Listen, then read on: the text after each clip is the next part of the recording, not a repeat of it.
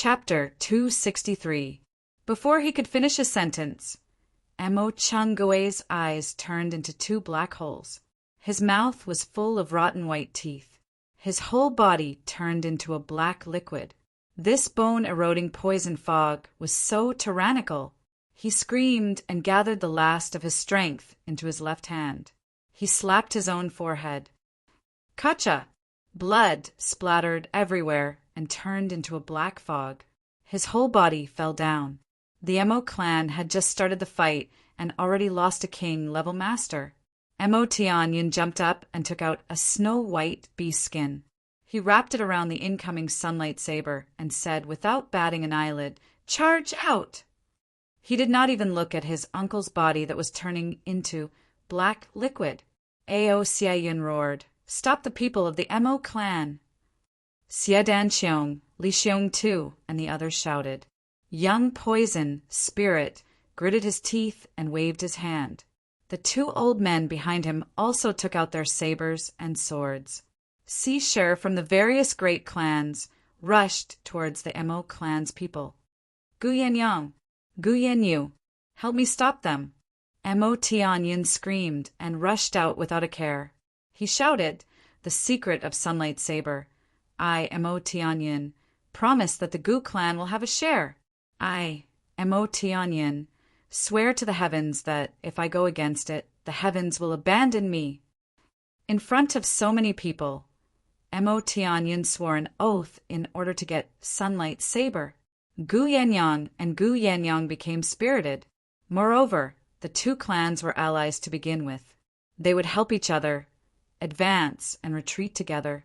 Moreover, there would be such a huge benefit. So, the two of them would kill Gu Duxing first if they were to obtain this benefit. Then, the two brothers would divide the country equally. Gu Duxing's talent was extraordinary.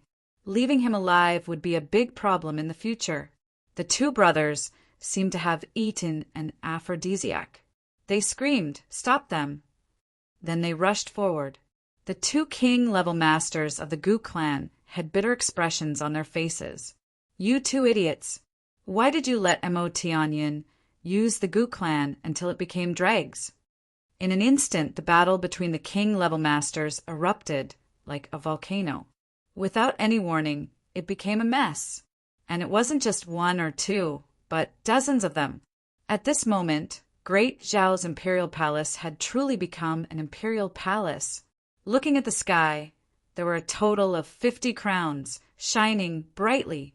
He was moving. He was risking his life. In the history of the lower three heavens, which kingdom's imperial palace could have such a grand scene? Only Great Zhao. Only Great Zhao. After this battle, the Great Zhao kingdom would be immortalized in the history of the lower three heavens. Even though the royal family of Great Zhao wanted to cry but had no tears, but this was also a kind of glory, right? At the end of this affair, when the curtain fell on the struggle for hegemony between the two countries, a famous poet wrote a poem about what had happened that night, on a cold winter night with a full moon. The stars rest together, the saber tilted to cause chaos. All the princes congregate, corpses piled up like mountains. Blood flowed like the sea. A fist rushed towards the heavens. One sword she bullfighting. Thrones were everywhere.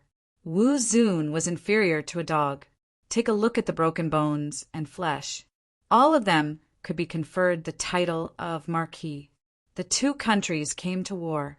They both attacked and defended each other. The universe overturned itself. There was only autumn in the 4 seasons. Great Zhao's hegemony withered. Diwu is too gentle. The rise and fall of ancient times. All in the hands of the king of hell. Cough, cough, so wet, so wet. At this moment, the Great Zhao royal palace was bustling with noise and excitement. GMO had already completed his mission, but he was also exhausted. He pointed towards a direction, and then GMO Butong appeared like a ghost. He carried GMO on his back and ran. From this moment on, the two of them would officially leave the lower three heavens. Chu Yang hid in the shadows and watched the two of them leave. His eyes were full of emotions. "Thank you, my brothers. If not for you, I would have suffered a crushing defeat in this chaotic place. We will meet again in the upper three heavens. At that time we will fight side by side." The so-called sunlight saber had already been used. Shu Yang nimbly changed out of his white clothes and put on a black mask. Under the mask there was even a wisp of beard. Just by looking at this masked man, he should not be young. Now was the best time to fish in troubled waters. This opportunity was not to be missed. Mo Tianyin, would he die here? Today, could he give Gu Duxing a big gift? Chu Yang was eager to try. The king-level experts of the Gu clan were already struggling left and right. And the king-level experts of the Mo clan were rushing left and right. But they were still blocked. King-level masters of more than 20 great clans were all gathered here. What chance did they have to escape? Mo Tianyin continued to use his bow to lure, split up, sneak attack, and plot, but he still could not get out. Because in the end, the one who blocked his way was Ao Xiaoyin, who he knew very well. When these two rivals met, Mo Tianyin immediately shut up. No matter what he said to this guy, it was like playing the lute to a cow. He would not believe him. So there was no need to waste time and effort. Mo Tianyin, leave sunlight saber, Ao Xiaoyin said indifferently. Although his voice wasn't loud, it was arrogant and bossy. It was as if he was commanding someone from a higher position. "If it were you, would you stay?"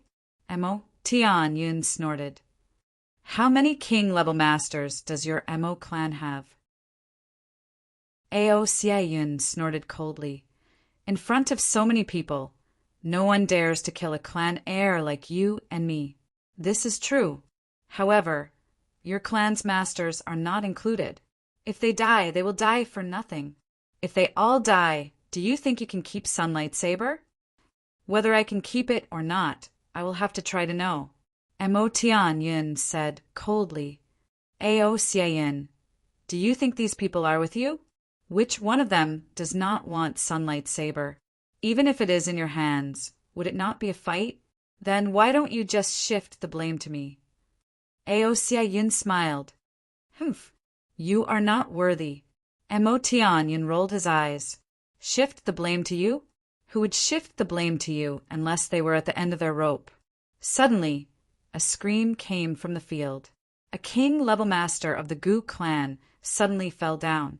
On his chest, a beautiful viburnum flower bloomed. Outside the field, Xie Danqiong, who had been watching the fight, was pale. He gasped for breath.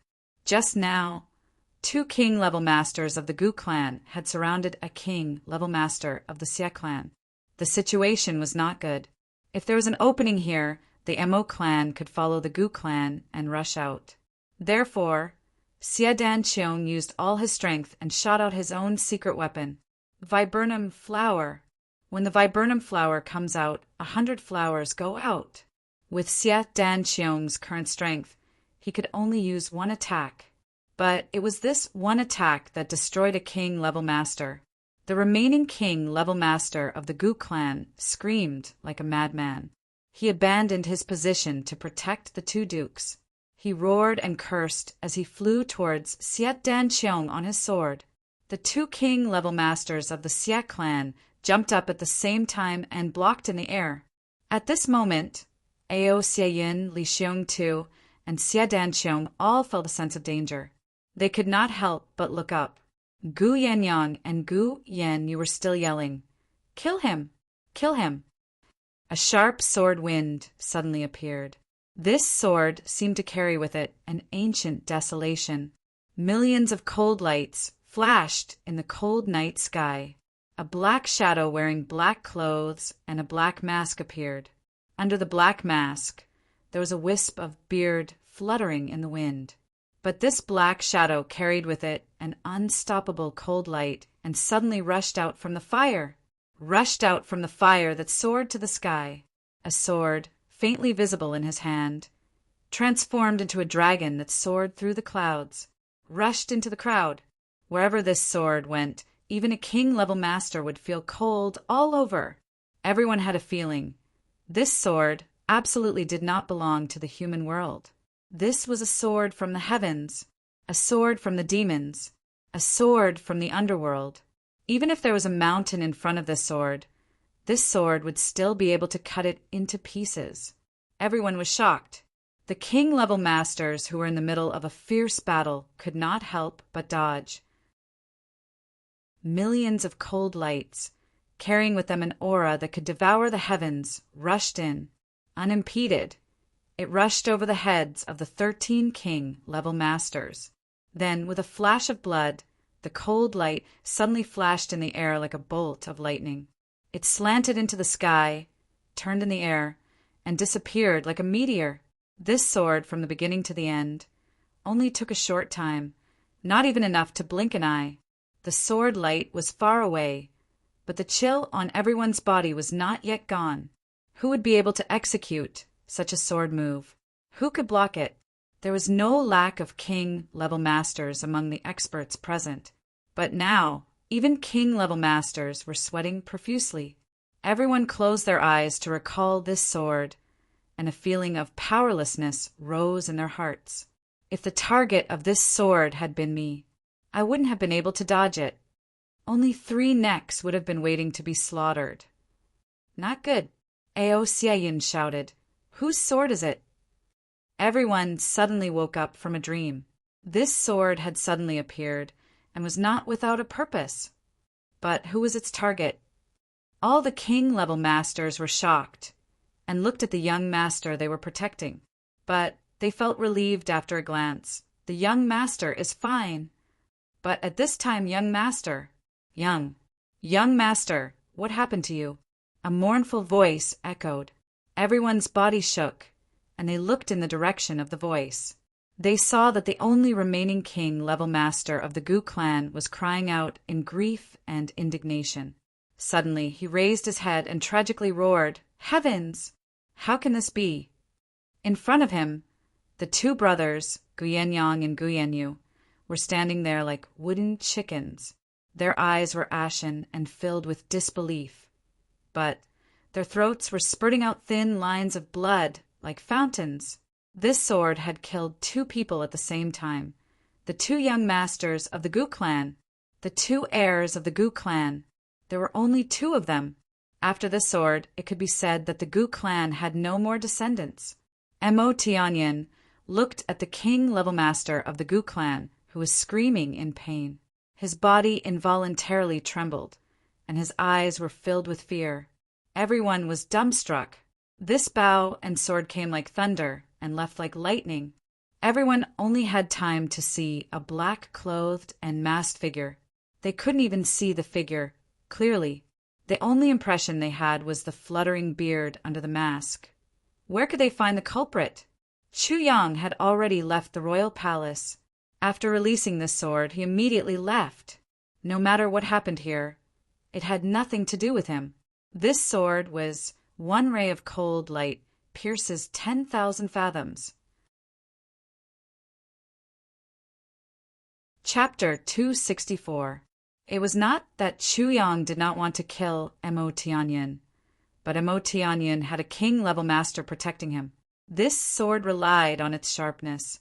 As long as it was blocked, it would return empty-handed. With Chu Yang's current strength, he could not break through to the point where he could kill a king-level master and Mo Tianyin. Also, if he did not succeed, he would face the danger of being left behind. There were dozens of king-level masters present, and Chu Yang only had the strength for one attack. If he was left behind, then it would all be over. Of course, Chu Yang had to choose something he was 100% sure of. Gu Yenyang and Gu Yenyang's royal guards had one dead and one separated. There was no one more suitable targets than these 2. He did not have the confidence to kill Mo Tianyin, so he decided to give Gu Du Xing a big present. Kill Gu Yenyang and Gu Yenyu. One sword strike like thunder. One sword strike complete. He immediately retreated. Even after he had retreated for a long time, the place was still silent. The crackling sounds of the flames all around made the place even more noisy, Gu Yannyang and Gu Yan, you did not say a word from beginning to end. Their throats gurgled as they looked in front of them in disbelief. Then they slowly fell down facing the sky. Their eyes were filled with disbelief as they looked up at the sky. Frozen. Even in death, the two of them had never imagined that they would be killed by an assassin in such a place where there was absolutely no danger at all. Shouldn't they be fighting for Sunlight Saber? Shouldn't they be paying attention to Mo Tianyin and Ao Xiaoyin? Shouldn't they be? How could this be? How could this be? The two bodies fell down with a loud bang. Eternal darkness covered all their questions. The king-level master of the Gu clan stood there in a daze. In that moment, he felt like he was in a nightmare. For people came from the Gu clan, 2 dukes and 2 king-level masters.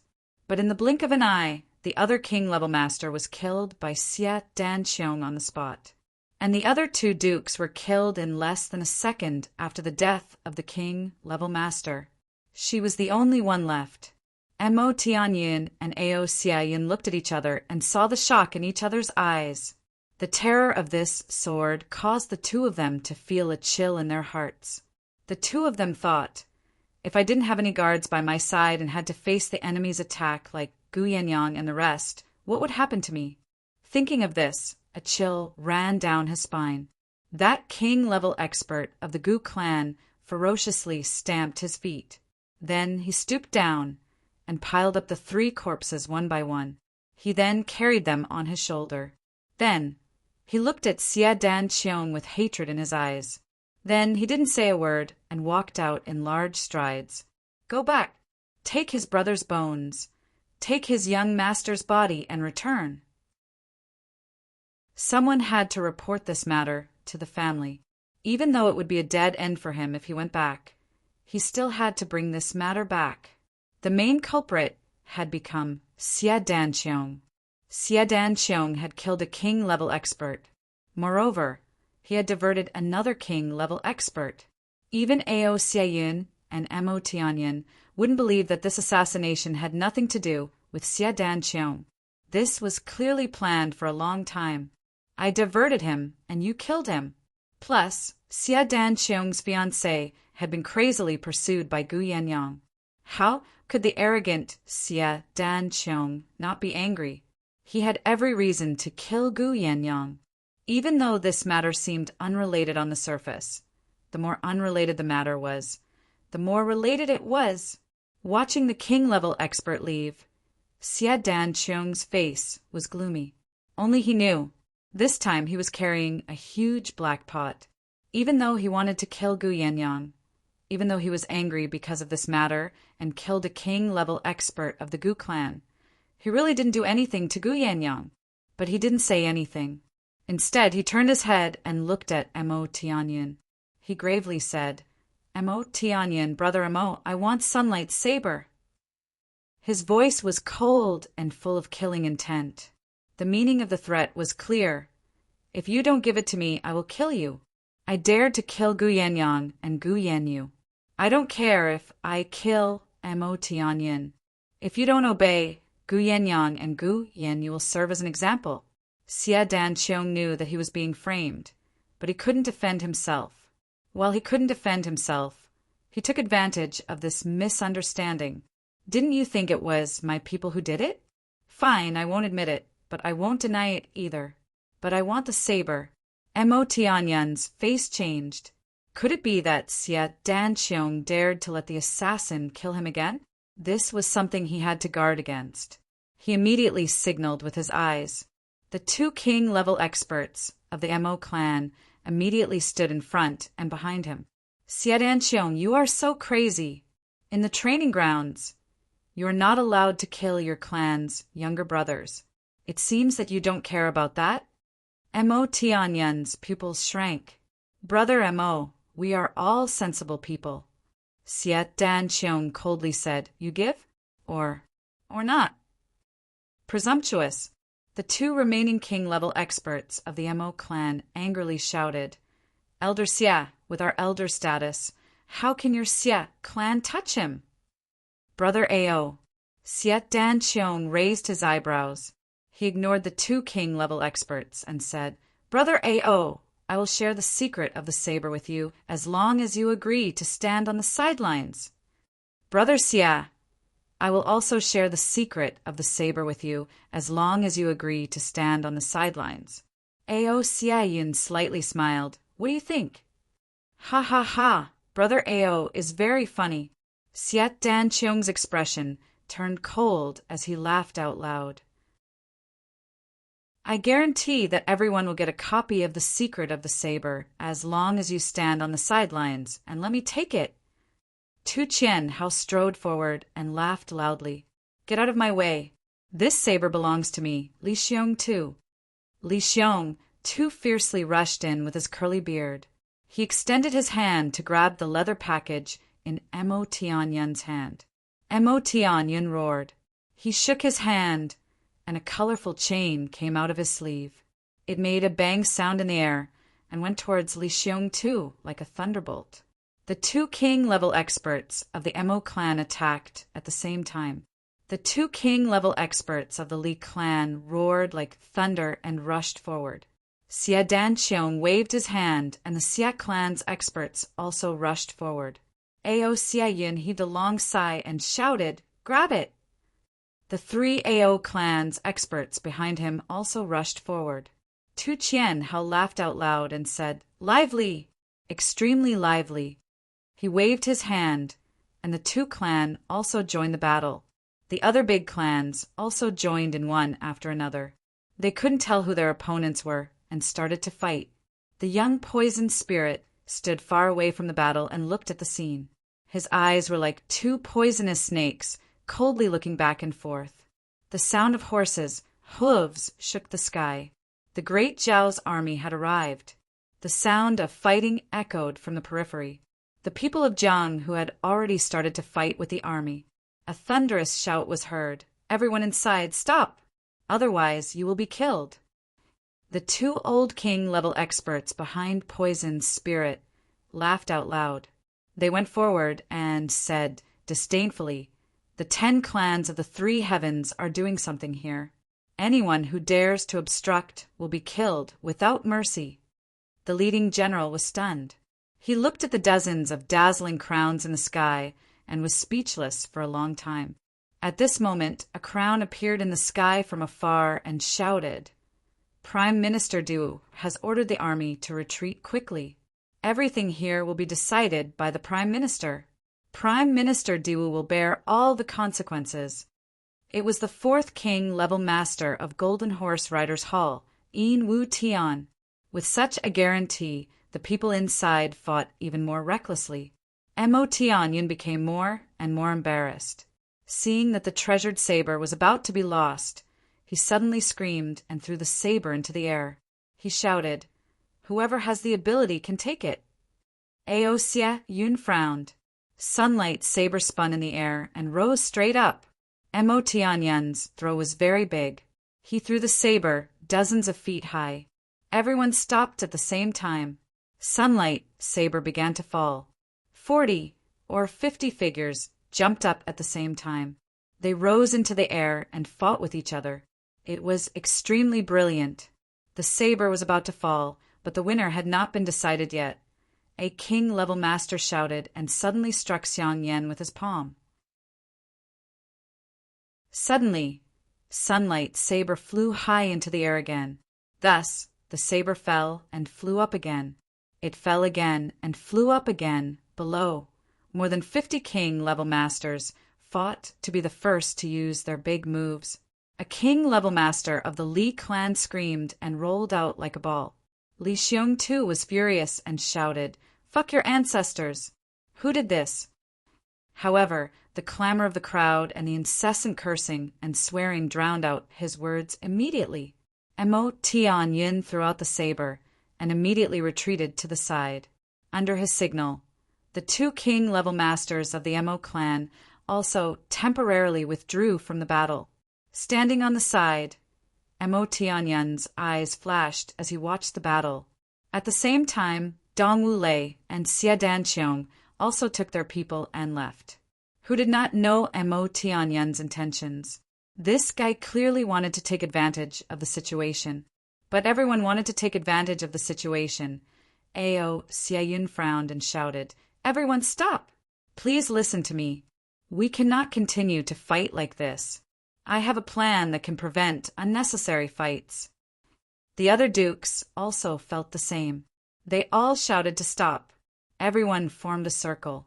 Sunlight saber fell from the sky. With a clang, the tip of the saber fell to the ground. With a schwa sound, it penetrated the thick stone floor. Even the handle of the saber was gone. Only a hole was left on the ground. All the dukes sucked in a breath of cold air. What a sharp knife! Their eyes were burning with passion. Not to mention the secret of the saber. The saber itself was already a rare treasure in the world. "We have 10 clans here." Ao Xiaoyin stepped forward and said, "I have calculated carefully. If we count the clans here according to their alliances, there are 7 alliances. Each has their own allies. I propose that each alliance send out 1 person to compete. The winner will be the king. The winner will get Sunlight Saber, and no one will object. How about it?" "Nonsense. You, Ao Xiun, must have prepared an expert to win. That's why you said that. Who would be fooled by you? Fair competition? Is there any fairness in this world?" Mo Tianyin shouted. "This is clearly your scheme." Mo Tianyin was both angry and anxious. A king-level master died for no reason, and he couldn't get his hands on Sunlight Saber. He finally found an opportunity to throw the saber and take advantage of the situation. But Ao Xiaoyin saw through his plan.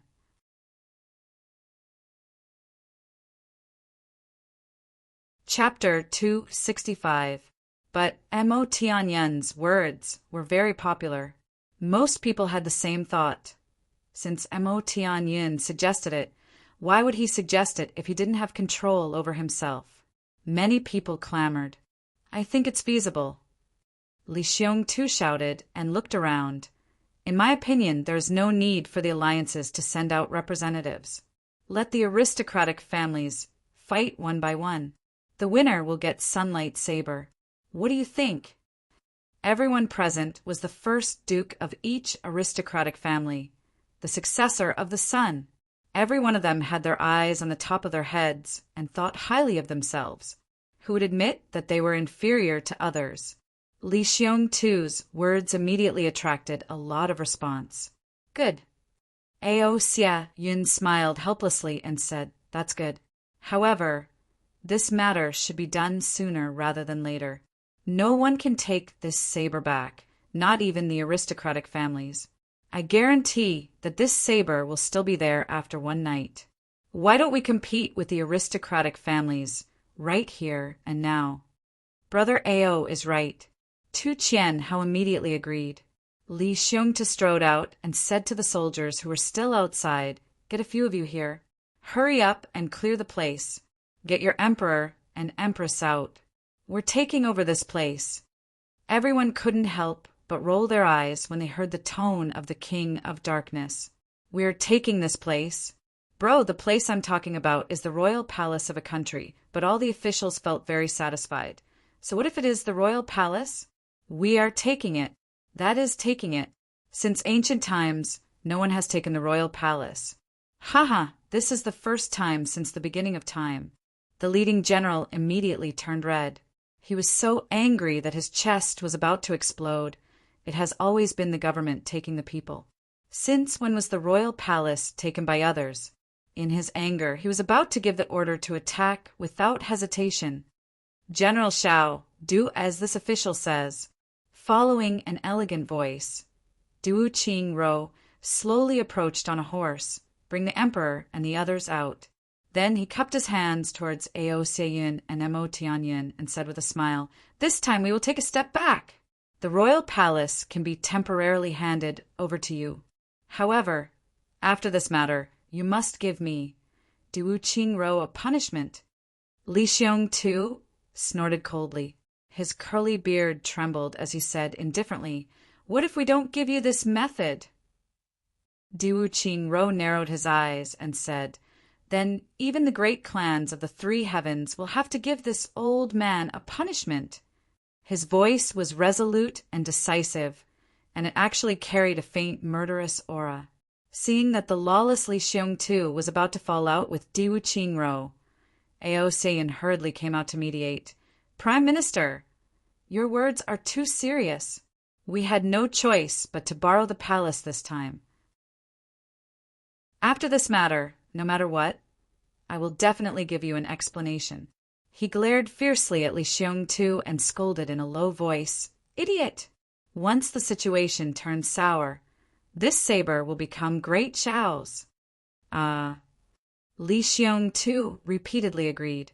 He clasped his hands nervously and said without thinking, "Prime Minister is indeed far-sighted, wise and heroic, handsome and suave that.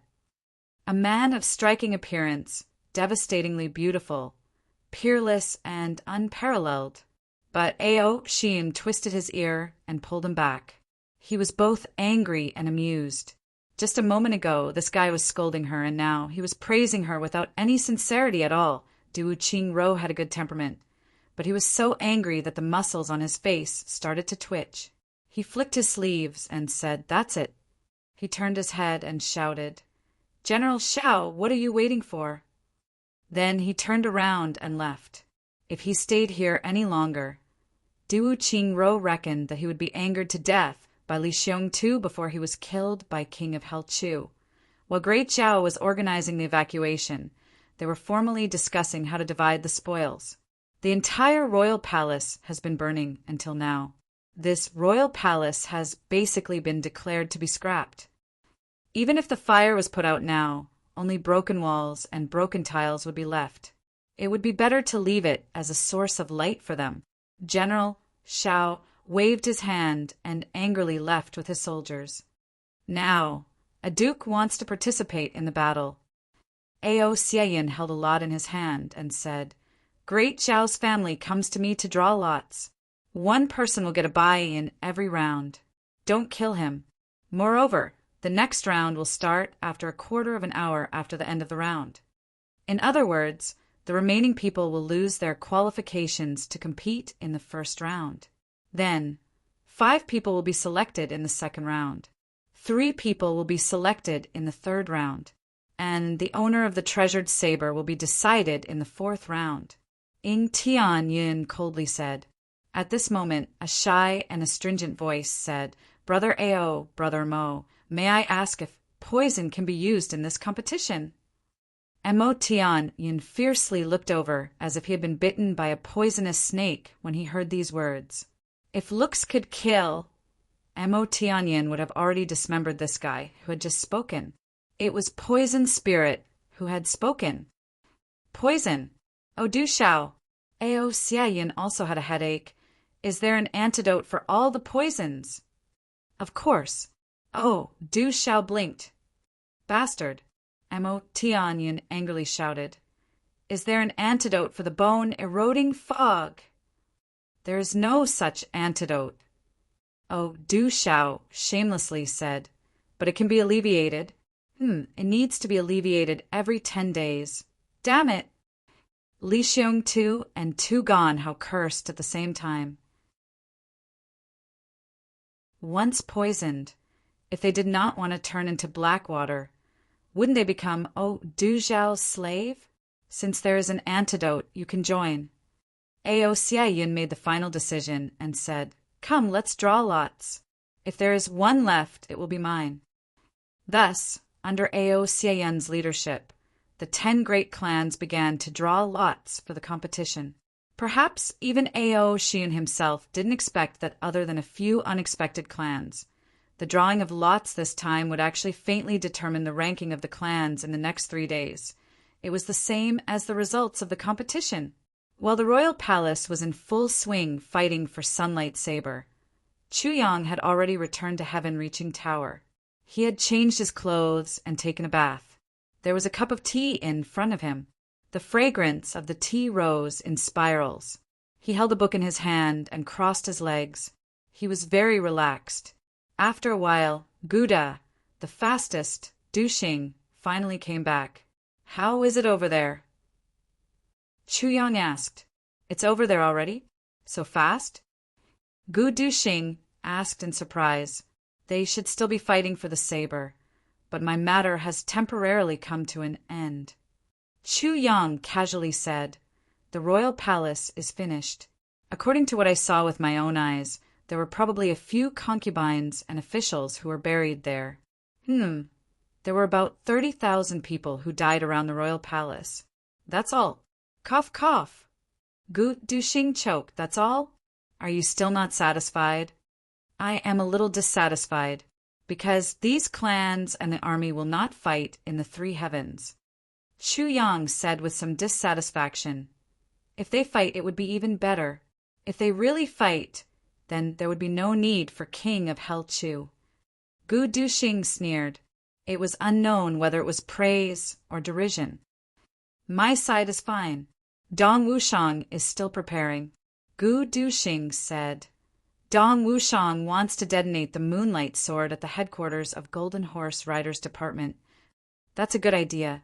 Chu Yang rubbed his chin and laughed. Remember, we must take advantage of this opportunity to release all the people that Diu Qing Ro captured. Even if we can't release all of them, we must at least release some of them. Otherwise, this plan will ultimately fail.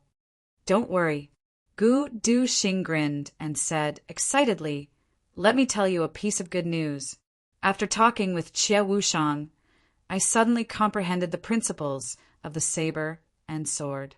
I'm afraid that it won't be long before I become a third-grade revered sword. That's really good news. Chu Yao praised. I also have a piece of good news to tell you. What is it? Gu Duxing asked.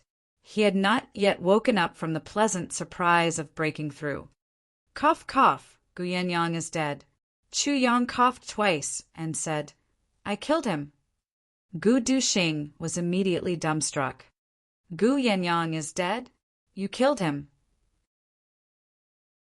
After a long time, Gu Duxing looked at Chu Yang with a complicated expression.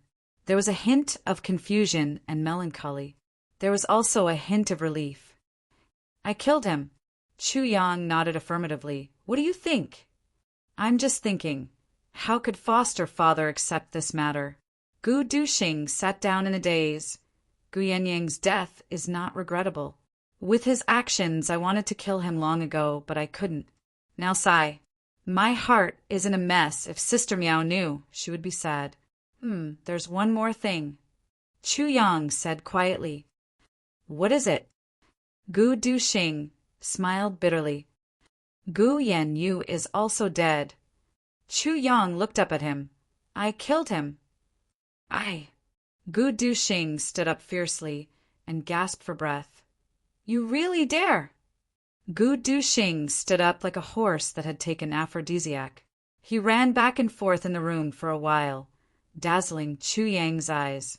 He kept repeating the same sentence over and over again. What should we do? What should I do? What should I do? Chu Yang said sympathetically. What should I do? Gu Duxing sat down dejectedly. His heart was suddenly at a loss. Dead. The two people who had bullied him since he was a child, who had set him up many times over the years, who had always wanted to kill him, were dead. Just like that. The two of them are dead. I only feel happy, but I'm just worried, how will foster father bear this matter? These two people were his sons. Even if they did not live up to expectations, they were still his flesh and blood. Gu Duxing sat down and held his head with both hands, his face full of pain. Killing the two of them is a gift from me, your brother, to you. Chu Yang said indifferently. A gift? Gu Duxing said in a daze. It's also a gift from me to foster father and the Gu clan. Chu Yang chuckled. Being the clan head is much better than the two of them. At least the future of the Gu clan will be guaranteed. Gu Miaoling will be able to make peace sooner. Gu Duxing did not know whether to laugh or cry. I know all this, but the problem is, what's the problem? Chu Yang spread out his hands. They're already dead. This thing is not grass. If you cut off its head, it will grow back.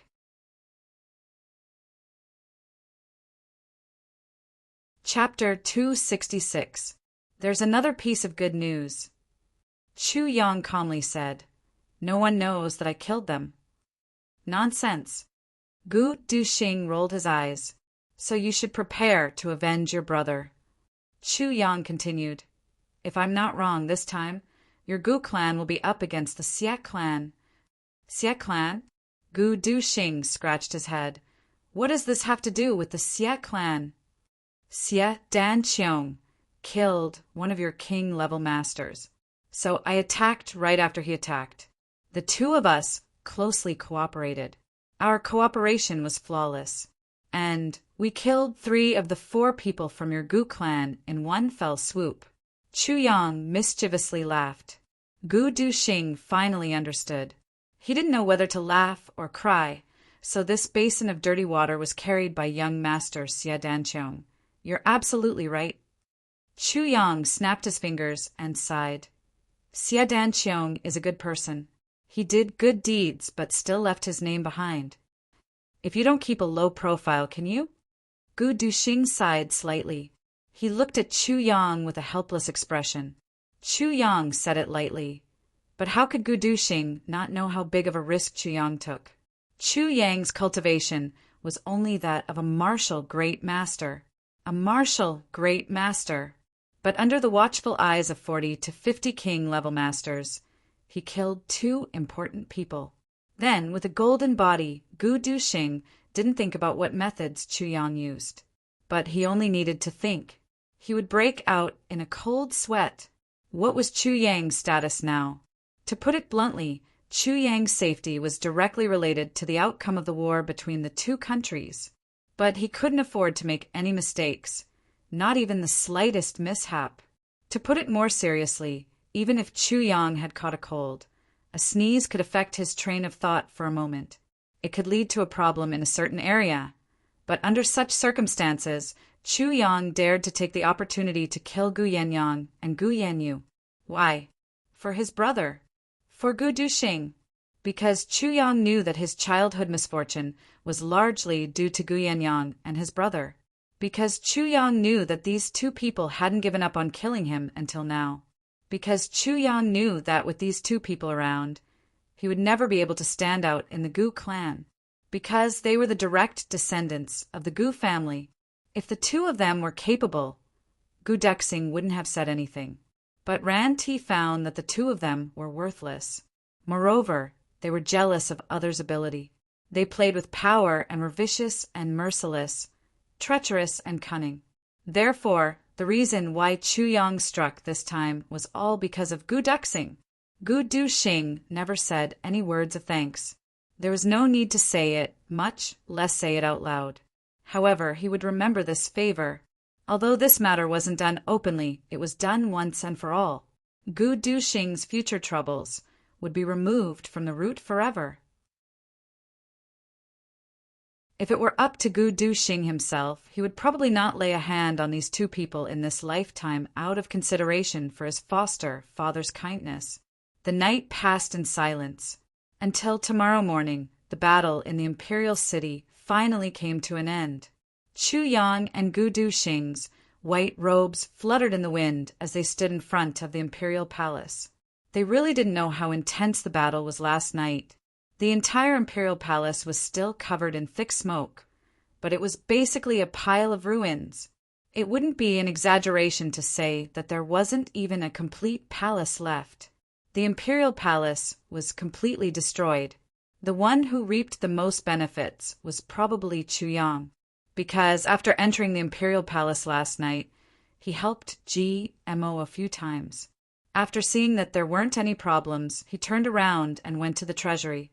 How could Minister Chu let go of such a heaven-sent opportunity to fish in troubled waters? The guards of the treasury were already scared out of their wits. Chu Yang had the calamity sword in his hand, so how sharp was it? He directly cut open a big hole and went in. This time was of the essence, and there was no time to absorb it. But Chu Yang had the calamity space now. He waved his hand. "Collect for me! Collect for me!" After shouting like this a few dozen times, the treasury was empty. Then he went out. Otherwise, How could he have rushed out through the thick smoke and fire to kill Guyenyang and his brother? What the kings and dukes of the 10 great clans didn't know was the place where the fire burned the brightest was where the imperial palace's treasury was located. It was close to noon. 3 figures walked out of the imperial palace dejectedly. It was the young master of the Luo clan, Luo Kuwu. He was cursing and swearing all the way. His eyes were purple like a panda's. From afar, he could be heard shouting, "Motherfucker, too despicable, too despicable. This bastard Xie Danqiong, he actually dared to trick me. If it wasn't for—" Behind him, another male came out. His hair was disheveled, and he gritted his teeth. "Motherfucker, why am I so unlucky? The moment I went on stage, I met this little poisonous thing. Motherfucker, how am I supposed to play?" Then Tu Chien Hao came out with a sour face. Without a sound, he walked away. "Arrogant my ass. Didn't you also not get it?" Luo Ku Wu spat behind him, provoking him with a threatening gesture.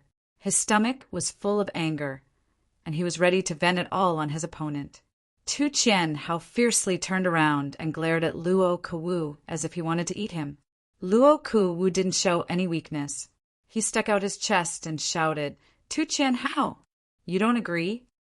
Tu Chien Hao angrily spat and said, "If it wasn't for your elder sister's sake, I would have been an old man." He then turned around and walked away. Luo Kuwu became furious. He chased after him and shouted, "You and my elder sister haven't become intimate yet. Phut!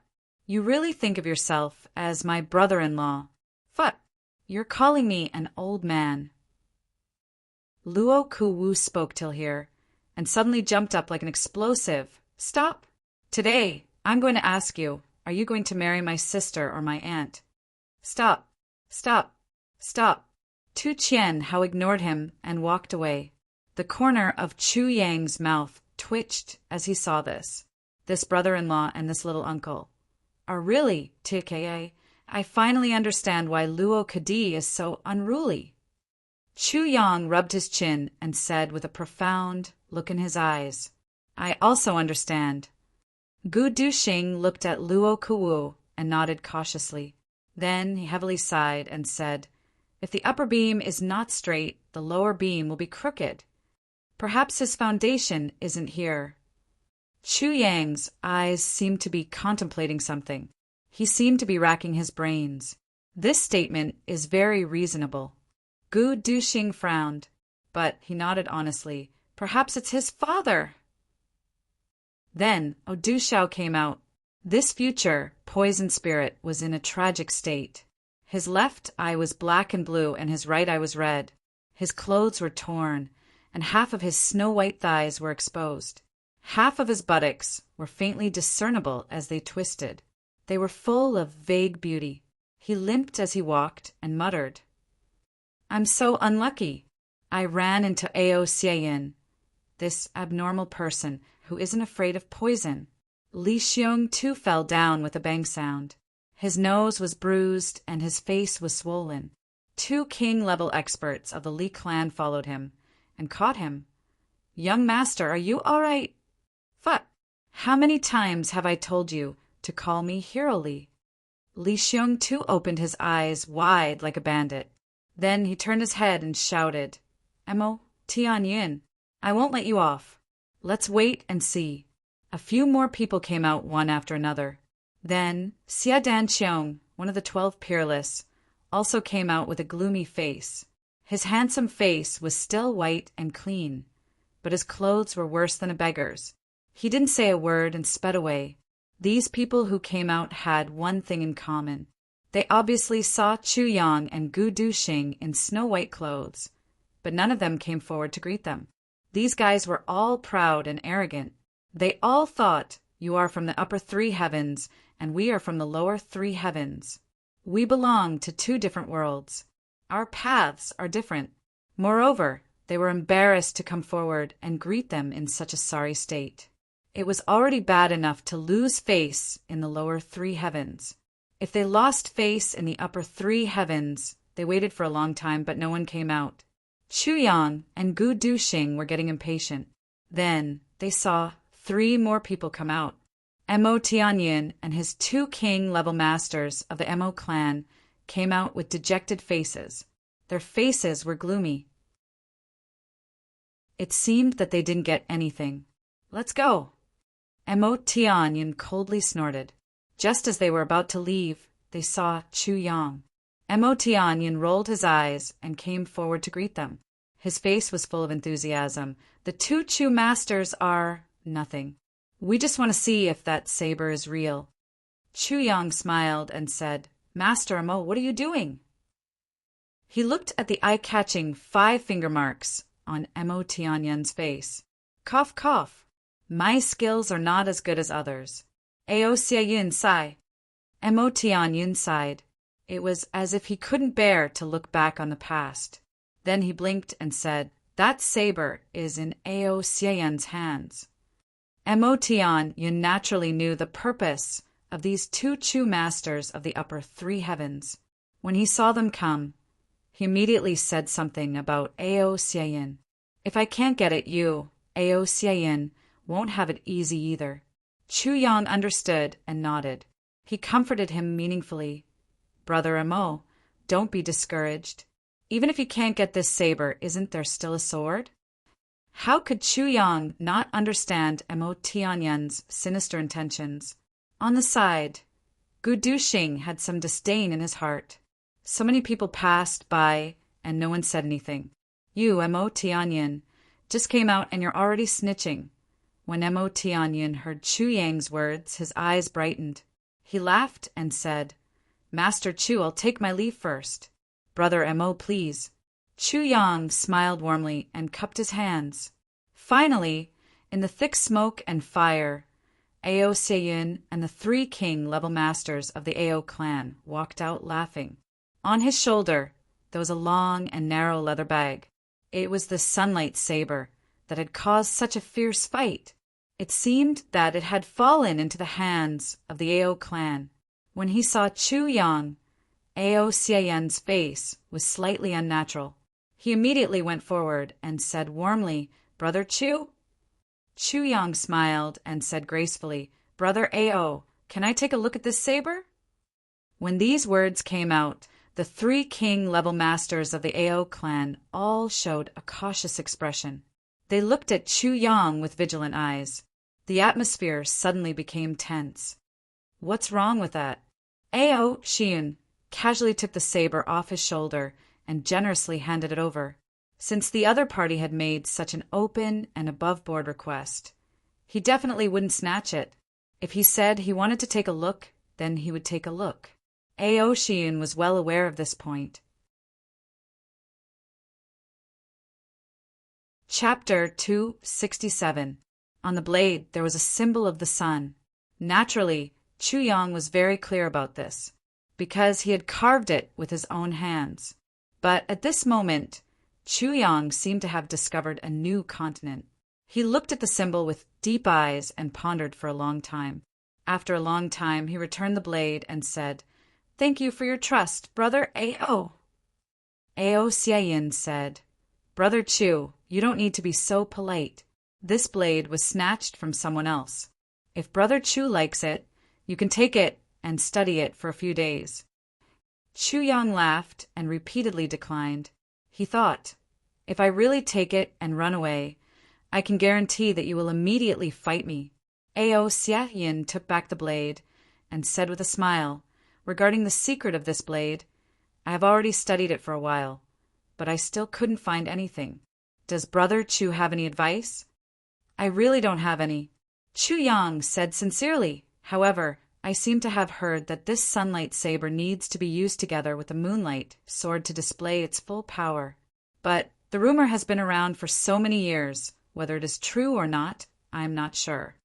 Ao Xiaoyun's eyes flashed with a strange light and said meaningfully, "Brother Chu is right." So the 3 of them returned side by side. On the way back, they saw a banner fluttering in the wind. It was Diwu Ro's arrival. Since this matter had come to an end, Diwu Ro naturally wanted to take a look. With a shout, The oncoming troops stopped, and the cavalry immediately separated to two sides, revealing a carriage. The curtain of the carriage was lifted, and Diwu Qingro was seen sitting peacefully in the carriage. Seeing Ao Xiaoyin and Chu Yang standing together, each of them tall and straight with an unfathomable expression, Diwu Qingro frowned deeply. So it is Elder Ao and the two elders Chu. Diwu Qingro sat in the carriage motionlessly and said in an indifferent voice. Chu Yang's heart trembled. Diwu Qingro's words were in the wrong order. If he really recognized his identity, he should have said, "So it is Elder Chu and Elder Ao." But now he put Ao Xiaoyin in front of him. What did this mean? Chu Yang's face did not change, but he immediately made a decision in his heart. There was no need to wait for the moonlight sword. As long as he left Diwu Qingro's sight today, the two elders Chu must disappear immediately. Otherwise it would be too late. Prime Minister Diwu. The three of them smiled and led the way. It seems that Sunlight Saber was obtained by the Ao clan. Diwu Qingro smiled. Congratulations, Duke Ao. I was just lucky. Ao Xiaoyin said modestly. We still have to see if we can decipher its secret. Prime Minister, you also know that this is not an easy task. Haha, I believe that Ao Gong has the strength. Diwu Qingro chuckled, but his eyes were fixed on the saber in Ao Xiaoyin's hand. Diwu Qingro hated Sunlight Saber, but he was also curious about it. Please take a look, Prime Minister. Ao Xiaoyin smiled and generously handed the saber over. Yin Wu Tian stepped forward, took the saber, and handed it over to Diwu Qingro. Diwu Qingro casually waved his hand. The saber of a knight beside the carriage broke into two pieces with a schwa sound. It is indeed a good saber. Diwu Qingro exclaimed in admiration. Then he looked at the sun pattern on the saber and pondered with rapt attention. After a while, Yin Wufu returned the saber. 3 dukes, please take your time. I originally wanted to go to the royal palace to clean up the mess. Then, I will have to pay a visit to Duke Ao. Diwu Qingro smiled gently. Dukes Chu, may I ask when you will return? When it is time to return, we will return. Chu Yang smiled reservedly. For now, I will have to trouble Prime Minister for a while. Haju, Duke Chu is too polite. Diwu Qingro smiled. Whenever Duke Chu is free, I will be waiting for you. At that time, let's drink and chat. How about it? That is my wish. I dare not ask. Chu Yang smiled gracefully.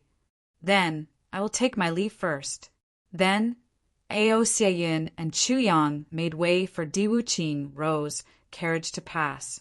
Chu Yang acted as if nothing had happened as he walked forward with Ao Xiaoyin and Gu Duxing. However, he could faintly feel a meaningful gaze lingering on his back for a long time. This feeling made King of Hell Chu's hair stand on end. Chu Yang had no intention of lingering. Ao Xiaoyin was also afraid of long delays. The 5 of them walked quickly and arrived at heaven-reaching tower. After reluctantly saying goodbye, Chu Yang and Gu Duxing returned to their own rooms. We must disappear immediately. Once the door was closed, Chu Yang said with a serious expression. He found us? Gu Duxing asked. Not necessarily. If he was sure, he would have taken him down on the spot. Chu Yang said, however, in these few days, Diwu Qingro should be using his own channels to investigate our identities. Then the surroundings of Heaven-Reaching Tower are probably filled with Diwu Qingro's scouts. Gu Duxing said, how do we get out?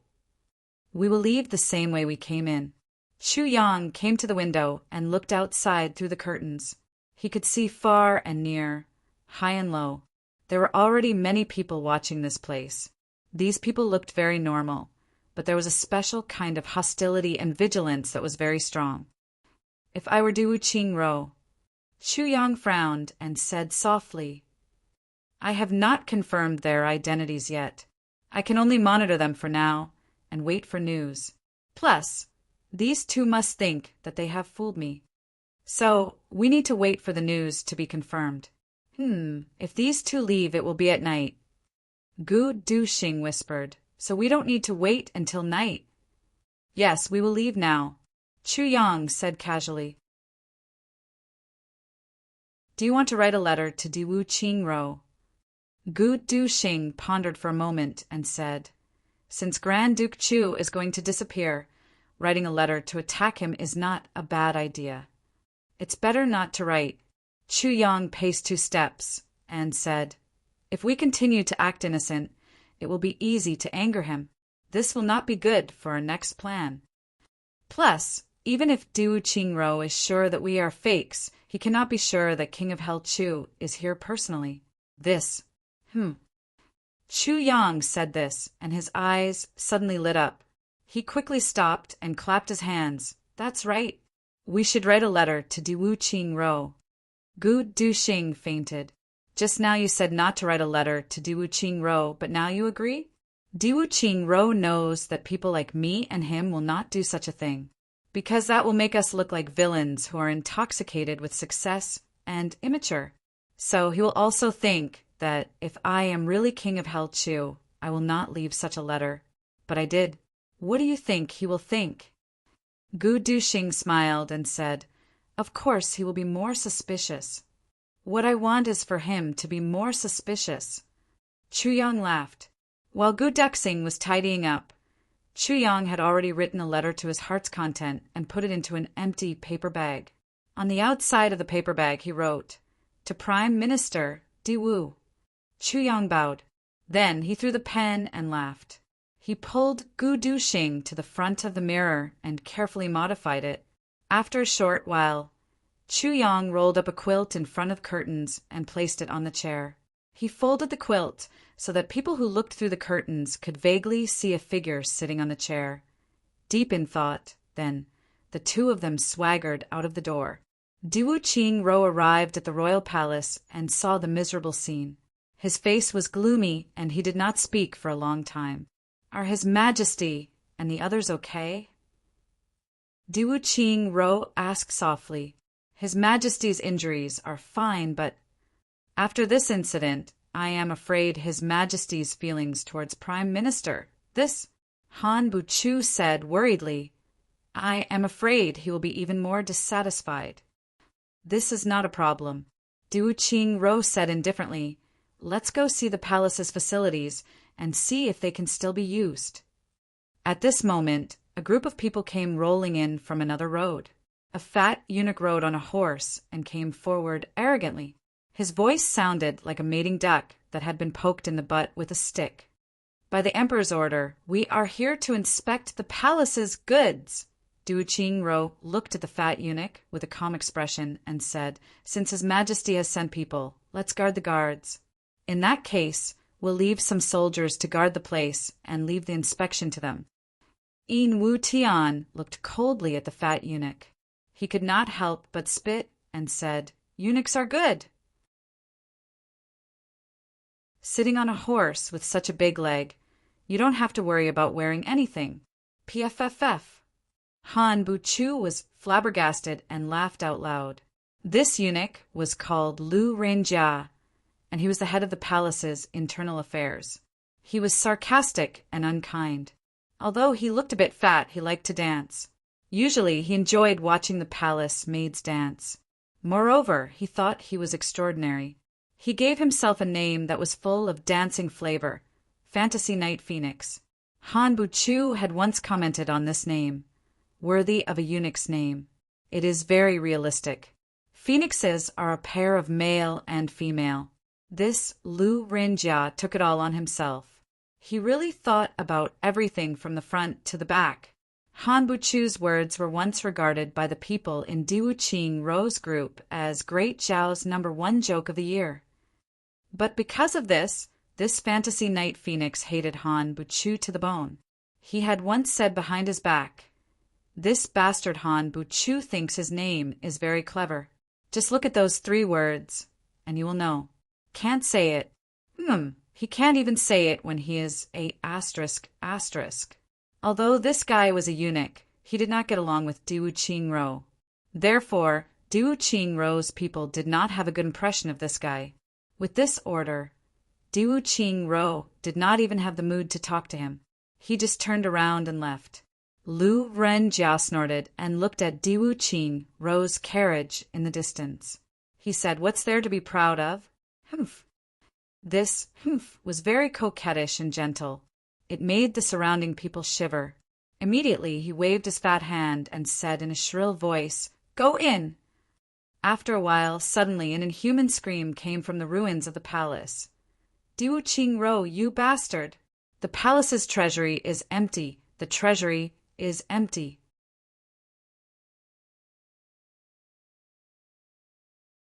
Chapter 268. The treasury of the royal palace was empty. This was not just a treasury.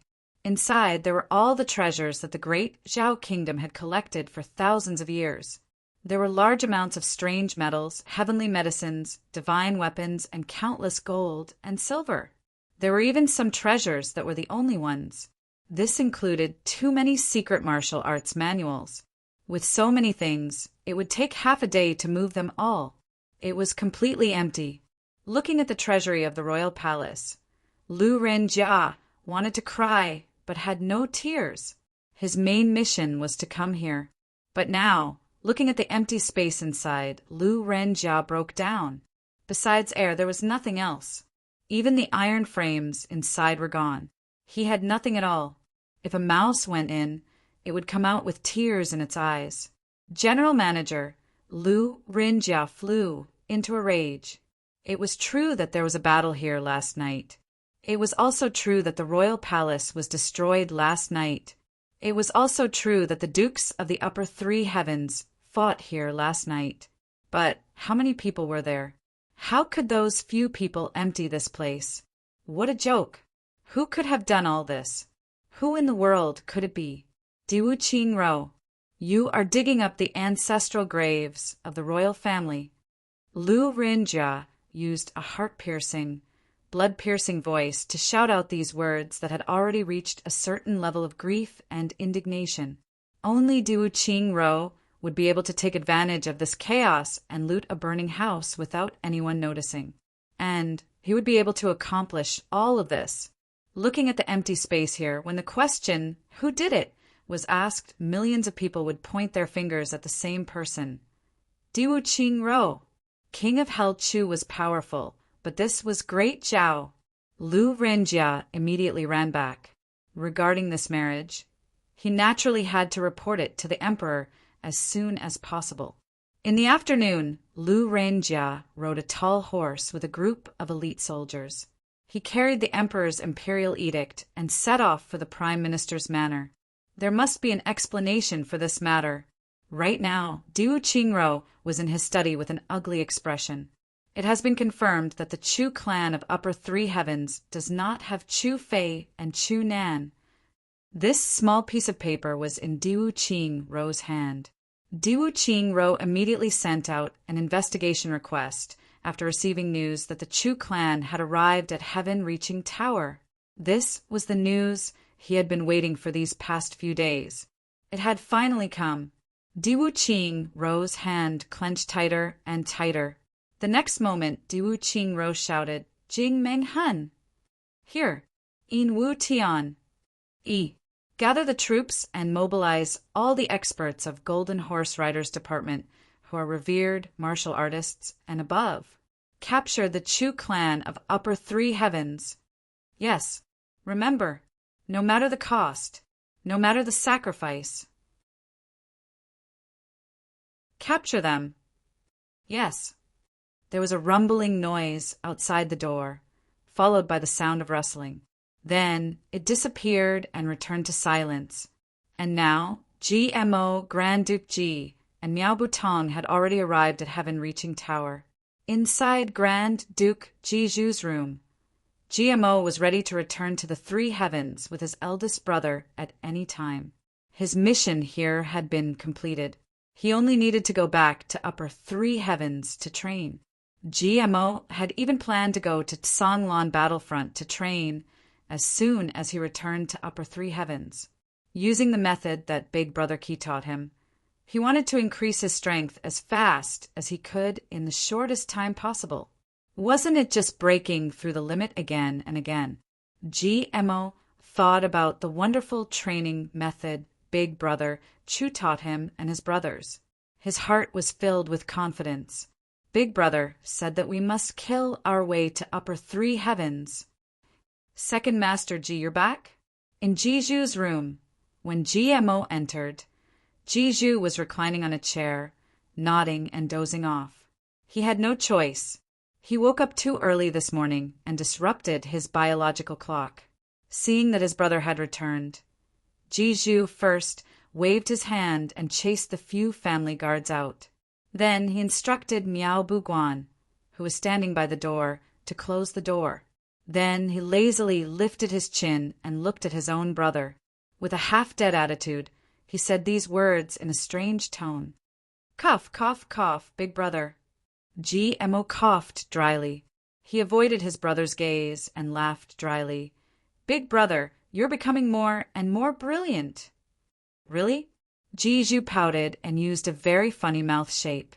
He used a very fake and self-satisfied appearance to accept his brother's insincere praise.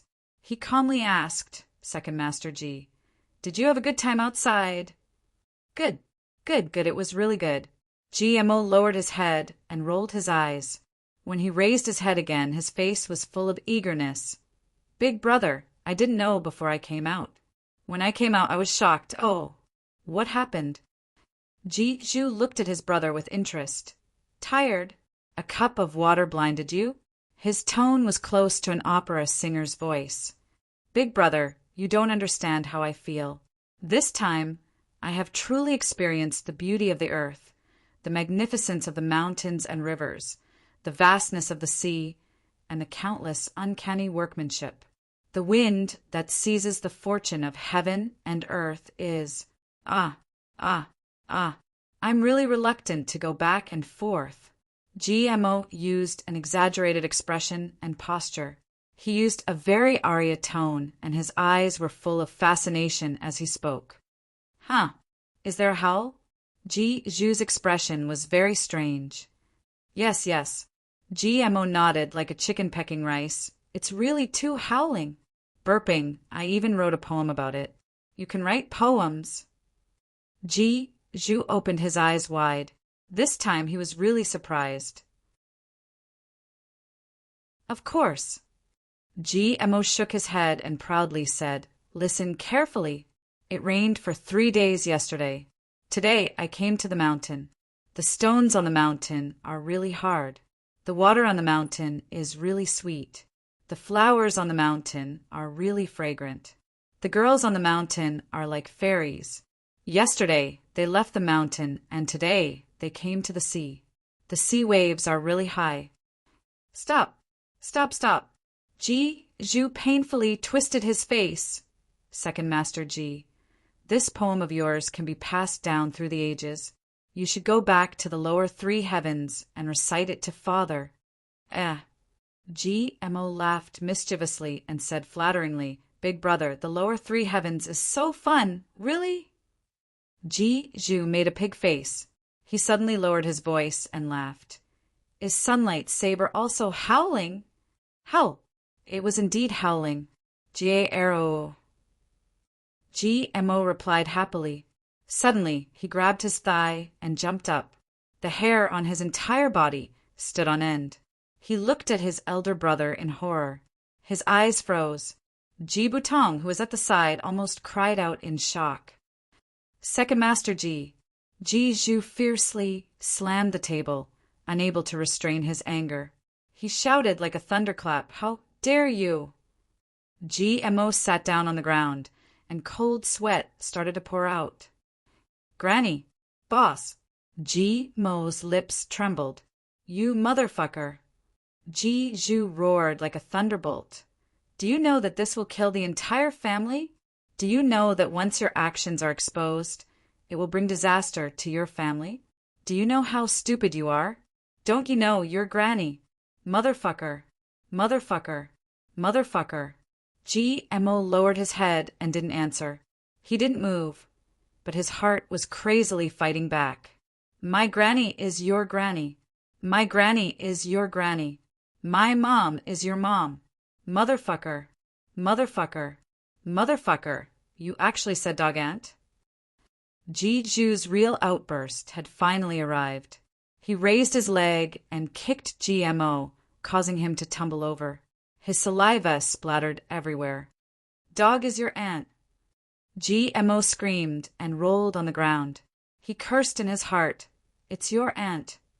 He screamed, Boss, I was wrong. I changed. I won't do it again. I finally understood the doubts in my heart. It turned out that this fellow had also gone to fight for it last night. But when he heard me call out dog aunt, he found out about my identity. Motherfucker, his mouth really needs to be sewn shut. Jiju flew up, grabbed this guy, and beat him up. His hands were like raindrops, punching and kicking. Mo's body spun back and forth in the air, unable to touch the ground. In the end, he ruthlessly kicked his brother's fleshy buttocks, sending him flying as if he was kicking a carpet. Then, before he could fly as high as he could, he slapped his brother on the ground with a loud bang. Only then did Jiju stop. Tell me, what should we do? Jiju, who had finally finished venting, turned back and sat on the chair. His whole body was in a tie shape as he said lazily, GMO, who had been screaming miserably all this time, was extremely proud of himself in his heart. My special skills during this period of time aren't just for show. Boss beating me like this is just like scratching an itch. When he heard Jiju's words, he couldn't help but ask, What do you mean? Bichang is dead. Don't play dumb with me. Jiju slammed the table. I know I didn't hurt you. You dare to call yourself old in front of me? GMO shrieked. Suddenly he was filled with righteous indignation and jumped 3 feet high. You motherfucker, Jiju! You call yourself old in front of me? Miao Butong closed his eyes, unable to bear the sight. His face was twisted and convulsed. What kind of brothers are these? In an instant, Jiju's anger, which had just subsided, flared up again. He jumped up. Immediately after, Miao Butong saw the 2 brothers, who shared the same father and mother, cursing each other angrily. Then they wrestled on the ground. Bang, bang, bang. Puff, puff, puff. Bang, bang, bang.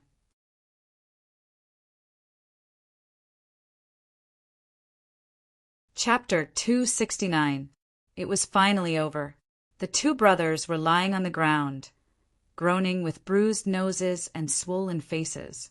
Damn, little brat, you've improved a lot. Young Master Jiju hissed and breathed in cold air. He carefully stroked the bruises on his face and cursed. You dared to hit me? I'm your elder brother. Since ancient times, an elder brother is like a father. You're a bastard who deceives his master. These words made Yin Butong's stomach ache. You have the nerve to say that an elder brother is like a father. I hate you, little brat. Second young Master GMO was lying on the ground with his buttocks sticking out. He tried to stroke his bruised buttocks with one hand, but he kept breathing in cold air and muttering. GMO, wait until we return to the clan. I will report everything you've done to my father, and let him decide on your crime. I'll also report it to the elders to discuss your punishment. Ouch! Jiju fiercely counted with his fingers. Ah, elder brother, blood brother. Jimo's face suddenly turned gloomy. You and I are brothers from the same mother. Our hearts are connected to each other. Blood is connected to blood. Even broken bones are connected to each other. I'm your blood brother. You can't be so heartless. If you report this to the clan, I'll be done for. I'll be locked up in the dark cave for at least 3 years. Humph! Jiju sneered. That has nothing to do with me. Say it. What are your conditions? Keep it a secret for me. GMO solemnly raised his head, looking like a hero dying for justice. The conditions are very simple. Ji Zhu proudly looked at him. Say it. I can take it, Ji Zhu bravely said. His face was like a dead pig that didn't fear boiling water. When we return to the clan, you'll put all these things on me. Then you'll tell the clan to remove me from the position of the clan's successor. I'll take the punishment for you. That's enough. Ji Zhu blinked his eyes and bravely said, Who told me to be your elder brother? If I don't take the blame for my brother, can I still be considered a brother? Yin Butong, who had been restless on the side, heard this and became completely confused. Boo! What kind of explanation was this? No, GMO said emotionally. A man should take responsibility for his own actions. How could I let my dear brother bear such a crime for me? I've decided. Even if I have to go to the dark cave, I will accept it. No. Second brother, you're still young. I should go to the dark cave. Ji Zhu said, kindly, I'll leave the family to you. No. Big brother, you are the pillar of the clan. GMO was very determined. What? Do you want to be the successor of this family? Ji Zhu shouted in exasperation. His eyebrows were tightly knitted, and his eyes were full of sullen anger. He seemed to be about to go crazy. No way. I won't do it, even if you kill me. I won't do it, even if you chop my head off. GMO was impassioned. I can kneel and kowtow, but I can't lose my position as the second duke. My head can be severed and my blood can flow, but my body must be free. Wow. Ji Zhu madly rushed forward and grabbed Jimo's neck with both hands. He shook him hard and gnashed his teeth. Will you do it or not? GMO was choked so hard that his tongue was stuck out, but he still said with great difficulty, yes, yes, I won't do it. Rue Butong was dumbfounded. He was used to seeing and hearing that brothers in other families would fight to the death for the position of the head of the family. He never thought that these two brothers would be pushing each other. It was just the head of the family. Did they have to be like this? But after thinking about it, he felt relieved. These two in front of him would never sit if they could lie down, and would never stand if they could sit. It would be difficult for them to be the head of the family. This situation made Rue Butong click his tongue and sigh. This is really a man of the world. There are all kinds of strange things. Second brother, take pity on me. Ji Zhu suddenly let go of his hand and cried bitterly. Take pity on me. Look at my lazy and sloppy appearance. Do I look like the right person to be the head of the family? I have been driven crazy by father and the elders. Every day, I have to learn those dog's hit rituals. GMO burst into tears. Big brother, please spare me for the sake of your younger brother's young age. My young heart can't withstand that kind of devastation. Whoa! The two brothers hugged each other and cried bitterly. Su Butong felt dizzy and fell to the ground with a thud. Finally, he couldn't help but hit the ground with his head. He pounded the ground with his hands and cried loudly, You two brothers, please spare me. I'm so pitiful that I've already broken down. It was a farce. Diwu Qing Ro's Golden Horse Riders Department had gathered and surrounded Heaven-reaching Tower. Bao Menghun personally led the team. He was fully armed and on guard. This was a long-range operation to capture King of Hell Chu. Jing Menghun was completely convinced that this would be the biggest feat in recent years. This operation would definitely go down in history. Is the target still there? Jing Menghun asked in a low voice. The target has always been there. The person in charge of monitoring was a revered martial artist. His eyes revealed a happy expression. He suppressed his excitement and said, I have been watching closely. Through the curtains, that person has been crouching in front of the desk. It seems like he is looking at something or studying something. He has not moved. Are you sure? I am sure. Jing Menghun was relieved. He straightened up and smiled with satisfaction. If this operation is successful, you will have made a great contribution. It is all thanks to the King level leader's promotion.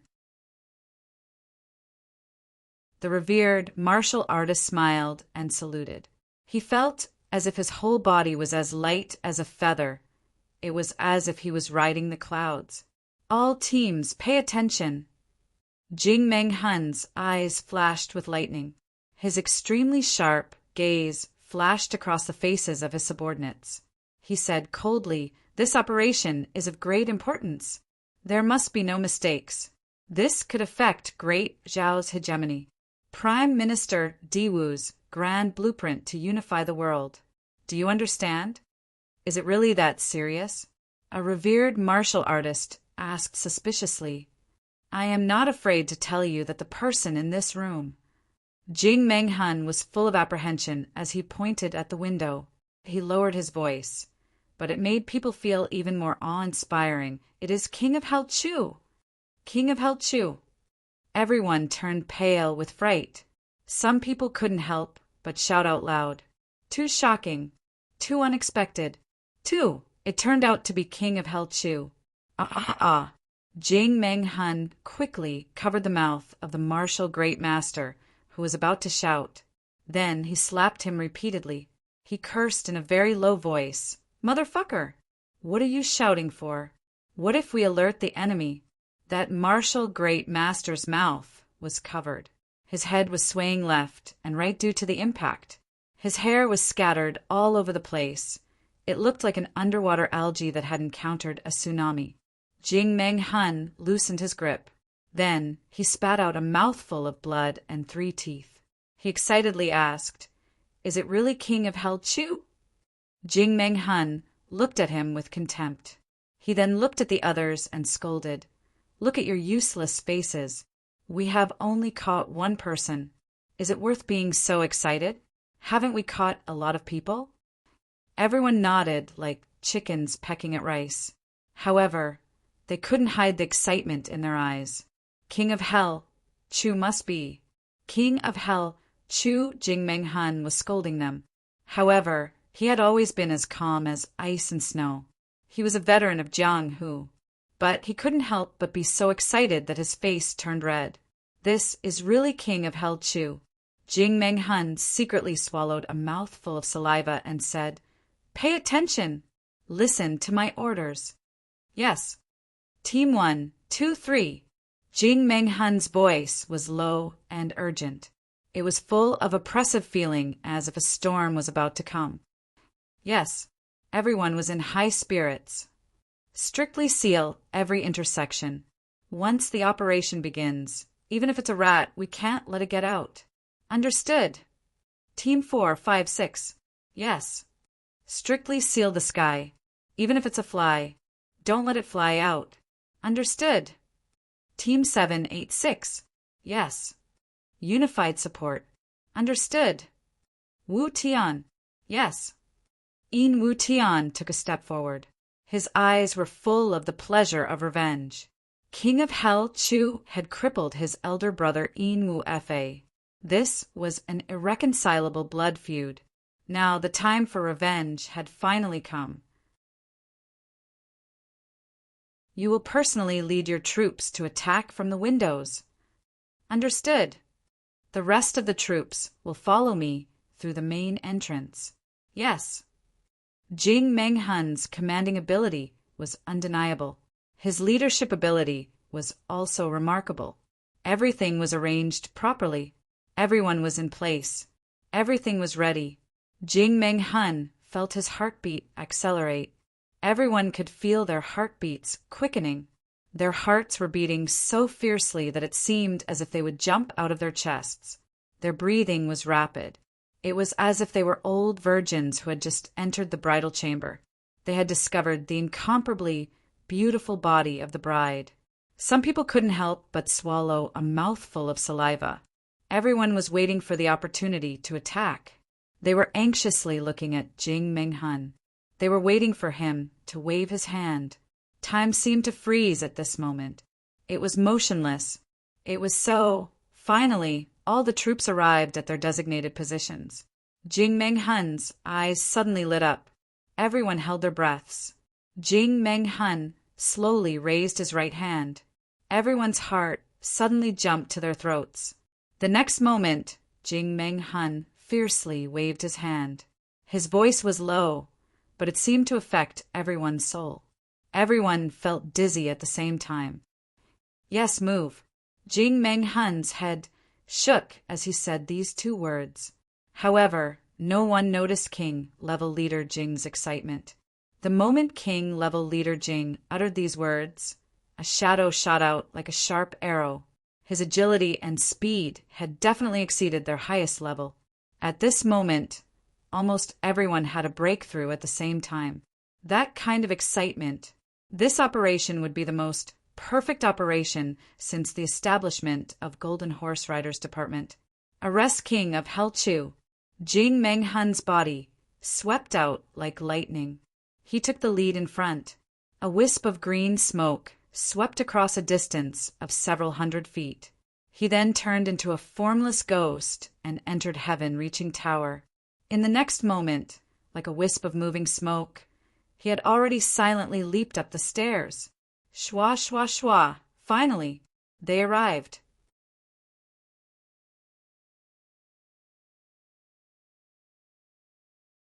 Chapter 270. No less than 10 top-grade, revered martial artists had been killed. Dozens of their core forces had also lost their lives. Just a few days ago, he had spoken a few words in this very room, but he had been reprimanded on the spot and had been called a slave. Every single one of these things was the work of this person. Today, your retribution has arrived. King-level expert Jing's eyes emitted hatred and delight. He held his breath, and suddenly, quietly raised his right hand. It was silent but majestic. The leaders behind him prostrated themselves in unison.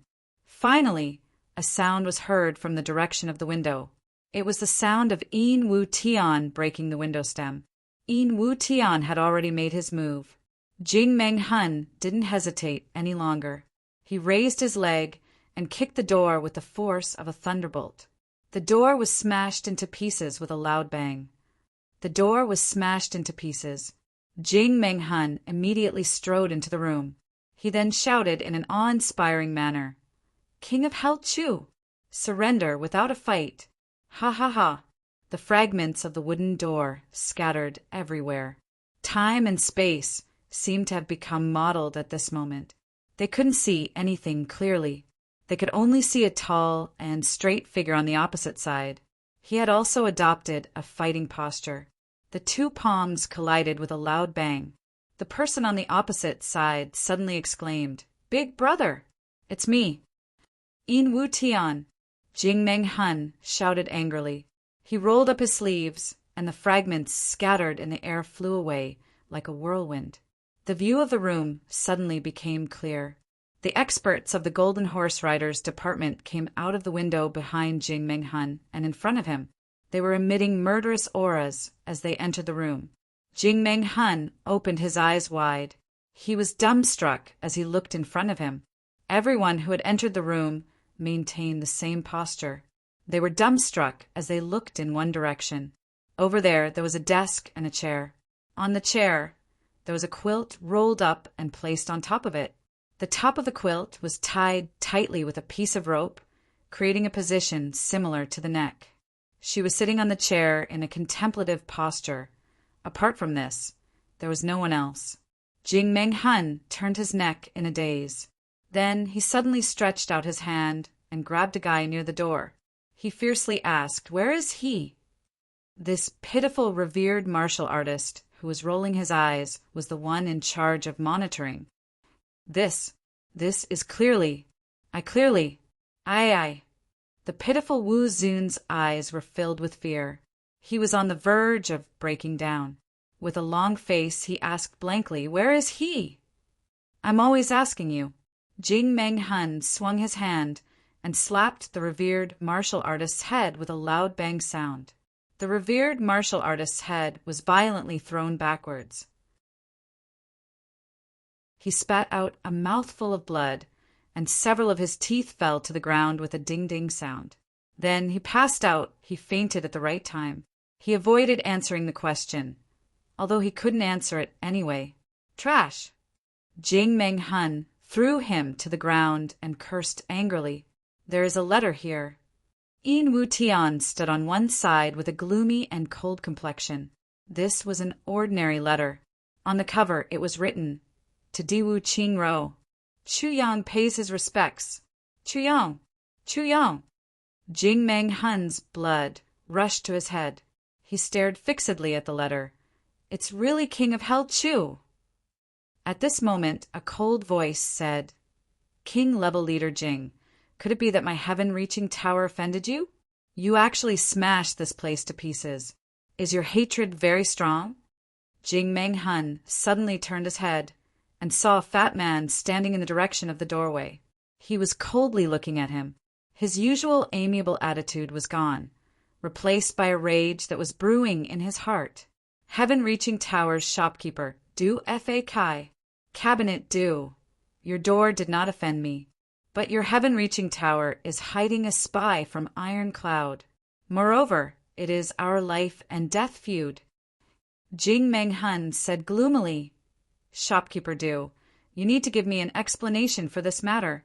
"Explanation? Ha ha ha." Du Fa Kai sneered. "Jing Meng Hun, you need to understand. My heaven-reaching tower does not belong to Great Zhao. Let's not talk about a spy from Iron Cloud. Even if Jing Meng Hun killed your father and stole your wife, he would be our honored guest as long as he could afford to pay the price. Even if the real King of Hell Chu came here with his identity, he would still be our honored guest. I don't need to explain anything to you.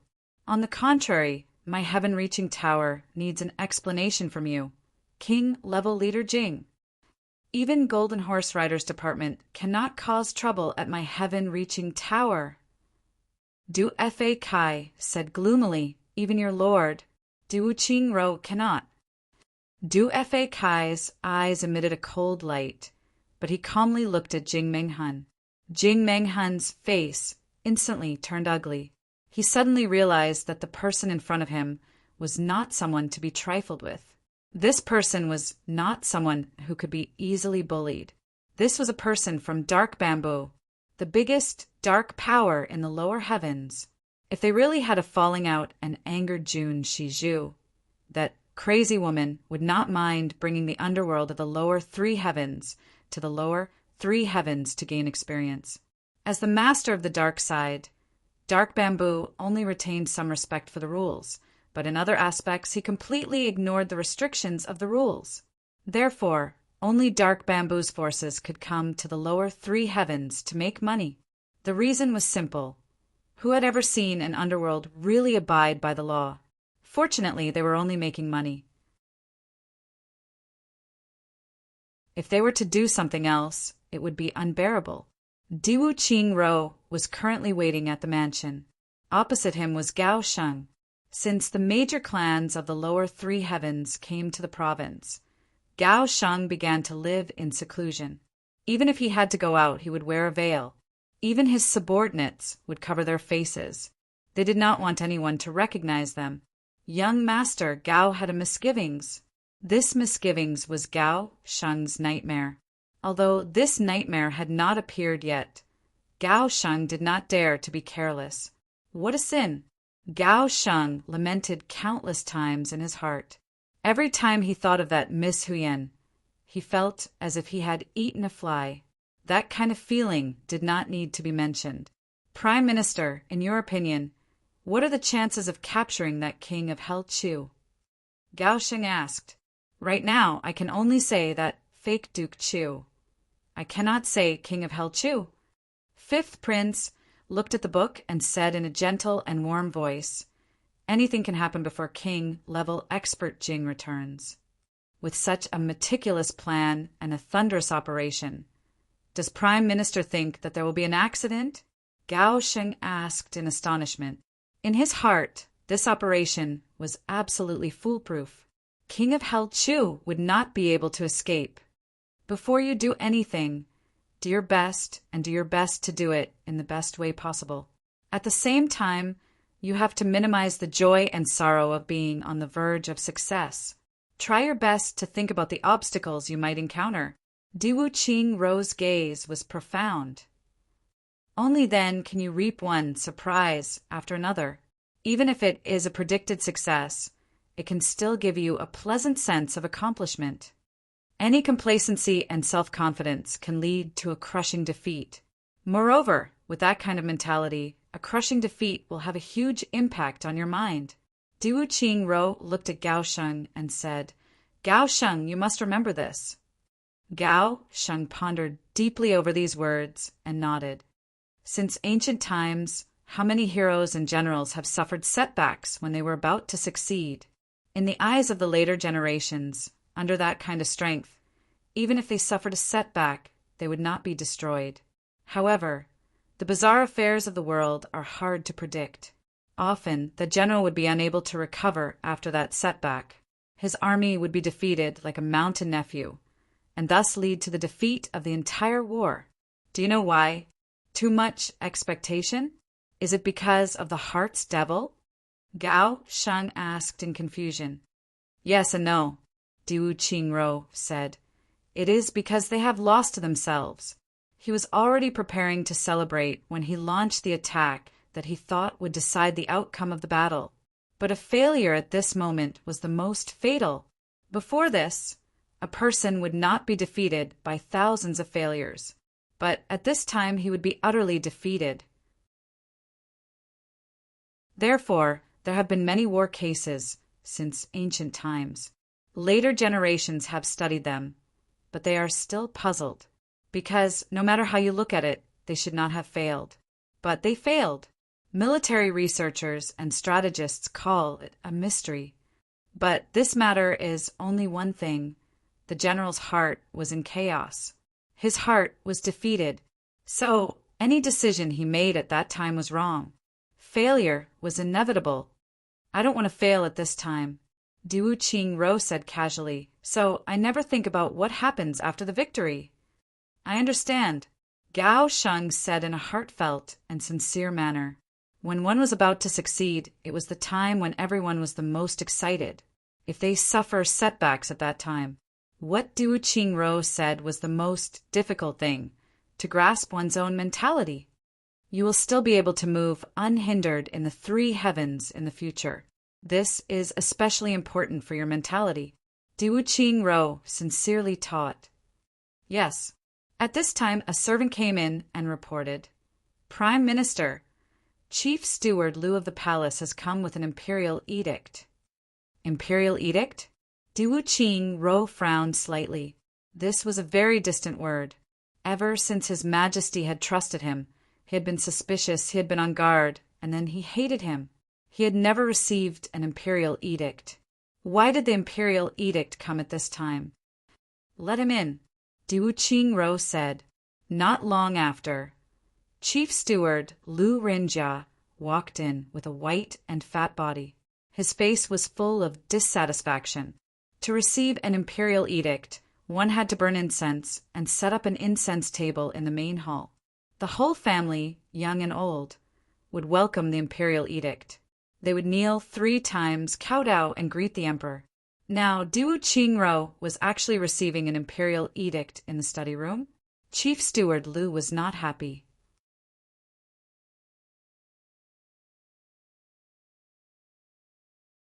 Chapter 271. Diwu Qingro sat motionlessly on the chair and looked at him calmly. This kind of serene yet deep gaze made Lu Renjia, who was standing opposite him, suddenly feel a burst of fear for no reason. He came with an imperial edict, but at this moment he had a feeling that Diwu Qingro was standing on top of the clouds, looking down at him with disdain. Although there was no emotion in his eyes, Lu Rinjia could clearly feel the disdain. At this moment he, the head chief, was like an ant at the foot of a mountain, being looked down upon by others. This feeling made Lu Rinjia very unhappy. He felt that he was being looked down upon. No matter what, he was still a powerful general manager. After losing some of the things that a man should have, Lu Rinjia no longer had any requirements for money and beauty. But he cared more and more about power and prestige, especially the feeling of needing to be respected by others. It was getting stronger and stronger. In fact, his self-esteem had reached a perverted level. The imperial edict has arrived. Diwu Qingro received the imperial edict. When he didn't get the kind of response that he expected the most, General Manager Lu looked at Diwu Qingru and shouted again. Diwu Qingro frowned slightly. Then Lu Rinjia suddenly felt an inexplicable chill all over his body. "Read it." Diwu Qingro's expression was still calm. His eyes were still cold and deep. Just one word was enough to shatter Lu Rinjia's perverted self-esteem. At this moment, he clearly felt that if he did not read it, he would never have the chance to do so. The 4 eunuchs behind him, acting as guards of honor, were so scared that their 8 legs started to tremble together. By the will of heaven, the emperor decrees. The duck voice just started to read. "Read the contents." Diwu Qingro said calmly. Lu Rinjia held his breath and almost suffered internal injuries. Diwu Qingro is ordered to return all the items in the royal treasury. Lu Rinjia finally could not resist the pressure and only read out the important parts. The royal treasury was stolen? Diwu Qingro frowned and said to himself, "You want me to return it?" His voice carried a hint of laughter. Gao Sheng, who was standing at the side, almost laughed out loud. "Get out." Diwu Qingro opened his eyes and looked at Lu Rinjia. Lu Rinjia was furious. He held back his anger and said, "Prime Minister Diwu, before I came here, His Majesty had warned me again and again that if Prime Minister Diwu took some things, you must have taken them in a proper way and used them in a proper way. However, those things are the foundation of the royal family. I hope that Prime Minister Diwu can understand His Majesty's difficulties." "Well, I will understand," Diwu Qingro said indifferently. This sentence caused Chief Steward Lu to roll his eyes. "The Emperor asked you to understand, but it was just a polite sentence." "You actually understand and did it?" "The Emperor has another verbal order." Lu Rinjia gritted his teeth and rolled his eyes. Diwu Qingro's expression did not change, but General Manager Lu clearly felt a sense of impatience. His Majesty said he hopes that Diwu Qingro will know when to advance and when to retreat and not be a traitor. Otherwise, I will have no choice but to eliminate him at all costs, Lu Renjia said slowly. In fact, this sentence was not the Emperor's verbal order. It was a private conversation between the Emperor and the Empress. At that time, Chief Steward Lu was not far away, waiting to serve him. After hearing these words, he naturally placed Diwu Qingro in the same category as those out-of-favor ministers who could be exterminated at any time. To be able to make the Emperor say such words, could it be that this official had something good to do with him? Inherited Prime Minister? So what? In the past, there had been many officials whose achievements surpassed the Emperor's, which one of them had not been killed by the Emperor. Even if you, Diwu Qingro, had great power, you were still just an official. Therefore, today, Chief Steward Lu coldly said these words to protect his pitiful self-esteem. He looked forward to seeing Diwu Qingro kneeling on the ground and kowtowing pitifully after hearing his words. If that happened, Chief Steward Lu would proudly say, "Since you know this, why did you do it in the first place? I am also powerless," and then leave in a huff, leaving behind a soulless Diwu Qingro. Regret it. Sure enough, after hearing these words, Diwu Qingro's face changed. His eyes slowly turned cold. His face also seemed to be covered with a layer of ice. Are these His Majesty's original words? Diwu Qingro said heavily, "Of course." Chief Steward Lu raised his head. "Please report to His Majesty that I, Diwu Qingro, will remember. I will give His Majesty a satisfactory explanation." Diwu Qingro said slowly. Before Lu Renjia could speak, Gao Sheng waved his hand and said, "Men, throw these eunuchs out." In an instant, a few fierce men came in and picked up Lu Renjia and the others. They mercilessly dragged them out. Prime Minister, don't be angry. These words may not have been said by the emperor. Gao Shun comforted him. I know, this is definitely not the emperor's verbal order. Du Qing smiled gently. Since this is the case, why did Prime Minister?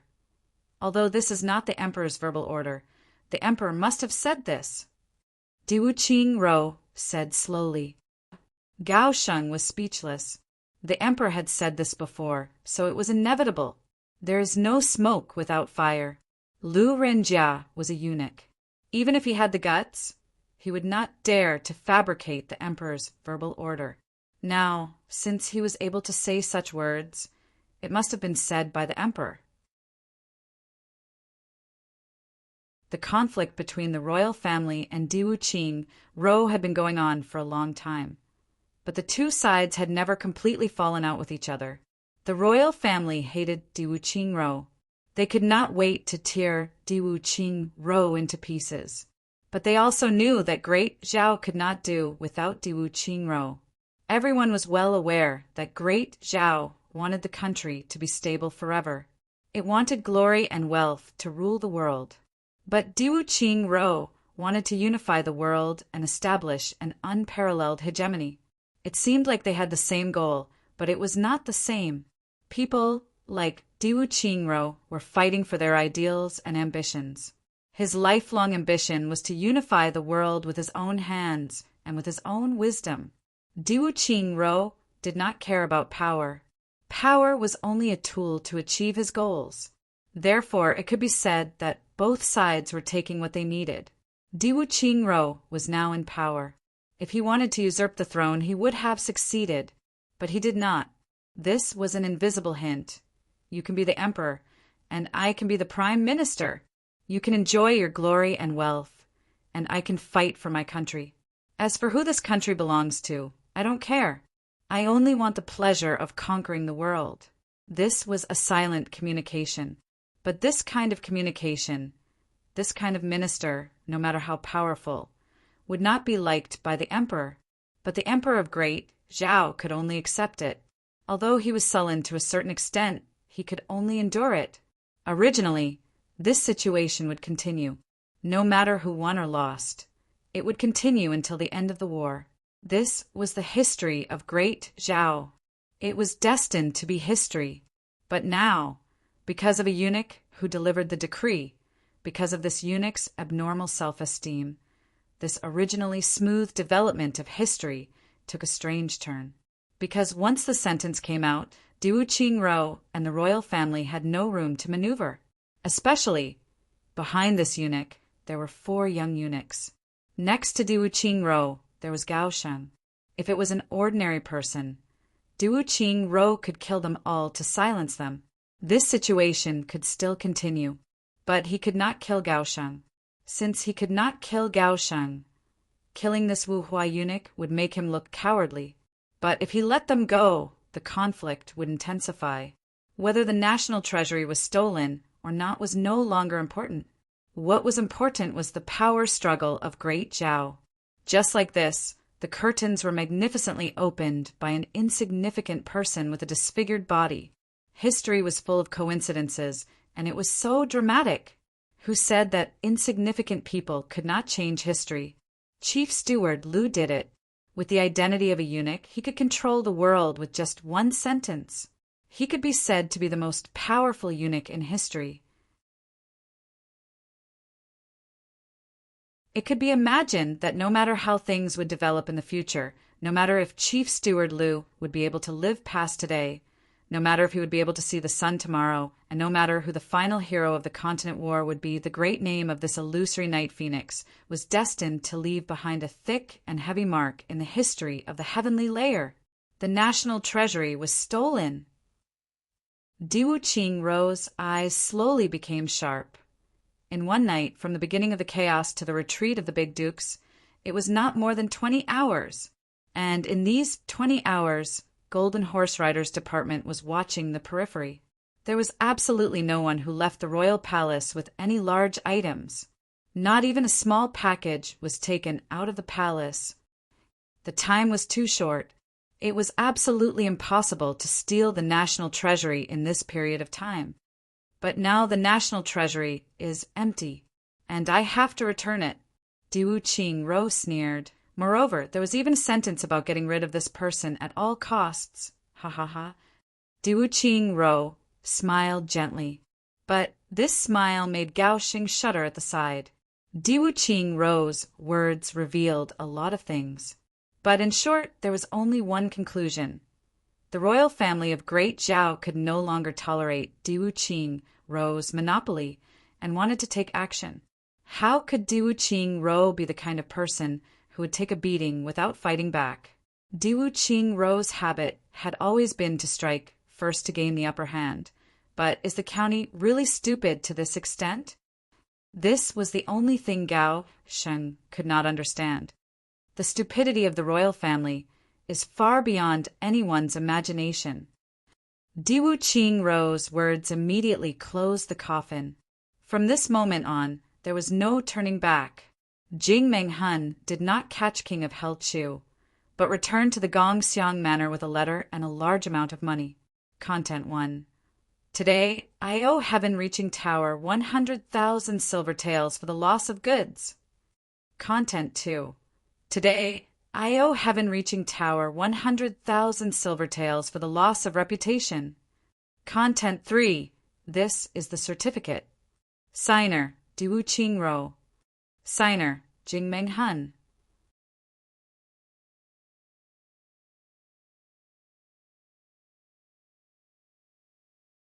Chapter 272. When Diwu Qingro saw this IOU, his expression became very interesting. Diwu Qingro was already prepared to make a move on Heaven-Reaching Tower and capture people from Heaven-Reaching Tower. He would have to pay a certain price to Jun Shizhu. Otherwise, he would not be able to negotiate. However, Diwu Qingro believed that if he could capture King of Helchu, it would be worth it, even if it was 100 million. But he could not capture him. Secondly, if he could not be captured, then the price of 1 million was too high. After mobilizing so many people, he did not even get a single strand of hair. Moreover, he was humiliated, and he still had to pay 1 million? Thirdly, what made Diwu Qingro the most unhappy was that even if it was 1 million, then so be it. But why write an IOU? With the status of a king-level leader of Golden Horse Riders Department, how could he not pay? What was even more excessive was that he had signed his name as Diwu Qingro. Very good. Prime Minister Diwu gently clenched his teeth. Then he exclaimed in admiration, I didn't expect that king-level expert Jing would have the ability to lead the Golden Horse Riders Department. Moreover, you're a king-level expert in martial arts. Moreover, your calligraphy skills are also very high. Looking at these few words, they were really strong and majestic. Even writing an IOU could be so imposing. You are a talent. Jing Menghun's head hung low in front of his chest. At this moment, king-level leader Jing felt that he did not have the face to see anyone. Very good. Very good. Diwu Qingro took a deep breath and felt the anger in his heart rising. How many years had it been since he could not suppress this feeling? I asked you to capture someone, and all you did was bring back an IOU. Diwu Qingro's chest heaved up and down. His voice was still flat, but his eyes suddenly shot out a light. Forgive me, Prime Minister. Jing Menghun lowered his head. Humph. Diwu Qingro snorted heavily. He finally vented his anger. Or it could be said that he had successfully controlled his anger. Let me take a look at this letter and see what it says. Diwu Qingro took the envelope and closed his eyes. He took a deep breath and kept his emotions in a tranquil state. This might be a letter written by his greatest enemy. No matter what the contents of the letter were, it was worth taking seriously. When you're impatient, you can't look. Then he opened his eyes and looked at the letter. To Prime Minister Diwu, Chu Yang pays his respects. Diwu Qingro softly read it out loud. He even used his hand to gently pat his thigh. It seemed as if he was appreciating it. These are 10 words. The entire handwriting is very heavy, but every single word has a dangerous and precipitous aura. It's like a sword that pierces into the sky. Diwu Qingro insipidly said, judging a person by his appearance, this person is an offensive character. Han Buchu came forward and looked at it. He frowned and said, Prime Minister, although these words are steep and dangerous, they are full of steadiness. Furthermore, it's extremely strict. It's not all about attacking. That's right. This is a person who can attack or retreat. Careful thinking, Diwu Qingro said. But looking at his strokes, there is a hidden sharpness to them. This person likes to use dangerous tactics. Yes. Diwu Qingro looked at these words for a while and said, It was done in one go without showing any impatience. It shouldn't be fake. Plus, there was plenty of time to prepare. In other words, when I met them, he immediately prepared to retreat. King-level leader Jing's futile efforts were not without reason. A few hours had already passed. Then he opened the envelope and took out the letter inside. It was a beautiful semi-cursive hand. Brother Diwu Junjian, I have often heard of your heroic name, but regretted not meeting you. I did not hesitate to travel thousands of miles from Iron Cloud to Great Zhao to meet you. Over the years, I have been thousands of miles away from you. We have both won and lost. But I am even more fascinated by you. Brother Diwu Jun's heroic appearance, meticulous planning, and strategizing. You have decided victory from thousands of miles away. You are my role model. Thousands of miles of ice and frost, a journey of wind and snow. Finally, I met Brother Diwu Jun a few days ago. It is enough to comfort my life. Brother Diwu Jun has the pearl of wisdom. You have the wisdom to make a unique guess about my origin. I admire you very much. As the saying goes, knowing someone by their reputation is not as good as meeting them in person.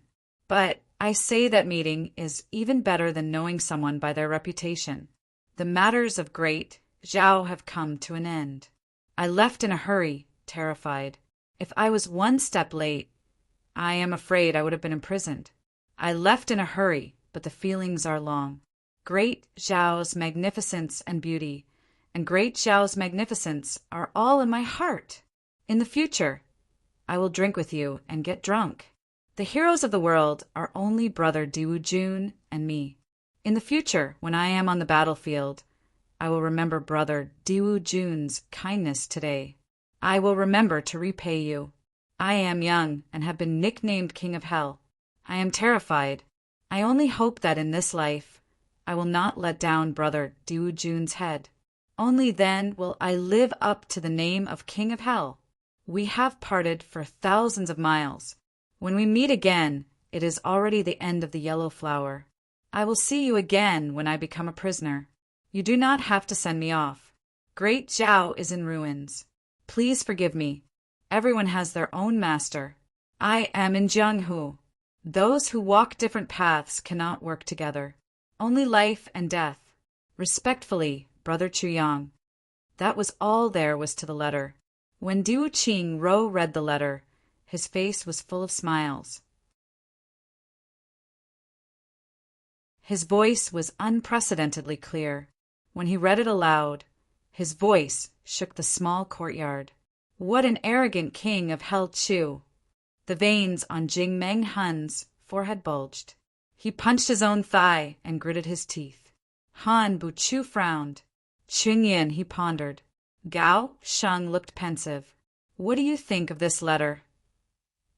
Diwu Qingro finally finished reading and looked at everyone with a smile. Prime Minister, this letter may not have been written by King of Hell Chu. Han Buchu said cautiously, I also think that King of Hell Chu should not have written this letter. Chunyin, he furrowed his brows and said this after thinking for a long time. Oh! Diwu Qingro's smile did not diminish. Let him go. King of Hell Chu came here to cause trouble and cause chaos in Great Zhao. His goal has been achieved. Han Buchu said softly, Then, with King of Hell Chu's clean character, he should not have written such a shallow letter. Yes, after the event, it was full of schadenfreude. It was also full of hostility. It was as if two armies were facing off against each other. Chunyin, he said, King of Hell Chu should not have been so shallow. As for the handwriting, it should be a trap. Han Buchu said, Prime Minister, please take a look. The handwriting on the inside of the envelope is the same as the one on the outside, but there is a slight difference. The outside is too smooth, but the inside is too difficult, even though it strives to express the meaning of flowing water. But from beginning to end, it is as if two armies are facing off against each other, and it is very tense. King of Hell Chu would not be so impatient. Qingyin, he concluded, If you think this way, you are wrong. Diwu Qing Ro said casually, If you think this way, you will fall into another trap of King of Hell Chu. Trap? Han Buchu opened his eyes wide. This letter was indeed written by King of Hell Chu. Diwu Qing Ro held up the thin piece of paper and said with a firm and unquestionable tone, Ah! Han Buchu and Cheng Yin, he were stunned. I know what you are thinking. Diwu Qing Ro said, First, there is another earthquake in Iron Cloud's officialdom. Plus, the high officials that were captured this time were those that were not discovered before. Their methods are similar. Second, King of Hell Chu used a thunderous method to quell the rumors in Iron Cloud in just a few days. He did not hesitate to kill thousands of people. These two matters are heavily colored by King of Hell Chu. Therefore, you are beginning to suspect that King of Hell Chu did not even come to Great Zhao. Diwu Qing Ro said casually, Yes, we are thinking this way. Han Buchu frowned. But this way of thinking is wrong. Diwu Qing Ro snorted heavily. How did Iron Cloud's movements come so quickly this time? In such a timely manner? If the real King of Hell Chu was in Iron Cloud, he would not have handled it like this. With his usual methods, he would have cast a long line to catch a big fish. He would have made us think that our rumors were effective, and then he would continue to kill our people. He could have done it, but he did not do it. Why? This is a powerful move, and I have already planned how to deal with it. But they did not use it. They gave it up on their own, just to let us know. This is clearly because they are afraid that the real King of Hell Chu would have an accident in Great Zhao. So they deliberately released a smokescreen. This letter purposely uses an arrogant tone to provoke us and make us think that the real King of Hell Chu is not in Great Zhao. Why? Moreover, when we think about it, the first thing that arises is that King of Hell Chu is still in Iron Cloud. The second is that King of Hell Chu came, but he has already left. Diwu Qing Ro sneered. When you have these two thoughts, you will be dragged by the nose by King of Hell Chu in the future, until you are dragged into a dead end. You will not know that the person dragging you along is actually him. If it were you instead of me who was sitting here to preside over the overall situation, then I would announce that even if you were in Great Zhao, you would have been completely defeated by King of Hell Chu, and would have turned into ice-cold corpses. Diwu Qing Ro's voice was stern. Han Buchu, Qing Yinan, and the others were sweating like rain. Even if it was me, even if I saw through his plan before catching King of Hell Chu, I could only do my best to minimize losses.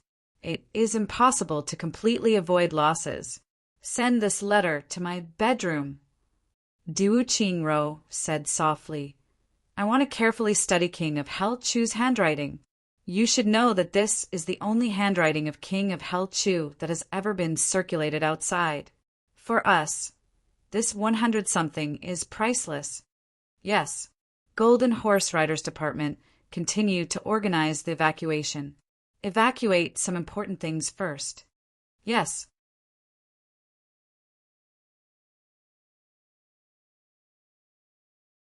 Chapter 273. Order Gao Shangjuan, Yan Qinghuan, and Wu Yongjun to lead the three armies to attack Limitless Sword God. We must attack Limitless Nation before summer arrives. Even if we cannot destroy it, we must at least tortoise them. The cold light in Diwu Qing Ro's eyes became deeper and deeper. Yes, although Limitless Nation was in the middle of winter, it was not a hindrance to the army. In fact, it was even warmer than the north, where flowers bloomed in spring. Every year during winter, the north would rest for the war to start in the south. When the north could start the war, the south would be so hot that it would heat up if they moved, but this time's dispatch was clearly different from the past. Han Buchu and Qingyin, his breathing became heavier. They realized that Diwu Qing Ro's order this time revealed a purpose. Next summer, the decisive battle with Iron Cloud would begin, and this battle would decide who would be the ruler of the world. When summer arrives, Limitless Nation can only tortoise them. This sentence contained too much information. Prime Minister Diwu was finally going to make his move. After a series of responses, Diwu Qing Ro suddenly became silent. After a long time, he finally sighed. If you want to fight outside, you must first settle inside. King of Hell Chu, I will let you take advantage of me first. Then he immediately said, Qingyun Manor, try to keep a low profile. Let the royalists gather and expose them. Put them on the list. If they can live peacefully with us, then that is fine. If not, Diwu Qing Ro smiled deeply. His eyes suddenly shot out a sharp, murderous intent. This murderous intent was so strong that it made Jing Menghan, an old butcher who had killed countless people, feel his hair stand on end. And now, King of Hell Chu was with his brother. In an inn, the bearded Chu Yang and Gu Duxing looked like two ordinary Jianghu men. Recently, there were too many people like this in Continent City. Gu Duxing was holding his sword and carefully comprehending the sword intent. And King of Hell Chu was lying on his bed. Lying on the bed, motionless, he seemed to have fallen asleep. Even in Gu Duxing's eyes, Chu Yang was already in deep sleep. However, no one knew that King of Hell Chu was inspecting his harvest from his trip to the great Zhao's imperial palace. He was drooling as he tidied up his tribulation space. What a great harvest! What a great harvest! Ha ha ha! Chu Yang looked at the iron frames in the tribulation space and danced with joy. Don't move. Don't touch it yet. Chu Yang pounced over and firmly hugged a piece of metal that was emitting 7-colored starlight. However, the sword tip of the tribulation sword circled around him. Finally, it chose an angle and successfully drilled in. Hiss hiss! In the blink of an eye, there was only a fist-sized piece of 7-colored iron left in Chu Yang's hand. Phut! What I say doesn't count. Chu Yang was furious. The sword spirit appeared in a flash and sighed. Just let it suck. It has been starving for more than 10,000 years. Besides, this is for your own good. Chu Yang was stunned. However, he immediately jumped up and picked up a black piece of steel that was the size of a human head. It was shining with a dark light and said, I will allow the others, but this piece must be used by the tribulation sword after I use it.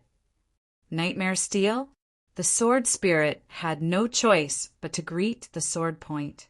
The sword point flew over and reluctantly circled around the nightmare steel a few times. Chu Yang's heart was suddenly filled with the eagerness of a child who wanted to eat candy but couldn't eat it. For a moment, his heart almost softened.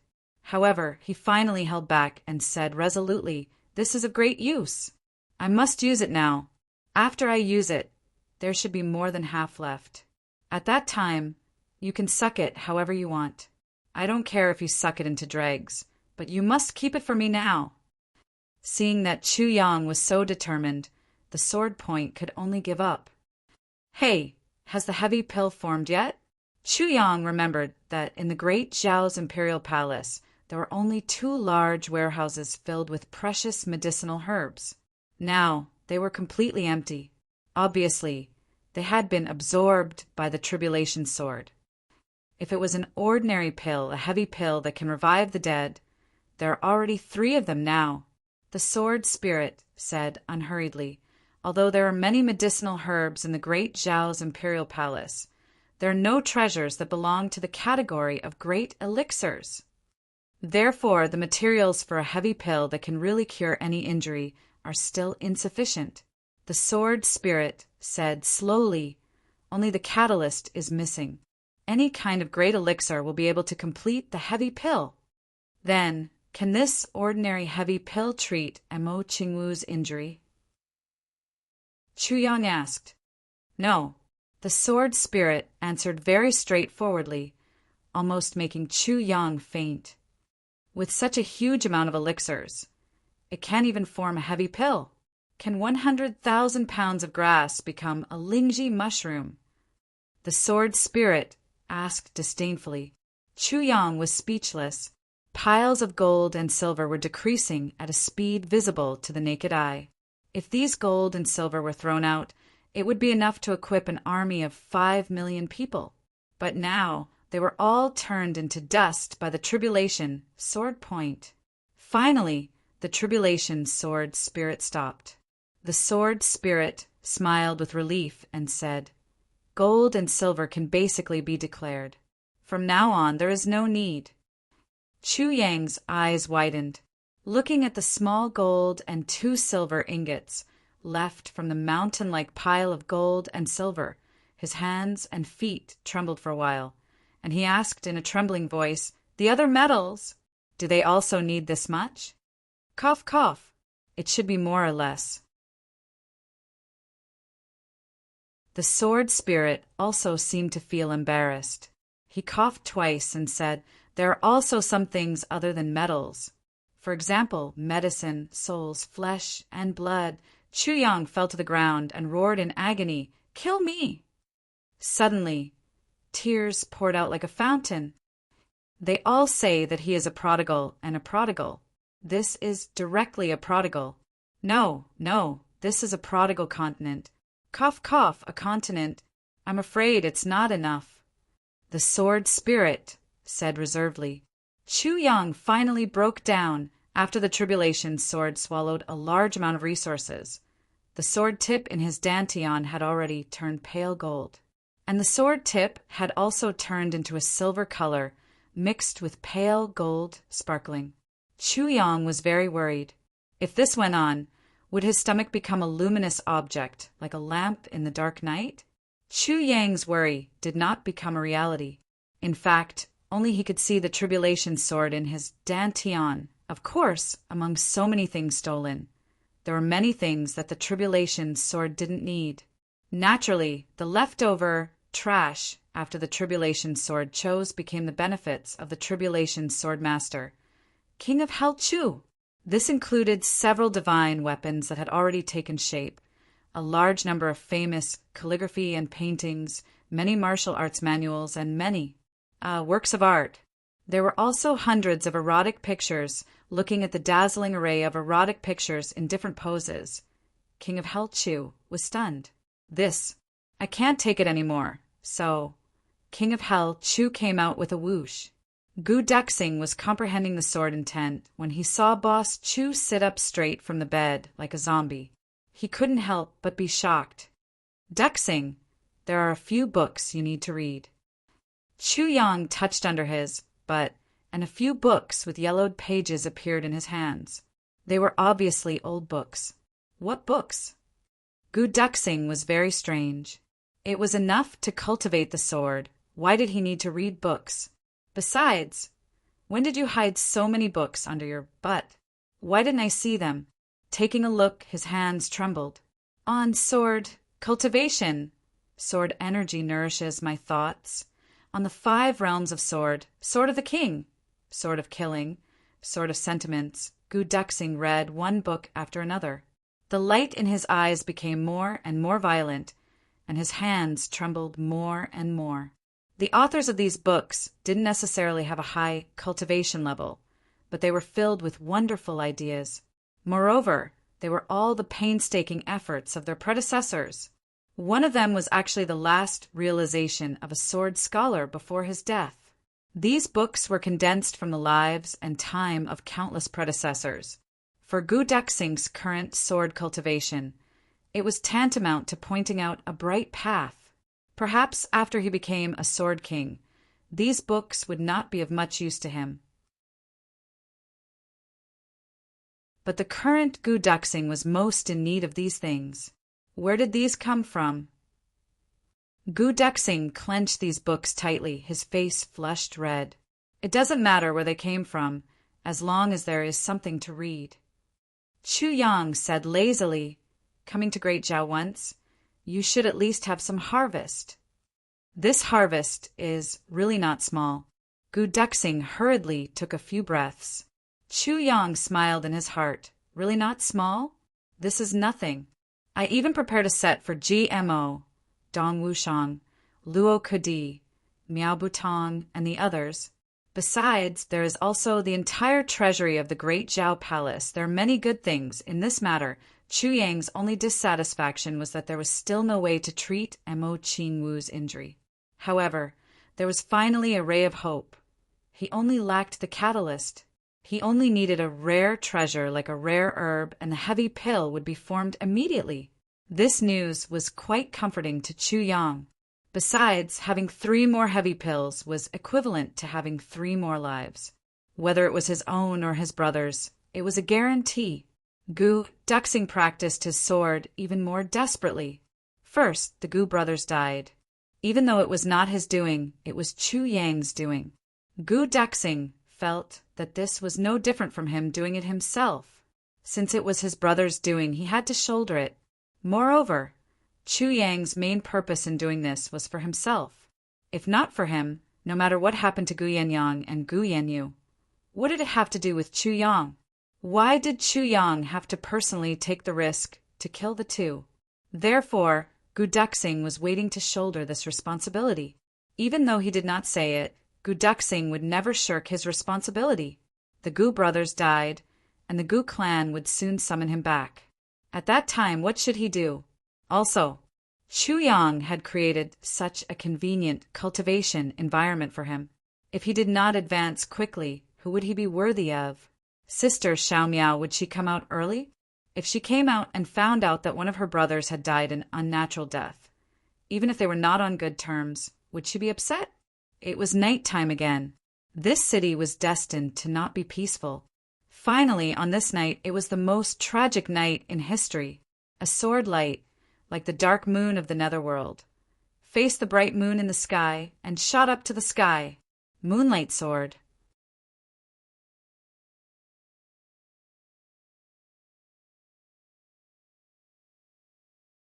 Chapter 274. The moon was bright and the stars were sparse. The brilliance of the waning moon was still as bright as ever in this pitch-black night. The hazy brilliance was still as dreamy as ever. After the previous fierce competition, no matter who it was, they were both physically and mentally exhausted. At this moment, everything was quiet. Many Jiang, who people knew that they had no hope after the big clans, participated in the competition and retreated one after another. As for the juniors of Ask the Heavens Sword and Underworld Saber, no one knew when they had disappeared without a trace, but in this tranquil place, a thunderous shout suddenly sounded out of nowhere. "Leave behind the moonlight sword before you go!" Immediately after, a breathtaking sword light soared into the sky.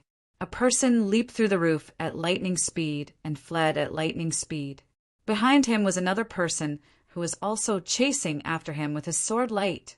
Suddenly, one person chased after the other and disappeared into the distance. Compared to the appearance of the sunlight saber, the appearance of the moonlight sword was even more unexpected. But no matter how unexpected it was, an expert was always an expert. In the heaven-reaching tower, a loud shout was heard, and a few people's silhouettes flew high in the sky with a brilliant pressure. They turned in the air and chased after him. Immediately, the entire heaven-reaching tower boiled over, as one figure after another broke through the windows and chased after him like lightning. Sunlight Saber had already fallen into Ao Xieyun's hands, so the moonlight sword became even more important. Whether it was Mo Tianyin or the other elders, they were all burning with excitement and somewhat nervous. If Ao Xieyun had both the saber and the sword, once he obtained the secret, The strength of the Ao clan would far surpass them. This was a life and death crisis. As for Ao Xiaoyan, he was naturally even more anxious. Sunlight Saber was already in his hands, and he was looking forward to the Moonlight Sword all day long. Once it appeared, how could he not go all out? The first person to discover and chase after him was a member of the Ao clan. The sword light went all the way to the west. Along the way, there were people who jumped out to block it, but the person holding the Moonlight Sword did not stop and continued to rush forward. The sky was filled with bursts of bloody light. This person was much more vicious and merciless than the owner of Sunlight Saber. Those who block the road will die. He had used his actions to prove these words. He did not even need to say a word to let people clearly understand what he wanted to say. As the pursuers got closer and closer, the sword light suddenly stopped and fell down. Then he disappeared without a trace. The king-level experts looked all around. Some of them jumped high in the sky to look around, but they didn't find anything. Could he have escaped? Just as he was thinking about this, the sword light appeared again. It was about 1,000 feet in front of him, and it dashed swiftly against the wind. Everyone's spirits were lifted, and they chased after him again. This time his goal was clear. There was a small hill in front of them. At the foot of the hill was a rather shabby-looking military camp. This unit had been stationed here for quite some time. The military flag was a little tattered.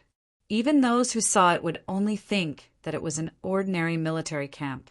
Only a few people knew that this was the headquarters of the Golden Horse Riders Department. The barracks were only a distraction. Everything under this small hill had already been emptied. In fact, the vastness of the underground space far exceeded that of the surface by several times. The invincible and undefeatable Golden Horse Riders Department was here. Dong Wushang dashed forward with his sword in hand, and Luo Kodi chased after him relentlessly. It was as if they couldn't live under the same sky as each other. Bang, bang, bang, bang, bang, bang, bang. They fought fiercely in front of the barracks. "Brother, let me live, and I will repay you in the future." Dong Wushang roared with grief and indignation. "Less nonsense. I only want the sword in your hand." Luo Kodi was wearing a black mask, and his face was covered with frost. "You really don't want it?" "Absolutely not. You are forcing me." "So what if I force you?" "Why, yeah, I'm so angry." Whoa, hand it over." Both of them mustered up their courage and roared at the top of their lungs with all their might. Their voices were completely devoid of any substance. Luo Kodi praised in his heart while fighting. "Damn it, you really can't judge a book by its cover. Dong Wushang, this guy looks like a taciturn gourd, but I didn't expect him to be so good at acting." The shadows of people flew in the distance. The first group of people arrived. Without saying anything, they rushed into the battle and grabbed the Moonlight Sword with their fingers like an eagle's claw. Dong Wushang was furious. He brandished his sword. That person snorted and blood flashed as his fingers were cut. But Dong Wushang's chest felt as if it had been hit by a sledgehammer. Blood spurted out from his mouth and nose as he staggered back. If not for the divine sword sharpness, the sword would have flown out of his hand. The shadows of people appeared in the distance, one by one, rushing over like meteors. In the sky, the glorious crown was also gradually gathered. Almost all the people had arrived. Everyone formed a circle, trapping Dong Wushang inside. Mo Tianyin stood at the front, his eyes flashing. Seeing that it was going to be a fierce battle, he was determined to get the Moonlight Sword. Ao Xiaoyan stood with his hands clasped behind his back, looking confident and at ease. If there was another martial arts competition, it would be meaningless. With Ao Xiaoyan's strength, he could still come out on top. But what should he do this time? "Are you all here to snatch the Moonlight Sword?" Dong Wushang stood with his sword in his hand, looking at the people around him with grief and indignation. Xie Danqiong sighed and said, "Warrior, you can see the current situation. You won't be able to protect it by relying on your own strength. So, it would be better if you honestly hand it over. That way, you can still keep your life." Hand it over? Hand it over to whom? Dong Wushang sneered. Xie Danqiong was suddenly at a loss for words. Yes, even if the other party handed it over, who would he hand it over to in front of these people? Who wouldn't want it? Or rather, who would dare to take it if he showed off? The scene of Mo Tianyun obtaining the sunlight saber flashed in front of everyone's eyes, and they could not help but hesitate. The first person to obtain the moonlight sword, no matter who it was, would absolutely not be able to keep it. He would only become everyone's target and consume his strength.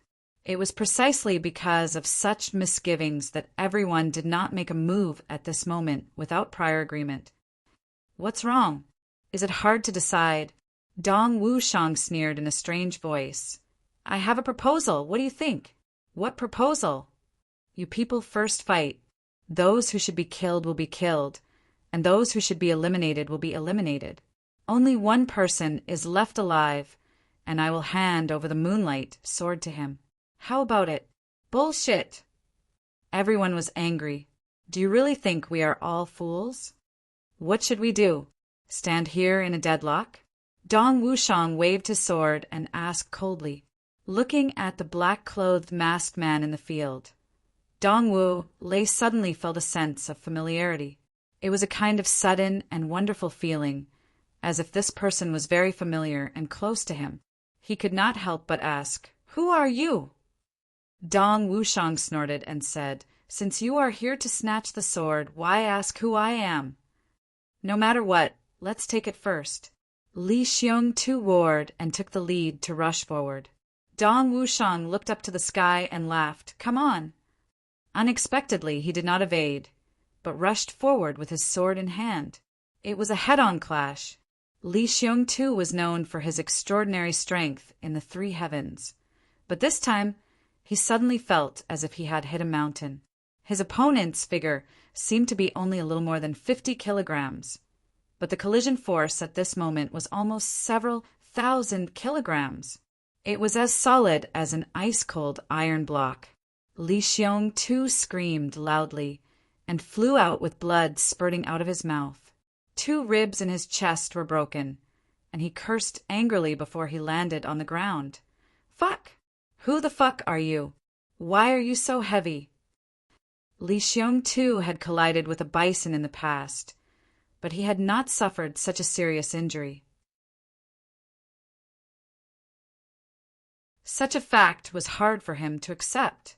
Even if he had been defeated, it would not have been as shocking as this. Dong Wushang also retreated 5 steps and coldly snorted without replying. Li Xiong Tu had only looked at his figure, but he would never have thought that the unremarkable saber on the back of this black-clothed, masked man in front of him was actually 570 kilograms. If the weight of the saber was added, it would not be much different even if it was less than 400 kilograms. Li Xiong Tu was caught off guard by such a weight, and the opponent's cultivation was almost the same as his. How could he not immediately suffer a big loss? Everyone's expression became even more cautious. "Forget it, forget it." Dong Wushang looked at the splendid crown on his head, and suddenly shook his head dispiritedly. "I thought that after obtaining this moonlight sword, I would be able to concentrate on refining and be invincible in Jianghu, but I never thought that such a great treasure would not be something that I could possess." He let out a long sigh and said in a desolate tone, "Sword, ah sword, don't tell me that I am not fated to be with you?" The sadness in these few words was overflowing with words and expressions. Everyone's heart was moved. The next moment, second young Master Dong suddenly looked up to the sky and roared, "But if I can't get it, don't think that you can get it easily." Suddenly he let out a long roar and straightly jumped up. This jump was more than 10 feet high, and under the bright moonlight, the moonlight sword was shining brightly, as if it had merged with the bright moon in the sky. Nobody knew what he was doing by jumping up at this time. They were all at a loss, thinking, even if you can jump higher, but jumping straight up like this without any foothold to support your feet, won't you still fall down? But they saw this person shaking his arm in the air, and with a loud shout, a long rainbow suddenly shot out from his hand. A comet-like tail of light shot out in midair. After traversing several hundred jong of space, she entered the land of Earth Mountains. With a clang, it completely disappeared. Thrown? Yes, thrown. Moreover, it was thrown from a high altitude. Using all his strength to throw it, everyone could see the sharpness of Sunlight Saber. But it fell from the sky without any resistance, and even pierced into a rock and disappeared. Obviously, the Moonlight Sword was as sharp as Sunlight Saber. Such a throw, perhaps it would penetrate several tens of feet into the ground. Moreover, in this pitch-black night, the landing point was very vague. Everyone was furious. Dong Wushang shouted loudly.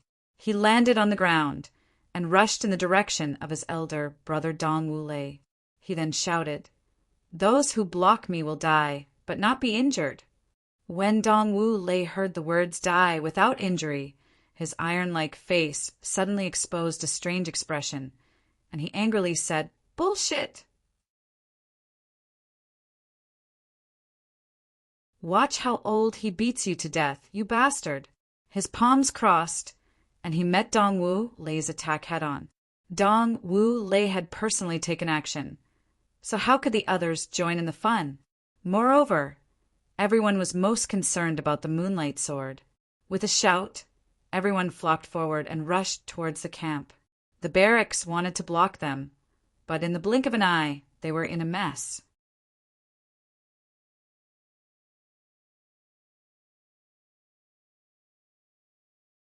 Chapter 275. What the hell are you doing? Dong Wulei angrily cursed in a low voice. At the same time, he shouted and punched and kicked. I can't explain it clearly now. Dong Wushang's face was cold as he attacked fiercely. When did you say Feng Chu? Dong Wulei gritted his teeth. Let's talk about it when we get back. Dong Wushang snorted. Make it simple. Dong Wulei glared. It's fake. Dong Wushang rolled his eyes. Fuck. Dong Wulei couldn't help but curse. Young master, let's deal with him. The 2 king-level masters of Dong clan came over. Get lost. Dong Wulei shouted frantically. I'll deal with him myself. The faces of the 2 king-level masters twitched. Then we'll go in and snatch the sword. Idiot. Dong Wulei angrily shouted. Stay here and guard the formation. Therefore, the 2 brothers fought further and further away in the shouting and shouting. They punched and kicked. One leaped and flew, and the other followed closely behind. It didn't take long for them to get far away from that troublesome place. Dong Wulei finally pounced forward while panting for breath after he had made several turns. He didn't dodge or hide.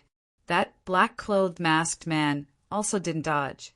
So, Dong Wulei grabbed his collar just like that. This strange phenomenon made the 2 king-level masters open their eyes wide. They couldn't figure out what was going on. What's going on?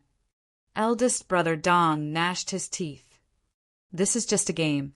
The voice of the masked man changed into a voice that everyone recognized. Second young master. The 2 king-level masters were shocked. They never dreamed that such a result would happen. Game. Eldest brother Dong grabbed Dong Wushang's neck and shouted with grief and indignation. Do you know that I was almost killed by Ao Xiaoyin because of this game of yours? You, why didn't you say so earlier? Dong Wushang snorted and said coolly, if I had said so earlier, would you still be able to take this beating? Good. Dong Wulei was so angry that he couldn't speak. His finger trembled as he swallowed his saliva and pointed at his younger brother. He almost spat out blood. You have guts. You have guts. He nodded fiercely. If it wasn't for me, you would still be fighting inside.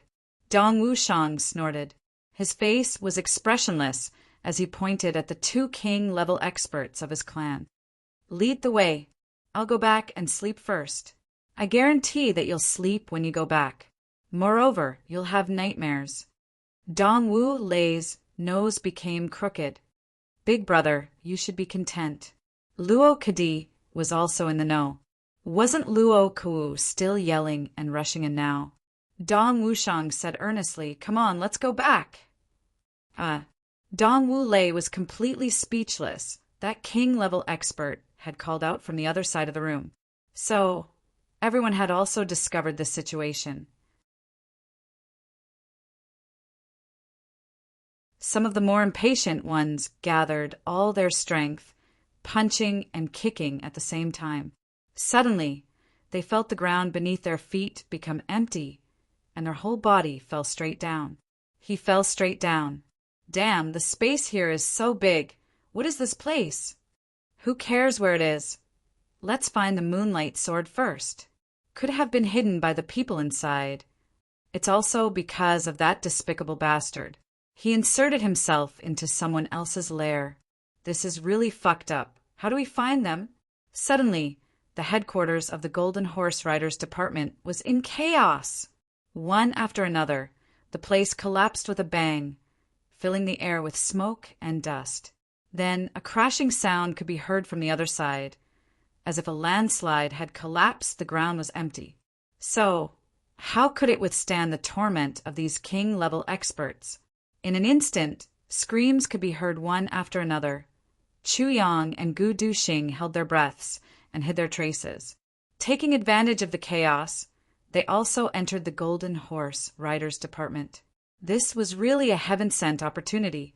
If not for the matter of the moonlight sword today, if not for Diwu Qingrou's order to withdraw the personnel here, if not for, under such circumstances, the biggest enemy of the Golden Horse Riders Department, King of Hell Chu, could actually come and go as he pleased in the headquarters of the Golden Horse Riders Department. If it was in the past, wouldn't this be a joke? Today, the two's main task was to release those Jiang people who had been captured by the Golden Horse Riders Department. According to Chu Yang's investigation, those people were basically locked up here. Of course, the second auxiliary task was to thoroughly destroy, but things were so coincidental. After Chu Yang and Gu Duxing entered, they went straight underground. After passing through 3 levels, they found that the ground below was also a pot of chaos. But what made Chu Yang the happiest was that there was a guy holding a sword, excitedly rushing out. Damn, isn't that the main culprit of this chaos, the moonlight sword? Chu Yang's eyes widened. Dong Wushang's throw actually caused the sword to penetrate more than 300 feet into the ground? Isn't this strength too great? Of course, this was not the time to sigh at Dong Wushang's strength. Chu Yang flashed forward, and with a puff sound he pierced through that guy's heart, snatched the sword, and immediately started a massacre with Gu Duxing. The enemy has mixed in. Not good. Chu Yang and Gu Duxing killed all the way inside. After killing half of the mountain, they found that they did not even meet a single martial great master.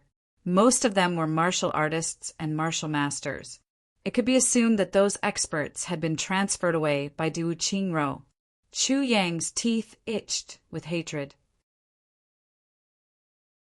This bastard, it seems that he already expected that I would wantonly wreak havoc here, and actually made preparations in advance. This is really too unpleasant. Too unpleasant! The next moment, the moonlight sword was already inside the tribulation space. He put it away. Why did you put it away? Gu Duxing was somewhat puzzled. Stupid, if I put it away, wouldn't they not be able to find it? Chu Yang said, but they clearly saw that it fell here. If they can't find it, why don't they look for it with all their might? If they can't find it in 1 day, then they can find it in 2 days. If they can't find it in 2 days, then they can't find it in 3 days. Gu Duxing broke out in cold sweat. He could see through Chu Yang's plan. He simply wanted to completely destroy this place. And he didn't even have to lift a finger. The rumbling sounds were getting closer and closer. Everyone only hated their parents for not giving birth to them with 2 more legs. Quickly, a group of madmen is coming. This mountain is about to collapse. Chu Yang and Gu Duxing were also running rapidly. It should be over there, Chu Yang said. Gu Duxing rolled his eyes in disdain. When they reached here, the screams were almost deafening. Let us out. We want to go out. If they still didn't know, then they would be really slow. Chu Yang didn't say anything and flew forward. With a few schwa, schwa, schwa sounds, the huge iron chains of the 3 prison cells were cut off, and a stream of people rushed out like a tide. Schwa, schwa, schwa.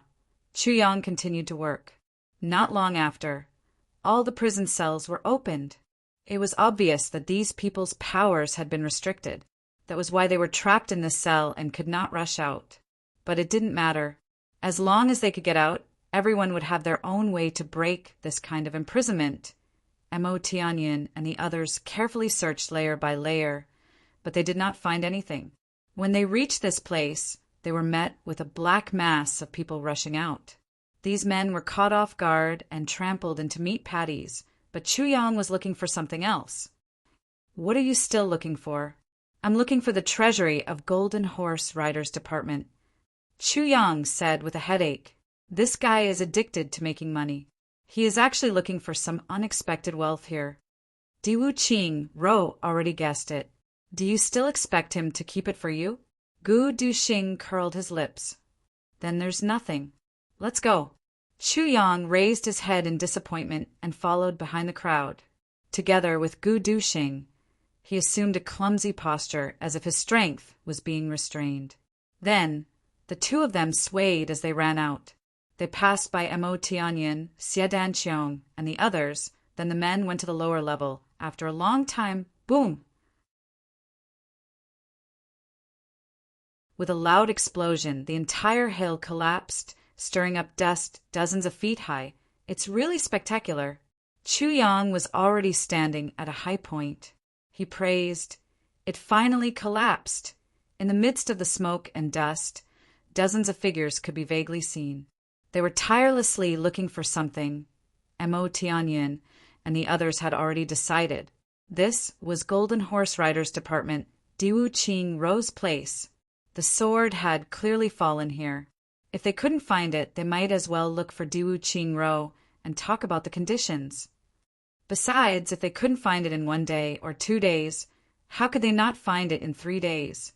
It must be known that as long as the iron rod was ground into an embroidered bowl, the heavens would not let down the painstaking effort. Naturally, these men did not know that the Moonlight Sword had already been returned to its rightful owner. This time, no one who knew the inside story would deny it, because this so-called Moonlight Sword was indeed created by Chu Yang. As for how this place would develop, Chu Yang didn't care. He only needed to know one thing. These young men would definitely make Diwu Qing Ro badly battered during this period of time. They would annoy him to death. As for Diwu Qing Ro's explanation about King of Hell Chu and the like, these men would certainly not believe it. What kind of treasure was the Moonlight Sword? Even if it really belonged to King of Hell Chu, would he be willing to take it out to set up such a trap? Who are you trying to fool? If you were Diwu Qing Ro, would you be willing to do so? Just one sentence, and they were left speechless. For the time being, there is nothing for us to do here. Gu Duxing muttered to himself and asked, What should we do next? Find a place to hide, and I will add some materials to your black dragon. Chu Yang also regained his seriousness and said seriously, Your black dragon is indeed a heavenly weapon, but it is still too weak. I will give you another tempering. Good. In addition, the 2 brothers are already dead. I am afraid that the Gu clan will soon look for you to return. Chu Yang said lightly, I estimate that we will have to separate before summer. During this time, I want to make some preparations. Preparations? Yes. There are some things that I need you to bring to Dong, Wushang, GMO, Luokudi, and Inbutong. Chu Yang said softly, There are also some things that I need you to bring to Xiaowu. In addition, I also have some things that I need you to do in these 3 days. Chu Yang's worried and distant eyes seemed to penetrate the barrier of the sky and went to Mo Ching Wu's side.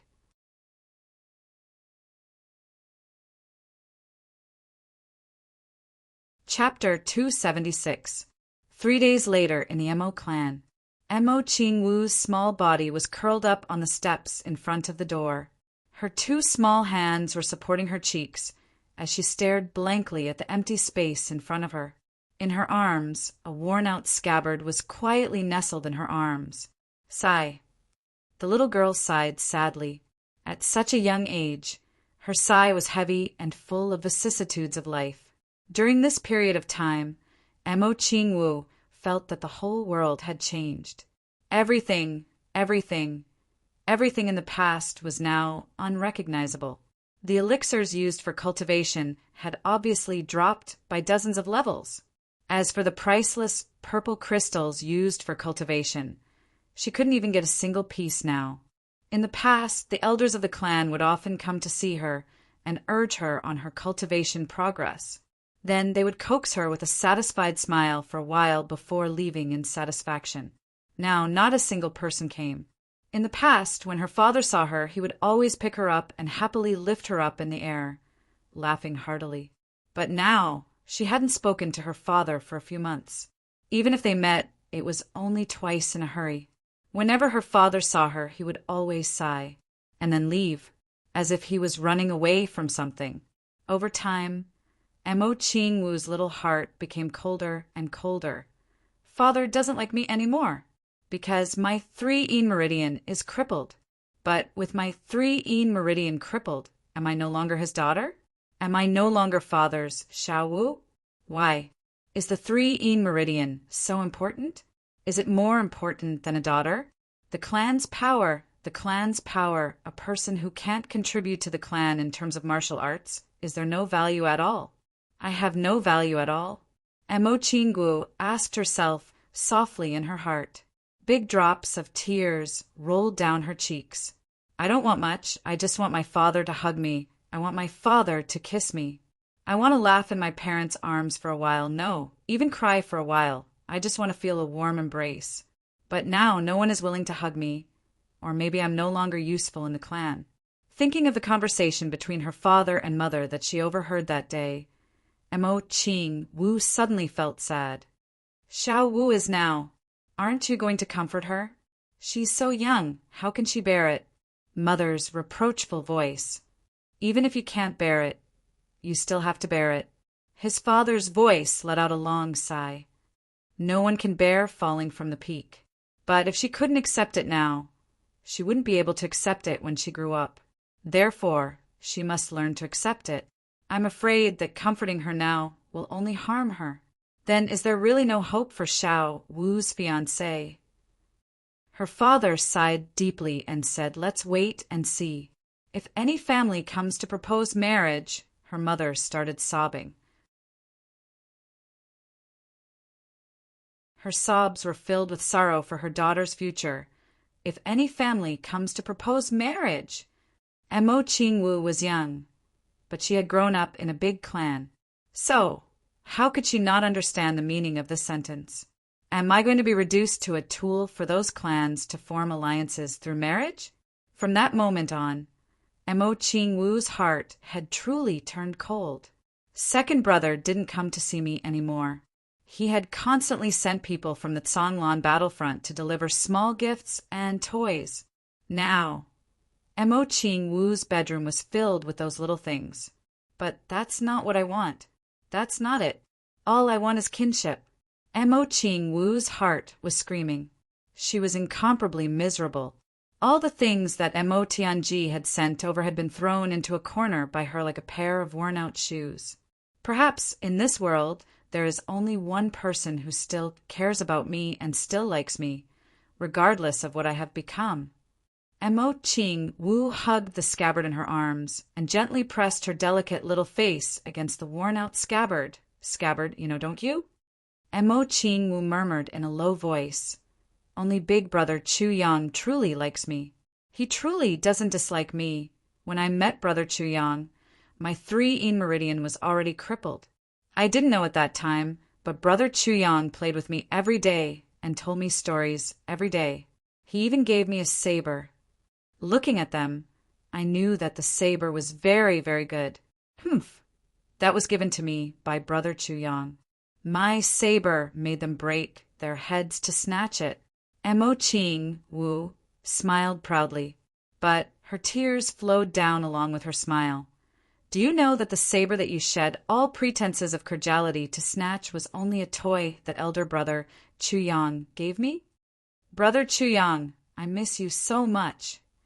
Mo Ching Wu looked at the empty space in front of her and said weakly, I don't want to stay here anymore. I don't like here, although this is my home. Miss, it's cold outside. Let's go inside. A maid walked over softly. Okay. Zhen Qing Wu wiped her tears and stood up with the scabbard in her arms. Her little face became expressionless again. Mo Ching Wu's experience during this period of time had greatly changed her state of mind. Since no one cares about me and no one cares about me, even if I want to cry, I won't let anyone see it. Even if I'm sad, I'll only be sad in my heart. I won't let you see me as a joke. I'll only cry when I see Brother Chuyang. The atmosphere in the Mo clan was somewhat gloomy these days. Songlan battlefront had undergone drastic changes. The martial arts training ground of the major clans was in turmoil during this period of time. The seal had cracked open. Songlan battlefront was filled with all kinds of spirit beasts. The territory was vast, and the pelts and cores of the spirit beasts were very popular goods. Moreover, Songlan battlefront was a place similar to the wilderness. Humans couldn't live in it. Therefore, every time they entered it, they would rush out after obtaining what they needed. The major sources of income for the major clans basically came from there. Songlan battlefront was also the best testing ground for the martial arts of the younger generation of the clans. As long as the younger generation didn't go deep into Songlan battlefront, they could challenge and kill ordinary spirit beasts. Not only could they hone their martial arts, they could also earn income and increase the clan's foundation. It was also the best place for the younger generation to make a name for themselves. Of course, this place had been abandoned for tens of thousands of years. There were also countless spirit herbs inside. And these spirit herbs were also things that the clans longed for. But recently, the seal had cracked open. No one would have thought that when the seal cracked open this time, the 3 Stars Divine Clan would come out from inside. 10,000 years ago, they were the mortal enemies of mankind. After the 3 Stars Divine Clan came out, they occupied a large area. Then, they used their innate talent to urge the spirit beasts to form one area after another within Songlan battlefront. Everyone minded their own business, but once a human entered, they would rise up and attack him. This was equivalent to the originally unorganized and undisciplined spirit beasts transforming into a well-trained army. And these areas were gradually expanding. So far, there was a faint momentum of expanding beyond Songlan battlefront. For the major clans of the lower heavens, this was absolutely unbearable. Therefore, after New Year's Eve, the major clans held on for a period of time. Without prior consultation, they issued a mobilization order and a summon order. They ordered the people outside to immediately rush back to Songlan battlefront, lower 3 heavens, Great Jiao Prefecture City. Chuyang and Gu Duxing were nestled in a place. They hadn't moved for a long time. Both of them were digesting the results of this trip. Gu Duxing's cultivation had broken through to 4th grade revered sword artist 2 days ago. He had taken another solid step forward. And Chuyang didn't let him go either. Calamity Sword.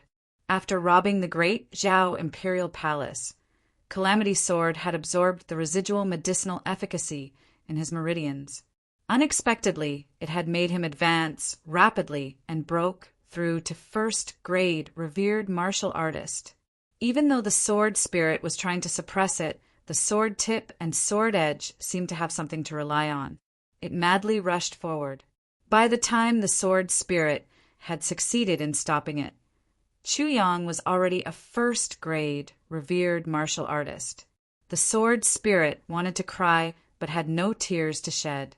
And the residual medicinal efficacy was too much. The place where the two lived was not far from heaven-reaching tower. Therefore, they could completely see the movements of heaven-reaching tower. The major clans didn't find anything in the ruins of Golden Horse Riders Department. As expected, they found the Changxiang residence.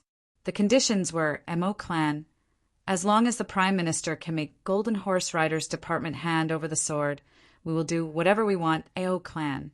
As long as the Prime Minister can make Golden Horse Riders Department hand over the sword, we will do whatever we want. Xie clan. As long as Li clan. As long as Tu clan. As long as O clan. As long as, of course, they all spoke in unison. As long as Prime Minister Diwu doesn't make Golden Horse Riders Department hand over the sword, we will do whatever we want. For the first time in his life, Diwu Qingro tasted the feeling of being badly battered. Ao clan, Mo clan, and Xie clan were easier to deal with. Their words were softer. However, Tu clan was unreasonable. Tu Qianhao lived in the Prime Minister's residence and said, "If you don't give it to me, I won't leave." As for Li Xiong Tu, he commanded his king-level experts to compare notes with Golden Horse Riders Department every day. He said, "Compare notes just once." "Well, if you don't give it to me, then I will beat you until you give it to me." Diwu Qingro wouldn't have cared if it was an ordinary person. He would have directly ordered them to be expelled, locked up, or killed. However, these people were the treasures of the three great clans. They weren't ordinary people. How could Prime Minister Diwu endure this? He urged Jing Menghan more than once. It's best to quickly find that sword and then throw it out. Let them fight amongst themselves and do whatever they want. However, Jing Menghan was depressed. Where can I find that sword? Jingyu Master was also very anxious. In fact, he had to swallow his anger and gather his subordinates. He couldn't blame the other party for destroying his headquarters. Instead, he had to help them find the sword. However, the small hill was turned over and over again. Almost every stone was knocked open and turned into powder. The entire hill was flattened and then turned into a big pit. The pit got deeper and deeper, but they still couldn't find the sword. So much so that this place became a fertile field in the end. There was no other place where the soil was more delicate and fertile than this place.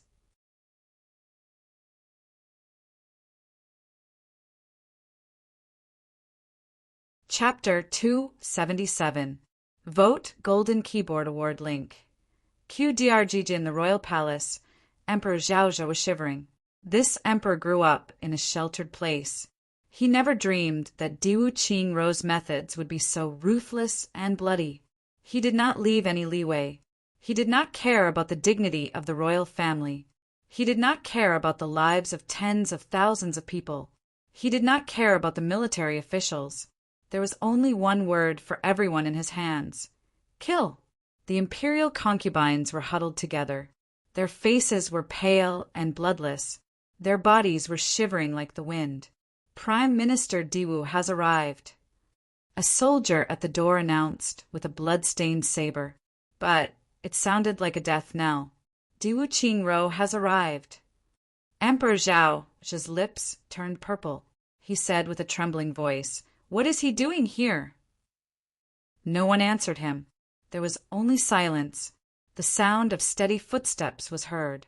Diwu Qingro had a gentle smile on his face. He calmly walked in step by step. He was wearing an ordinary cotton robe, and with his hands clasped behind his back, he walked in leisurely. His expression was still elegant and calm. It was as if he did not care about anything. But Zhao just seemed to see a demon from hell covered in blood. His eyes turned white, and he almost fainted. "Greetings, Your Majesty." Diwu Qingro greeted. Good, good, good, good. Greetings, Prime Minister. Zhao tried hard to control his facial muscles. He wanted to show a smile and not lose his temperament, but he did not succeed. Diwu Qingro stood with his hands behind his back. He slightly glanced. A guard quickly brought a chair and placed it behind him. Diwu Qingro smiled and sat down gracefully. Your Majesty. You and I are monarch and minister. It is fate. Diwu Qingro smiled and sighed. He said, I originally thought that we could work together to unify the country and stand at the peak for the world to worship. I have the ability to unify the country, and I also have the courage to do so. It is a pity that your Majesty does not trust me. Diwu Qingro sighed and looked at Zhao Zhao with pity. Why bother? Yes, it is my fault. Zhao Zhao did not dare to look at him. He said with a trembling voice, Yes, I was really wrong. Diwu Qingro chuckled. Back then, you didn't trust me. I had no choice but to find an opportunity on the battlefield to seize power. But I didn't expect that it would be much better than you giving me military power. Diwu Qingro slightly narrowed his eyes. It seemed as if he was recalling the tragic battle of those years. One exchange after another, one battle after another. I, Diwu Qingro, have built up my reputation. I have also accumulated countless military merits. You have no choice but to reward me. And when it reached a certain point, all the commanding power in the front line was in my hands. The overall situation was set. You are no longer able to control me. Diwu Qingro's voice paused for a moment. Then he continued, Next, I will go on expeditions to the south and the north. Firstly, I will eradicate my enemies. Secondly, I will be an omnipotent commander in the eyes of the world. Even in the eyes of Iron Dragon City, I was the one who was in control of the battle, for the sake of great military exploits. But he was wrong. What I want is not military merit, but power. Diwu Qingro said casually, during that time the entire Great Zhao Empire's 12 million soldiers were deployed to the battlefield. What I want is familiarity with the army. I want the trust of the generals in the army, and I want to have control over each army. Because I know that you won't give me those things, so I can only fight for them myself. Countless ships and traps.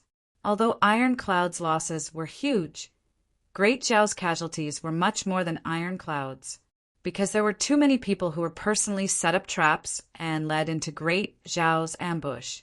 And those people were loyal to His Majesty and Great Zhao. But because I didn't trust you, I didn't trust those people. So I wanted people who were loyal to me. Diwu Qingro let out a long sigh. Finally, when the war came to an end and Ironclad was weakened, I stopped fighting and returned to the court with unparalleled military merits. Everyone thought that I deliberately gave Ironclad a chance to breathe. But that was not the case, Diwu Qingro said, because at that time I only had the army and no politics. So I had to come back and create a political situation that I could control. And at that time, the royal family's control over the country was still very strong.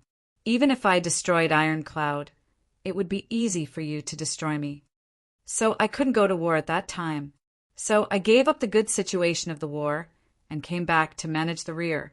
Diwu Qingro sighed deeply. If you could have trusted me at that time, I would have conquered the country for you by now. Unfortunately, you didn't, so now it's too late for you to deal with me. Diwu Qingro stood up. The army is the absolute truth. You don't have soldiers or generals. You want to deal with the leader of the army with just a bunch of rotten scholars? Your Majesty, don't you think this is too ridiculous?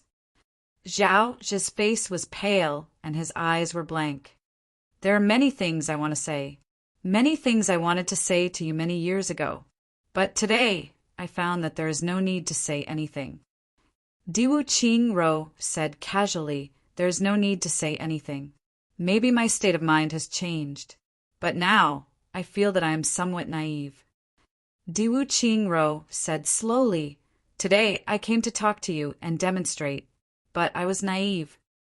Diwu Qingro stood up after he finished speaking.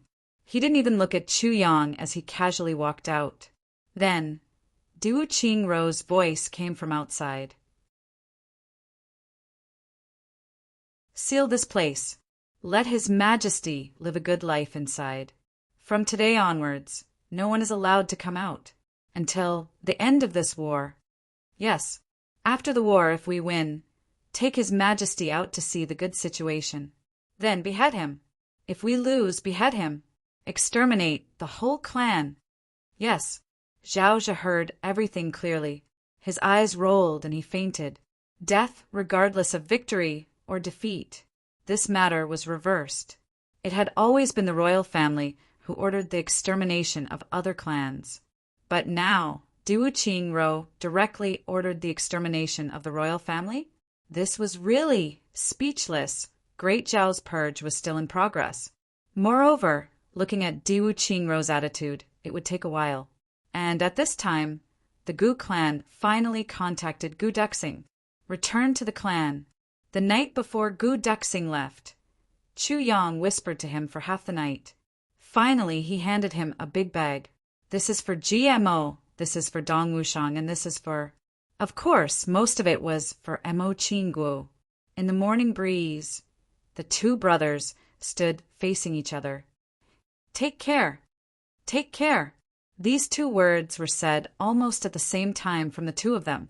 Then, Gu Duxing looked at Chu Yang silently and deeply. Then he turned and left without looking back. Good brother, I met you at a time of danger. You helped me. You gave me hope. You helped me cultivate. You've done everything you can for me. I will not let you down. Never. These words were in Gu Duxing's heart, but he did not say a word. Chu Yang also did not say anything. The parting seemed very simple, but both of them knew that the next time they met would be in 3 days, and not here. On the third day, the Mo clan suddenly became lively. This should not have happened. All the clans were preparing for war in the Tsanglan battlefront, but the Mo clan was suddenly as busy as a marketplace. On this day, Mo Xingqian was discussing matters with the great elder in the study. Suddenly, a servant came to reporting to clan master. The two young masters have arrived. Young masters? Mo Xingqian was surprised. The two young masters, Jizhu and GMO, have arrived. Oh, let them wait in the living room. Inform the Grand Duke to welcome the guests. Yes, young Master Jizhu is already drinking tea in the living room. But second young Master Ji has gone to the inner residence to find young Miss. Young Miss? What young Miss? Mo Xingqian was surprised. It's young Miss Xiao Wu. The servant lowered his head and pursed his lips in a hidden place. Xiao Wu. Mo Xingqian was surprised. Why is GMO looking for Xiao Wu? Inner residence. Brother GMO. Mo Qingwu's surprised cheer resounded through the entire backyard. She practically flew over. Brother GMO, why are you here? Where's Brother Chu Yang? Is he also here? Your brother Chu Yang didn't come. GMO said the sentence and saw Mo Qingwu's small face fall. He hurriedly hugged her in his arms. He comforted her. But even though your brother Chu Yang didn't come, he asked me to bring you many good things. Really? Mo Qingwu opened her eyes wide and became excited. Where? Of course it's true. GMO suddenly realized that something was wrong. Why are you so much lighter? Why are you so thin? Second young Master Ji was furious. Who bullied you? No one bullied me. Mo Qingwu's eyes flashed and then dimmed. She raised her face and begged. Brother GMO, I don't want to live here anymore. Can you take me to your house to live? GMO hesitated. No. A voice came. Xiao Wu, this is your own house. How can you leave? The one who spoke was an elder from a branch of the Mo clan. He was under the orders of the clan master to invite GMO to the hall. Xiao Wu, what happened? GMO put down Mo Qinggu and slowly stood up. He looked at the king-level master of the Mo clan. Second young Master Ji, this? The master hesitated for a while. Seeing Gmo's face become more and more ugly, he finally pulled Gmo aside and whispered in his ear. 3 Meridian was destroyed. Gmo was stunned. After he came to Heavenly Armament Pavilion, Chuyang didn't tell him about Mo Qingwu's 3 Meridian being destroyed, so he only knew now.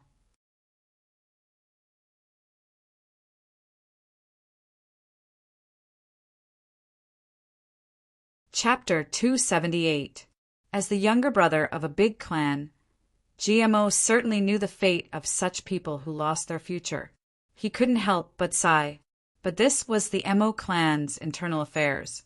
Although he was a cousin, it was inconvenient for him to intervene. He could only silently decide in his heart, if there is really a key, then I must do my best to find a good home for my cousin, so that she won't suffer for the rest of her life. You go first. I'll accompany Xiao Wu. I'll be there later. Gmo said. Mo Qingwu watched from the side. Her eyes were filled with tears.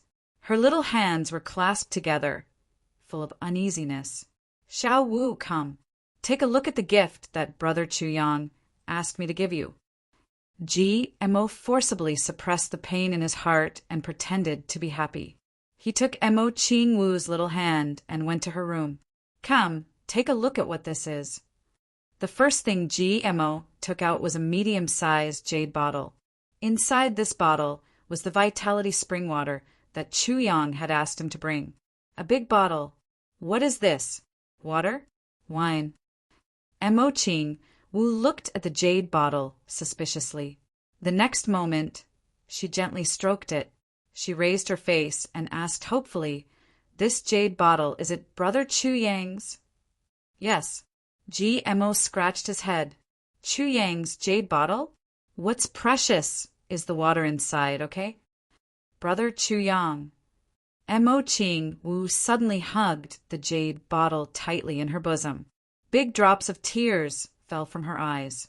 At this moment, seeing this jade bottle, Mo Qingwu felt as if she had seen Chuyang himself. The pain that had been suppressed for several months suddenly rushed up like a flood. She cried for a long time. Gmo was at a loss. He completely didn't expect that a mere jade bottle would make Mo Qingwu so emotional after a long time. Mo Qingwu finally stopped sobbing. Drink it quickly. This is a priceless treasure, the vitality spring water. Gmo lowered his voice and said, Your brother Chuyang repeatedly told me to watch you drink it with my own eyes. But I can't bear to drink it. Mo Qingwu blinked her big eyes and looked at Gmo. There's no more after drinking it. Silly girl, what is there to be reluctant about? Gmo hurriedly advised. After drinking this, your body will improve a lot. Moreover, even if you get injured, it won't leave a scar. But I still can't bear to drink it. Mo Qingwu was on the verge of tears. Can I keep it? But if you don't drink, Big Brother Gmo will be angry. Gmo said in confusion. But seeing that it didn't work, he could only say, If your big brother Chuyang knew that you didn't drink the vitality spring water that he went through untold hardships for you, he would be heartbroken. Then I'll drink.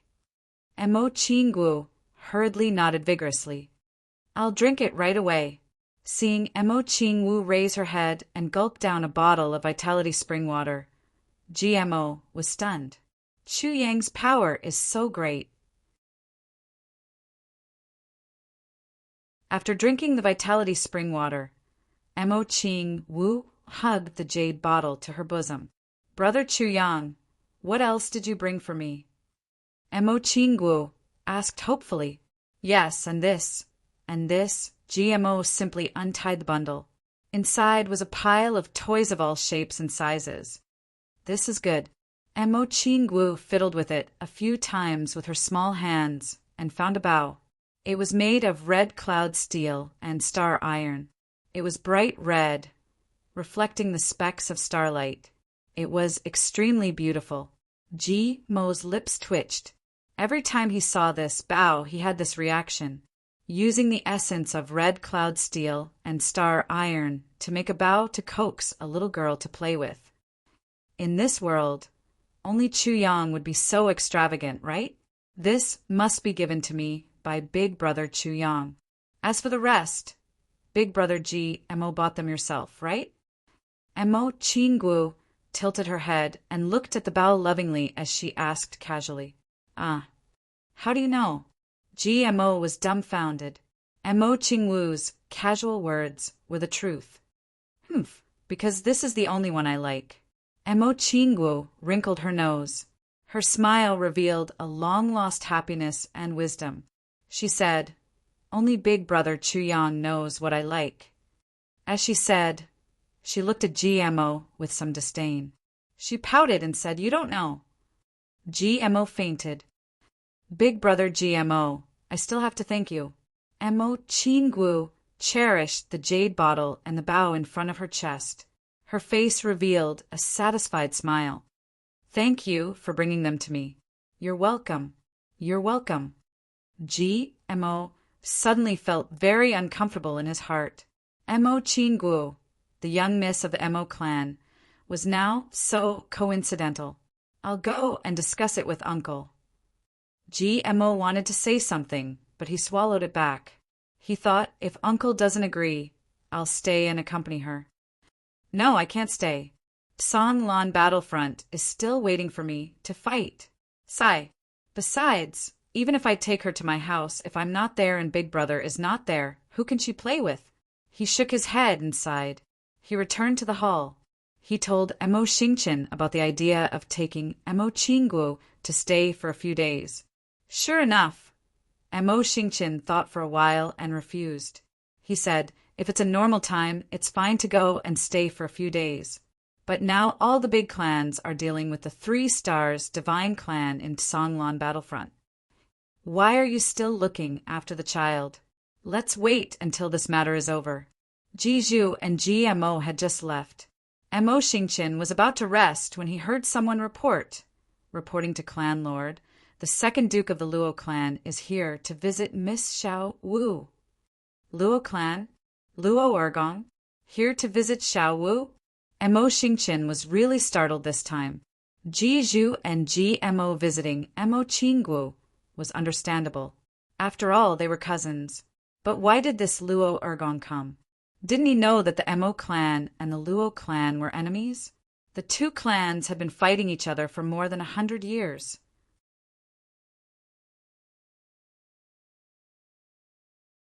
It could be said that there was an irreconcilable enmity between the 2 clans. This Luo Ergong actually came to visit Xiao Wu at this time? Did he have an ulterior motive? Knowing that our clan's genius was crippled, he deliberately came to humiliate us? But even so, he was really too audacious. You should know that if things go wrong, this Luo Ergong may lose his life here. Please come in. Mo Xingchen said indifferently. He stood up at the same time.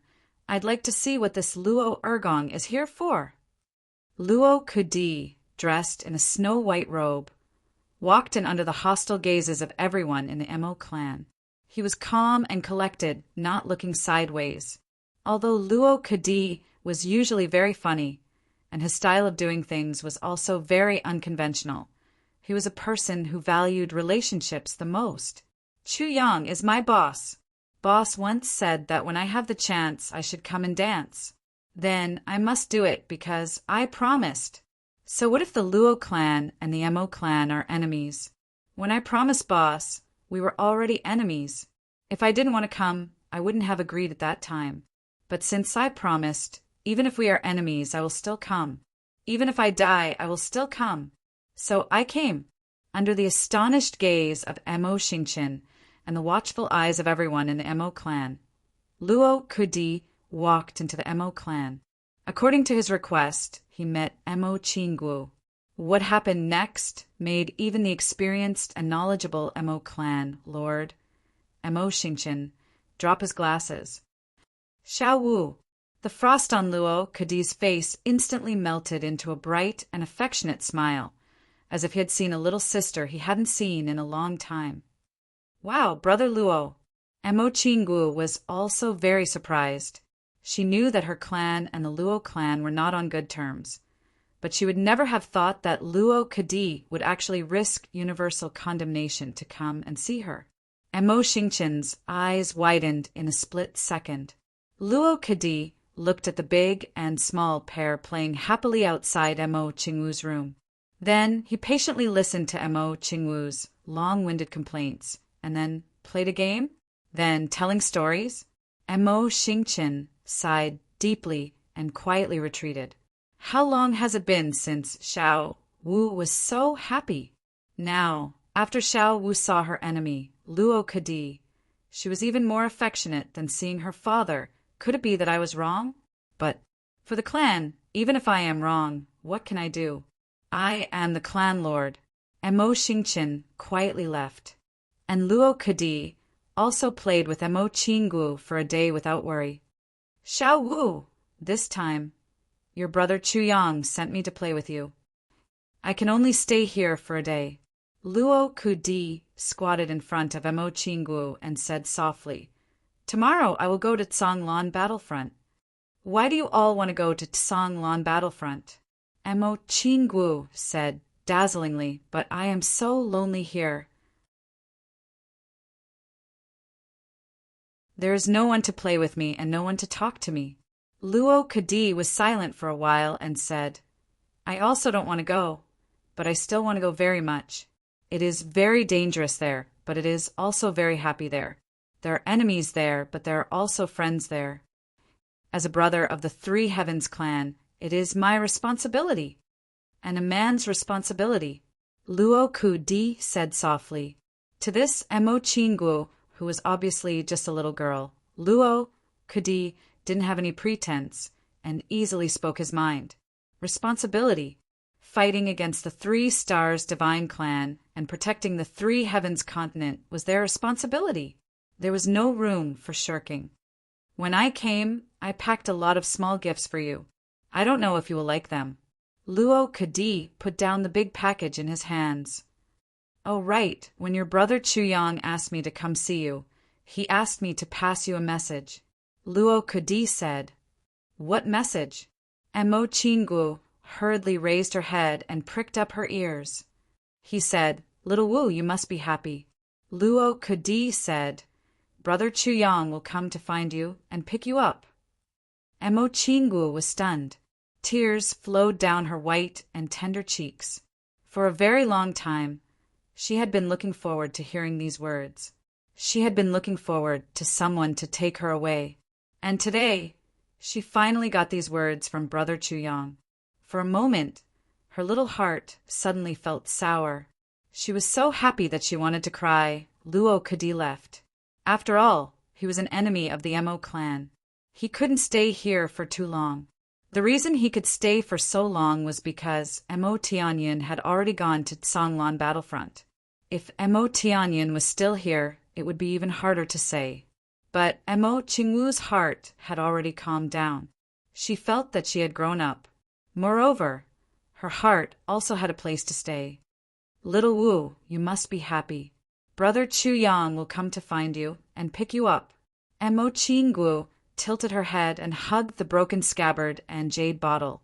Wearing a rainbow starlight bow on her head, she imitated Chu Yang's voice and murmured softly. Her voice was very soft, so soft that it was as if she was having a beautiful dream and was afraid of waking up. Brothers and sisters, the double monthly votes have already started. Please support me. To be continued. If you like this work, you are welcome to vote for it. Your support is my greatest motivation.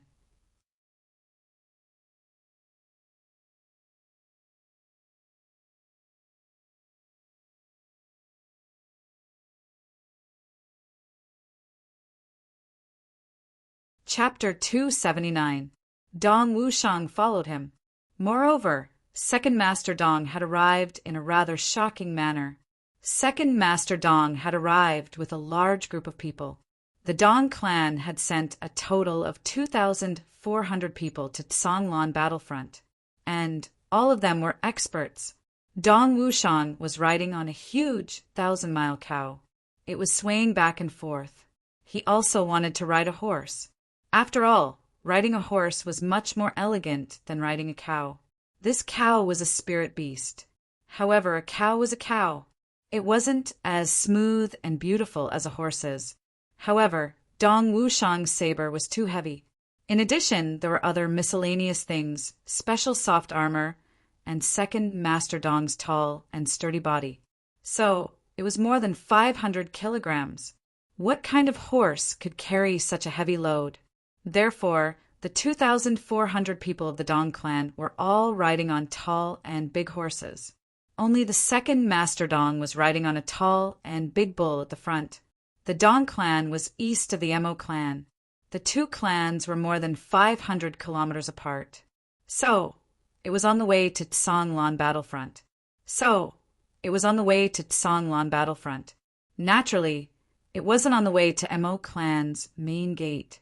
It was such a coincidence that second Master Dong had strongly requested this. Therefore, the large group of people had changed their direction and had arrived in a grandiose manner. Dong Wulei, who was leading the group, didn't want to change their direction. After all, they would have to travel for at least 2.5 days if they changed their direction. This was too much of a waste of manpower and money. However, the most helpless and humiliating thing for young Master Dong was that he couldn't beat Dong Wushang at this moment. Dong Wushang blatantly threatened his elder brother. Change your direction if you don't want to lose face in front of these 2,400 people and get beaten up by me. Young Master Dong had no choice but to change their direction after he had cursed for a long time. The sound of carriages and horses neighing was heard. It seemed as if they had come to seek revenge. The 2,400 people of the Dong clan were led by second Master Dong. They had arrived at the Mo clan's territory in an awe-inspiring and murderous manner. They had arrived at the Mo clan's main gate. Second Master Dong carried his saber and jumped off his horse. Then he shouted at the gatekeeper in a rough voice, "Go! Inform them that the second master of the Dong clan, Dong Wushang, has come to visit Miss Mo Ching Wu." The guards at the entrance of the Mo clan were already dumbfounded. They were so scared that their legs were cramping. "Phut! Why are they glaring at us? Could it be that they are enemies?" As soon as he heard this, he felt as if he had been granted amnesty. He hurriedly turned around and went in to report. Patriarch Mo Xingchen was truly depressed. This time he was really depressed. Why wasn't it over yet? One by one. And to visit our family's youngest daughter, who has already become a cripple? The Dong clan and the Mo clan had never interfered with each other. However, the Dong clan was stronger than the Mo clan in terms of strength. Moreover, the relationship between the two brothers of the Dong clan was very good. They weren't like the two brothers of the Mo clan who were at loggerheads with each other. So, it could be said that the Dong clan would certainly suppress the Mo clan in the future. Therefore, Mo Xingchen had no choice but to personally welcome him. When he came out to take a look, he was shocked. So many people are here to visit Xiao Wu. Are they here to fucking demonstrate their strength? This must be Patriarch Mo. Dong Wushang cupped his hands and respectfully said, "Wushang has been entrusted by someone to visit Xiao Wu, and it just so happens that it's on the way to the Tsonglan battlefront. I hope Patriarch Mo won't take offense to my rudeness." "Nephew Dong, what are you talking about? Please come in quickly. This old man is extremely happy that you've come."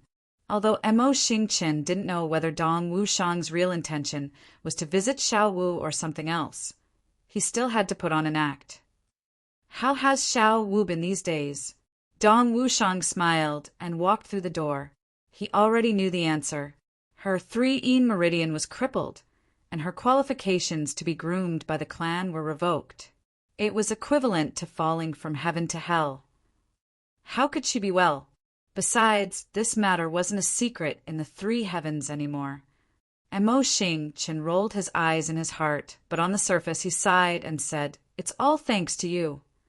"You're wrong. It can't be all thanks to me." Dong Wushang glared and said, "Since when did I, Dong Wushang, have such great fortune?" Mo Xingqin was so angry that he looked like a Buddha ascending to heaven. Fuck, aren't your words too unpleasant to hear? I respect you as the second Duke of the Dong clan, but this old man personally coming out to greet you is already giving you a lot of face. Why are you still speaking in such an eccentric tone? Everyone says that the two dukes of the Dong clan are steady, but why is this person acting like the second Duke of the Dong clan today?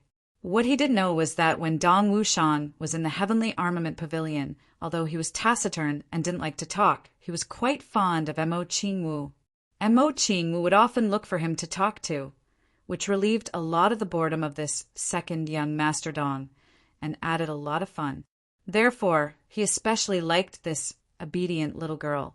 This time, when he heard that Mo Qingwu had suffered grievances in the clan because her 3-yin meridian was crippled, Dong Wushang was already full of anger. This time he came to visit Mo Qingwu, but his real purpose was to use this opportunity to vent Mo Qingwu's anger. Therefore, he purposely put on this attitude to disgust people. Besides, he had spent so much time with Luo Kadi and GMO, these two hoodlums and bandits. This vivid image of a ruffian didn't need to be pretentious. He just opened his mouth and said it. I don't know how second young Master Dong and my daughter met.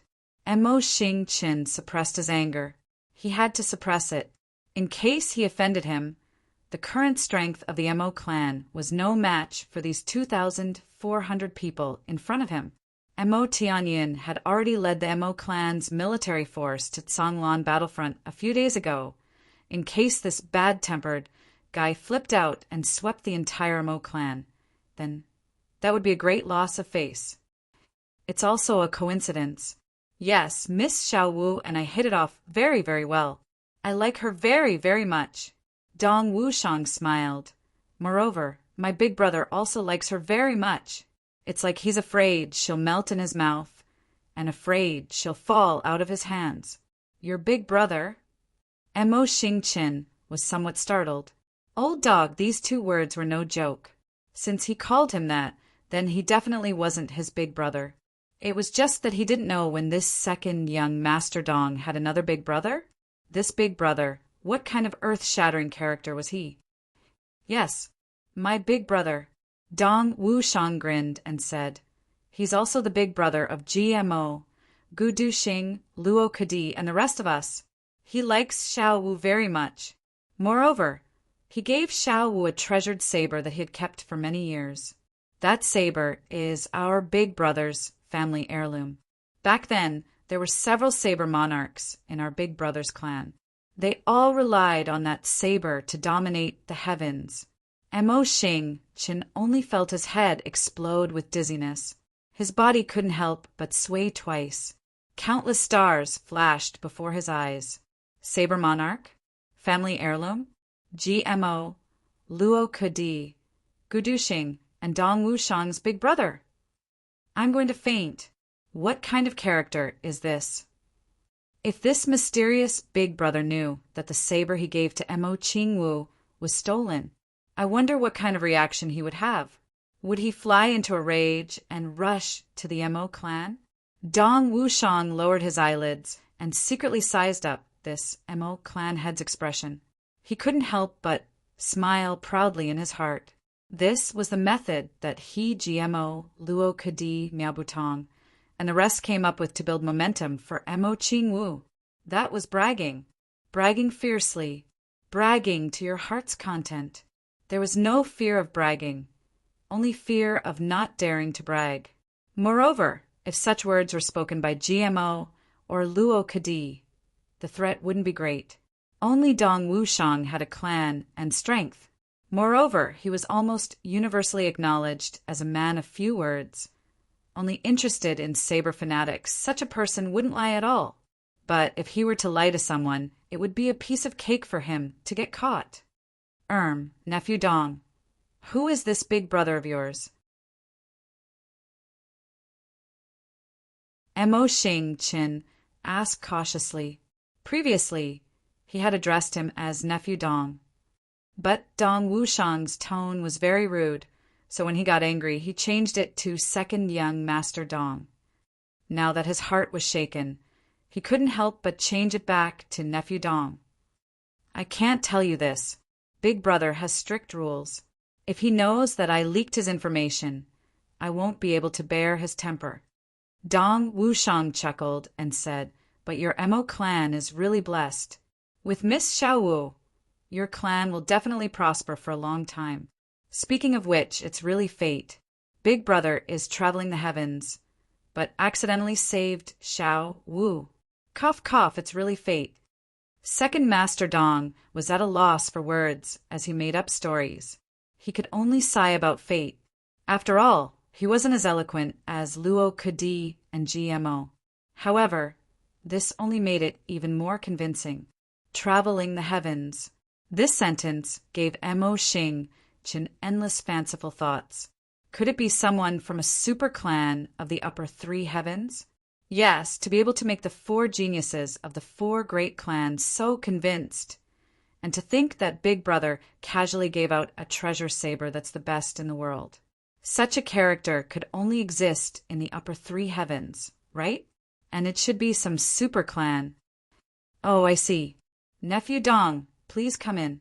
Mo Xing Chen hurriedly extended his hand to welcome the guest. He realized that he was still blocking the guest at the door. This was a great disrespect. Yes, I'm going in, but I'm leaving after seeing Xiao Wu. I still have to go to the Songlan battlefront to play. Dong Wushang squinted his eyes and said, Uncle Mo, you must take good care of Xiao Wu. My big brother is currently prescribing medicine for Xiao Wu. He won't be here for a while, but I reckon it won't be long before he comes to treat Xiao Wu's illness. Dong Wu smiled meaningfully and said, My big brother has the ability to transcend the heavens and see through the earth. Ah. And Mo Xing Chen was delighted. He asked suspiciously, But I wonder, how confident are you? I can't say for sure. Dong Wushang frowned. Which big brother of yours really has such means? Mo Xing Chen asked. Uncle Mo. Dong Wushang stood still and looked at him. He suddenly took down the saber from his shoulder. What do you think of my saber?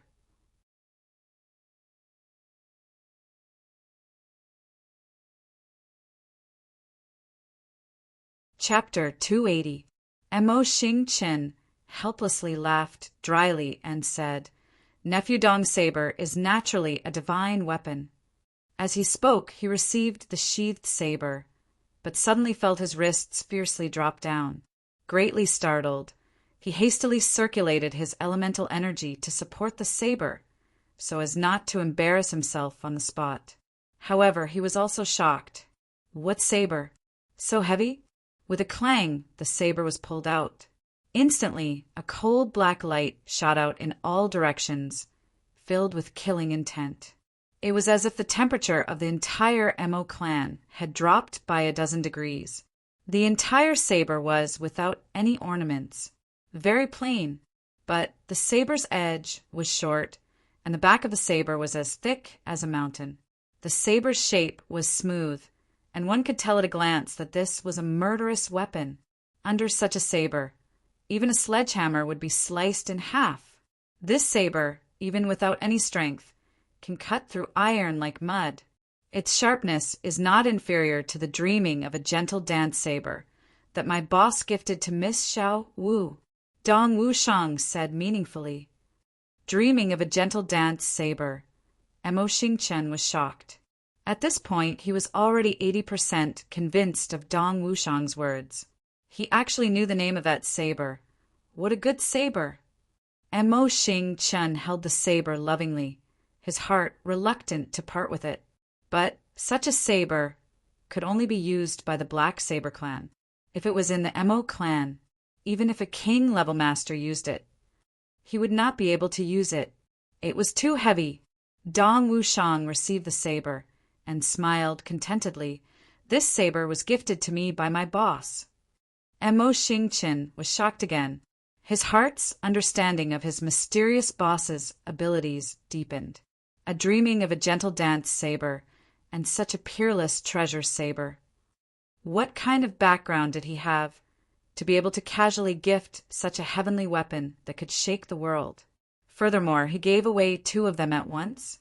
Dreaming of a gentle dance saber was given to Miss Xiao Wu because of the 2 words Qing Wu in her name.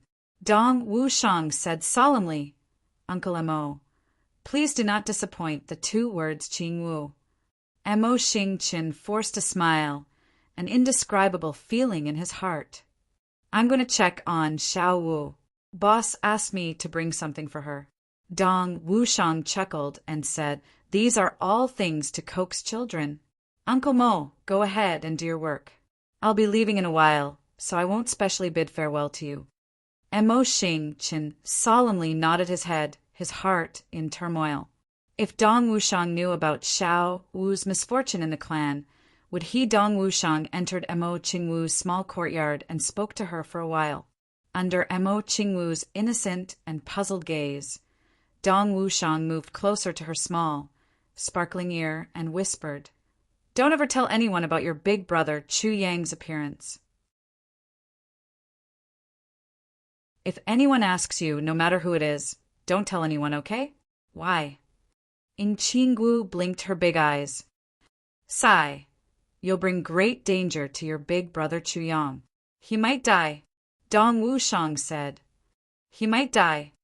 These few words had thoroughly frightened Mo Qingwu. "I won't tell you." The little lowly fiercely nodded her head with a determined expression. The bow on her head buzzed as she nodded her head. Dong Wushang left. Mo Xingchen thought for a long time and finally decided to look for his daughter to ask about the situation. "Xiao Wu, the person who saved you that day, what did he look like?" Mo Xingchen sat beside Mo Qingwu and asked gently, "He saved you. It's a great kindness. We have to think of a way to repay him." I forgot." Mo Qingwu blinked her eyes. "Forgot?" Mo Xingchen was startled. "Yes." Mo Qingwu nodded her head vigorously. "I really forgot." Mo Xingchen wanted to ask more, but he saw a deep sense of fear and hatred in his daughter's eyes. He couldn't help but tremble all over, his whole body weak. Such a look of fear and hatred was clearly because she saw him. She looked at her biological father as if she was looking at a life and death enemy. She was still a child, a little girl. Even now, she was only 10 years old. Why did she have to endure so much pain? Mo Xingchen's heart softened as he stretched out his hand, intending to caress his daughter. However, Mo Qingwu's body trembled violently as she looked at her father in alarm. She shrank back a little, avoiding her father's hand. Mo Xingchen's hand stopped in midair. His eyes flashed with pain. Then he gently retracted his hand and let out a long sigh. How could he not know? The cold treatment these days, compared to before, was like heaven and earth, had already caused an indelible wound to Mo Qingwu's young heart. Mo Xingchen could totally imagine these days would be unforgettable for his daughter. Even her personality would change greatly, and she would never be able to walk out of this pain for the rest of her life. But he could only do so because he was the clan head of the Mo clan. What he considered was forever the interests of the Mo clan as a whole, forever the survival of the Mo clan, and never the kinship of a father. Sitting in this position, he could no longer have any kinship. What Mo Xingchen didn't know was, Mo Qingwu's heart was actually still yearning for her father's caress. She had always longed for that warm embrace. Her retreat just now was only because the recent experiences had made her feel inferior and subconsciously avoided. It was also because of a little girl's pique. But if Mo Xingchen reached out his hand again, Mo Qingwu would definitely throw herself into her father's embrace and cry to her heart's content. She had been longing for this embrace where she could cry for a long time. Even in her dreams, she was being hugged by her father, but when she saw Mo Xingchen's hand stop in the air for a while and retract it, Mo Qingwu was completely in despair. Really, he's not even willing to hug me? After the visits of GMO, Luo Kadi, and Dong Wushang, who could be said to be outsiders, Emo Chingwu could especially feel her father's alienation towards her. Emo Chingwu's beautiful big eyes were filled with a deathly gray of despair. Her delicate red lips also became pale at this moment, without any color. At this moment, she remembered Dong Wushang's words. Because if they know, your brother Chuyang will most likely die. Sure enough, after brother Wushang left, father came to inquire about brother Chuyang. He didn't come to see me at all, but to get news about brother Chuyang from me. To kill him, Emo Chingwu suddenly felt her heart turn into ice. She looked at the person closest to her with hatred. Her heart was only screaming madly. Why? Why are you so unfair to me? Why are you so cruel to me? There are already very few people in this world who are willing to treat me well. Why do you still want to hurt my brother Chuyang? Do you want no one in this world to treat me well before you are satisfied? Emo Chingwu lowered her head, not moving at all. Little Wu, go to the room. It's cold outside. Emo Xing sighed deeply, lowered his head, and said, Don't run around. If you have time, learn needlework from your mother. This was the longest sentence he had said to his daughter in a long time. He was not without concern. He had finally given up on getting information from his daughter. Just let his daughter have a beautiful memory. As for the future, let's talk about it in the future. However, his last words made Emo Chingwu even sadder. Learn needlework. I know, Emo Chingwu said in a low voice, extremely disappointed. Then she slowly turned around and walked into her room, step by step. She lowered her head, never lifting it up. Her small figure walked all the way into the room, never turning back. With a smack, a big teardrop fell on the stone steps in front of the door. Then Emo Chingwu entered her room and gently closed the door behind her. The two doors slowly closed, but it seemed that the door of Emo Chingwu's heart was also completely closed at this moment. She shut her home, shut this world out. From now on, this heart was sealed in ice. Emo Xing stared at the closed door in a daze. He suddenly felt a wave of pain in his heart just now, as if he had vaguely felt that he had already lost his daughter. It seemed that once his daughter closed the door, she would never open it again in this lifetime. He shook his head and expelled this absurd emotion from his mind. He smiled bitterly in his heart. How is this possible? She's still a child. She's just a little girl who has just turned 10 years old. Then he turned around and walked out, walking very quickly. Emo Chingwu's dreaming of a gentle dance saber was actually a gift from a big figure. This matter must be discussed with the clan elders immediately. We must not make a strong enemy because of this. We must discuss a foolproof plan with the elders.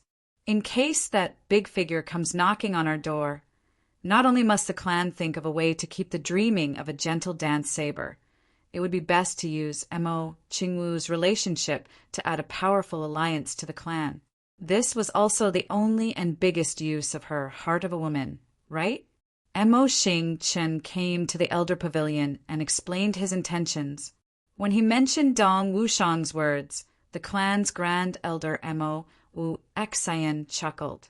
He slanted his eyes and said, Just based on this second young Master Dong's one-sided words, you, the clan head of the Emo clan, are shaken. This should not be fake, Emo Xing said. From the beginning, it can be seen that Xiao Wu must have been saved by an expert, and the dreaming of a gentle dance saber is definitely not something that an ordinary person can take out. That may not be so, Emo Wu Xian said. However, we cannot be careless about this matter. We can only wait and see, and wait for the arrival of that expert. If we can take it for our own use, it would be a wonderful thing. Before that, should we first hand over the dreaming of a gentle dance saber? Emo Xing probed. Just based on this second young Master Dong's few words, you actually want to hand over that peerless treasure saber to a trash without any future? If this is the Dong clan's conspiracy, and their goal is to seize the treasure saber, then what? Mo Wu Xan rolled his eyes and said, "If that's the case, do you know what the consequences will be? You must know that the Dong clan is also known as the Black Saber clan. They are the true experts in saber use."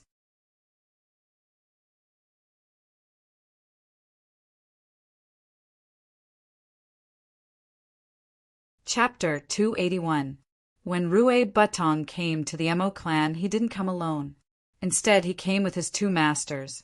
Compared to the previous few people, Rue Budong's arrival was the most important to the Mo clan. The previous few people all belonged to the clan. Belonging to the clan meant that they couldn't be poached. But with Rue Budong's identity, they didn't even have to worry about poaching. He and his 2 masters were free people. They didn't belong to any clan. Such a person with such strength was the dream target of all the clans of the 3 heavens. Besides, even if they couldn't recruit people like Stealing God and Thieving Ghost, they could still avoid many inexplicable losses if they had a good relationship with them. So the Mo clan showed great enthusiasm towards the arrival of Rue Butong and his master. A few elders and the clan lord personally came out to welcome them, giving them enough face. But when they heard that Rue Butong was here to visit Mo Ching Wu, Mo Xing Qin, and a few elders lost their voices. What was going on? Why was there an endless stream of people coming one after another? Not only was the Mo clan surprised, even Rue Budong's 2 masters were a little surprised. They had never seen this little brother care about a girl. Why did he have to come to the Mo clan to visit their young miss? Could it be that little Rue has taken a fancy to this girl? So the 2 elders came with the intention of seeing their disciple's wife. A large group of people went to Mo Ching Wu's small courtyard in a grandiose manner.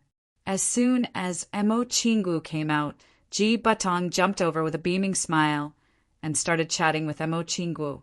The most surprised people weren't the Mo clan people, but the 2 great thieves who gave the entire 3 heavens a headache. Stealing God and Thieving Ghost looked at each other and saw each other's nose crooked.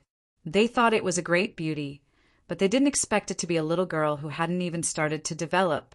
Look at this. It's definitely not a romantic relationship. The 2 old men who were anxious to hold their grandchildren were stunned. A few elders of the Mo clan sat with Stealing God and Thieving Ghost, watching Sher Butong talk to Mo Ching Wu. Mo Ching Wu felt uncomfortable and pulled Rue Butong into the room. Just as she stood up, Mo Ching Wu's head trembled. A red light flashed and starlight twinkled. Mo Wu Xan was immediately stirred up. He stared at the butterfly not on Mo Ching Wu's head and was startled. There was no mistaking it. This exquisite bow was definitely made of red cloud steel and star iron. It was made of the same material as the dreaming of a gentle dance saber. Even a piece of red cloud steel would require the full strength of an emperor-level expert. Who could be so extravagant as to make a bowknot out of red cloud steel? It's as thin as a cicada's wing and as light as a feather. It's so intricate and ingenious. Even a monarch-level expert wouldn't be able to do that, right? After Shabu Tong and his disciple left, Mo Wu Xan called Mo Ching Wu over alone. "Little Wu, who gave you the bow on your head?" "Elder brother Ji Mo gave it to me." Mo Ching Wu blinked her eyes, but her voice was very cold. "Nonsense." Soul Fighter was furious. GMO, G clan, as a family related by marriage, who didn't know what the G clan was capable of. How could the G clan make such a bow? What kind of joke was this? "It's really from where elder brother GMO came to see me last time," Mo Ching Wu explained. "She was careful. Elder brother GMO gave it to me.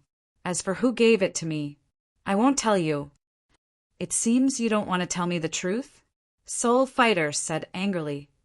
"It's really, humph." Soul Fighter flicked his sleeves and left. With his status, he couldn't do such a thing to a little girl. But this bow was definitely not from GMO. Everyone in the Mo clan was sure of this. If the G clan really had such an expert, they would have rushed to the upper 3 heavens long ago. Look, after this courtyard, you don't need to go out as you wish. Do you understand? If anyone comes in, you must report to the clan immediately. Soul Fighter left behind an order and left. Mo Chingwu bit her lips and stood in the courtyard. Tears rolled in her eyes, but she held them back. Humph! Are you treating me like a prisoner? Elder brother Chu Yang. Quickly come and pick me up. Quickly come and pick me up. I really don't want to stay here any longer. When Gu Duxing returned to the clan, he saw his adoptive father Gu Yunlan's sad face. His adoptive father used to have black hair, but today, half of it had turned white. The rest of it was also a little white. 2 of his biological sons had died at the same time. For the clan lord of the Gu clan, this was an unbearable blow. Adoptive father, what happened to you? Gu Duxing cried out in alarm. Oh, Duxing, you're back. It's good that you're back. Gu Yunlan heaved a long sigh. Then he held Gu Duxing's arm and said, You left home without saying a word a few days ago. Foster father was very worried. So he sent people to look for you. But there was no news of you. Where did you go? A few days ago I was in Iron Cloud. Gu Duxing lowered his head and said hesitantly, I know. You're feeling terrible, but... Gu Yunlan looked at the trees on both sides and said, Your sister, Xiao Miao's matter. She harmed the clan's interests. The consequences are serious. You have to understand this. I understand.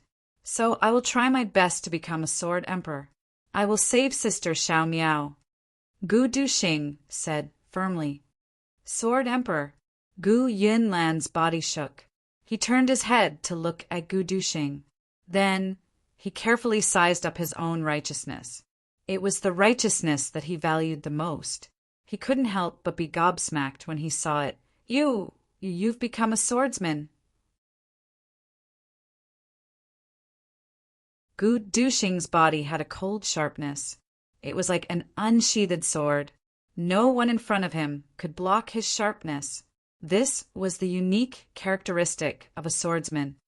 Yes, adoptive father, Gu Duxing said quietly. What grade of sword great master are you now? Gu Yunlan asked anxiously.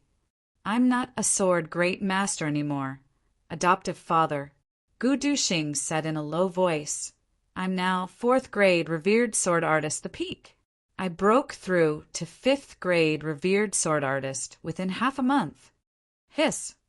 Gu Yunlan sucked in a breath of cold air. Gu Duxing left the clan less than a year ago. When he left, he was only a 5th grade sword great master. In just a few months, he had actually advanced by 10 levels. How? How is this possible? How did you do it? Or did you eat some kind of treasure? Gu Yunlan asked. There was only one explanation. He ate some kind of spiritual shackle by chance. After digesting the medicine, he advanced to the peak. However, this kind of thing only existed in legends. Could it really happen to Gu Duxing? I didn't eat any kind of treasure. I just met a strange person. Under his guidance, I advanced by leaps and bounds. Gu Duxing said casually, That's only because you're hardworking. However, to rise by 10 levels in a few months, that's too unexpected. Gu Yunlan exclaimed. Looking at Gu Duxing, his face suddenly revealed a bitter and gratified smile. The heavens took pity on me. The heavens didn't destroy my Gu clan after all. Duxing, the Gu clan will depend on you in the future. Gu Yunlan said sadly. A few days ago, we just finished their funerals. Gu Duxing hesitated for a long time and finally said firmly, Godfather. Actually, Gu Yanyang and Gu Yanyu. I know about them. Gu Yanyang and Gu Yanyu's deaths.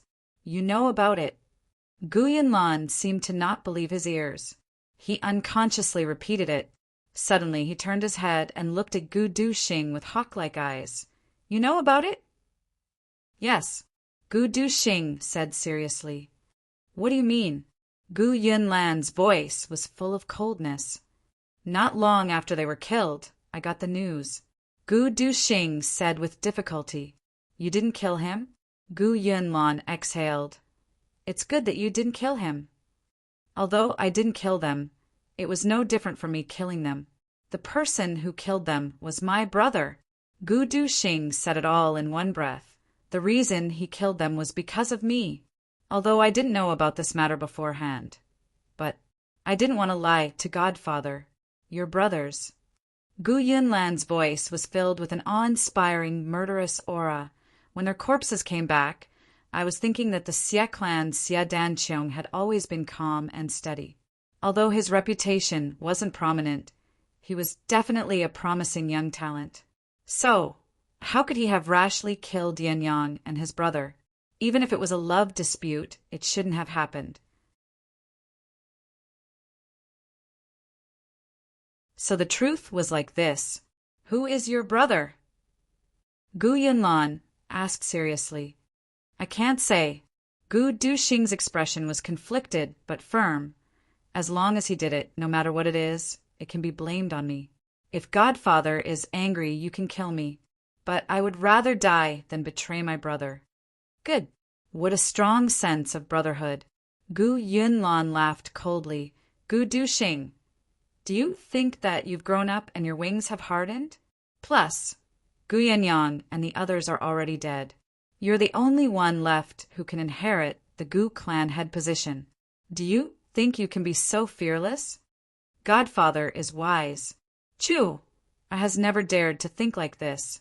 Gu Duxing's head was originally lowered, but at this moment he lifted it up and said proudly, I have always believed that a man should dare to bear the consequences of his actions. No matter what lies ahead, since I have done it, I will not regret it. I will bear the consequences. There's nothing that can't be said. Being open and above board is the direction of my sword cultivation. Being straight and not bent is my life's principle. If I hide it now, Godfather may not know for the rest of your life, because there's no evidence at the scene. Even if it's Xie Danqiong, he won't be able to find any evidence to clear his name. But I still have to say it because I don't want to lie to you. Gu Duxing said, if I don't bear the consequences of my brother's actions, who will? So, Godfather, no matter what you do, it's what you should do. I have absolutely no complaints. But as for betraying my brother, I would rather die than do that.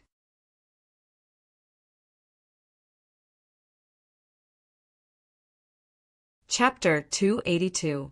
Gu Yunlan was silent for a long time. His sharp eyes stared at Gu Duxing for a long time. Finally, he let out a long sigh. Now that things have come to this, I only hope that you and your brother will give me an explanation in the future. Gu Yunlan said somewhat blankly, the two of them are useless, how could I not know? If the Gu clan had fallen into their hands, it would have been destroyed in a few years. But no matter what, they shouldn't have been killed. Gu Duxing was silent. Gu clan, Gu clan. Haha, if not for the foundation of the Gu clan, tens of thousands of people would be watching us eat. Gu Duxing, today I will kill you with my palms. Father, please calm down. Gu Yunlan snorted coldly and sighed deeply. The wrinkles on his face seemed to have deepened a lot. Regarding this matter, I still need to think carefully. Gu Yunlan sighed deeply and walked forward silently. After walking for 70 to 80 feet, he suddenly stopped. Without turning back, he said softly, this matter, don't let anyone know. Yes, father. Gu Duxing watched his father's figure desolately walk away. He could not help but feel his heart ache. This matter, was it wrong? Wrong. From Gu Yunlan's perspective, from Gu Yunlan's kindness to Gu Duxing, it was wrong. The kindness of raising him was as high as the heavens and as deep as the earth. But his own brother killed his own son.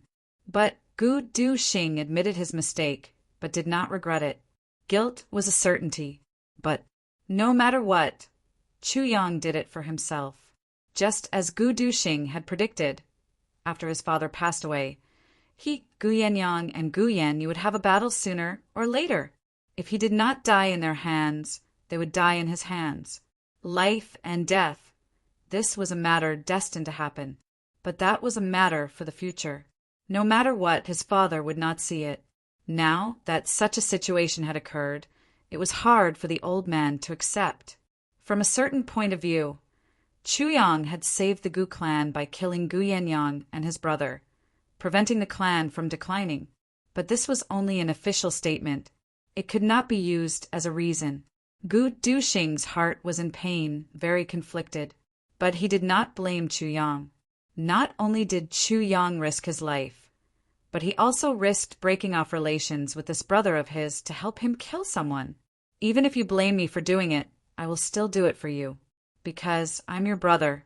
Sooner or later, there will be a battle between you and them. At that time, if you kill them, your conscience will be disturbed for the rest of your life, and it will become an inner demon that hinders your progress. But if I kill him, your conscience will be much less burdened. So even if you blame me, I will still do it. Even if I sever all ties with you, I will still do it. Even if we become enemies because of this, I still want to do it. And the sooner it was done, the better. I only want my brothers safe. For this reason, I did not hesitate to bear a body of sin, eternal infamy. So what? Chuyang didn't say these words. He didn't say a single word. But Gu Duxing could feel it. Therefore, today he had come to bear this crime for his brother. Even if I didn't know what my brother did, I'll take responsibility for it. Fight to the end.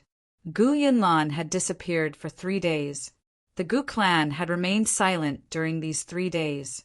The troops heading to the Tsanglan battlefront had already packed up and were ready to go. They were only waiting for the clan lord's command. On the 3rd day, Gu Yunlan finally came out.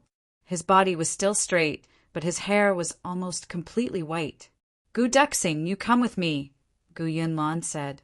Gu Duxing followed him. You take people to the Tsanglan battlefront, Gu Yunlan said in a low voice. But then he suddenly raised his head and shouted in a low voice, I want you. We will lead the Gu clan to show our might. Take the Gu clan and rush to glory. Take the Gu clan, rush to the upper 3 heavens. Can you do it? I can. Gu Duxing quivered and suddenly roared. Go. Foster father, I want to see sister Xiao Miao. Gu Duxing clearly knew that this request was somewhat inappropriate at this moment, but he still couldn't help but ask. These days of longing had tortured him to the point of collapse. The more he left, the more he thought of Gu Miaoling. Gu Duxing had finally returned to the clan after being deeply worried about it. This was his wish, to see Gu Miaoling. His only wish. Gu Yunlan stared deeply at him for a while. Then he finally said, Go. Come back immediately after you see her. Thank you, foster father. Gu Duxing was overjoyed. Gu Duxing flew away. Gu Yunlan looked at his back for a while. Then he let out a long sigh and muttered, It seems that Duxing really didn't do it. But Duxing, how good would it be if you didn't say anything? Do you know that I would rather fight a muddled war with the Xie clan? Then he took a big step forward and walked to the front of the clan. The flag above his head fluttered in the wind. Gu Yunlan stepped on a high platform and raised his hands. Suddenly there were thunderous cheers below. Clan Lord! Clan Lord! Everyone be quiet! Gu Yunlan clasped his hands behind his back. His body was ramrod straight. Under the flag, he looked like an unbreakable sharp sword. His eyes were filled with disdain as he said loudly, Today I will announce something. Everyone, please listen carefully. There was absolute silence below. From today onwards, Gu Duxing is the only successor of the Gu clan. Gu Duxing has full authority to decide this war in the Tsanglan battlefront. Yes. Everyone responded in unison. Anyone who is dissatisfied with, unfavorable to the young clan lord, or even secretly plotting against him is not allowed. Once discovered, they will be expelled from the clan.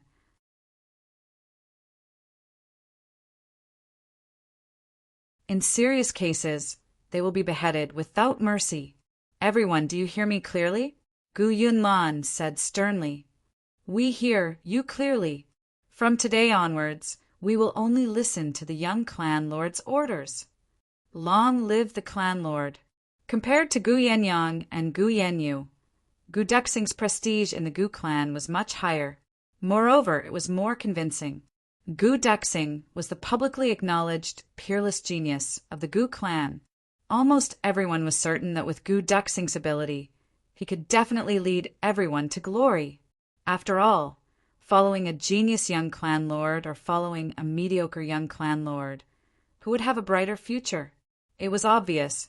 When Gu Yenyang and Gu Yenyu were in power, although these people did not say anything, they were full of pessimism about the clan's future. Therefore, when the Gu brothers died, besides a few people, almost no one in the Gu clan was sad. There were some who were relieved. These two incompetent bastards were finally dead. Because of the death of the Gu brothers, these people saw hope. Therefore, this time's expedition was filled with high morale. Gu Yunlan waited for the cheers below to die down before saying, Everyone, please wait here for a moment. After the young clan lord comes, we will set off immediately. Yes, this answer was even louder and more orderly. Gu Yunlan's heart was filled with bitterness. This kind of situation, when his son Gu Yenyang was alive, had never happened. Not even once. Gu Duxing sped along, passing through the garden and making a few turns. Finally, he arrived at the back of the Gu clan. This was where the dragon prison cave was located. But as he got closer, Gu Duxing's footsteps became slower and slower.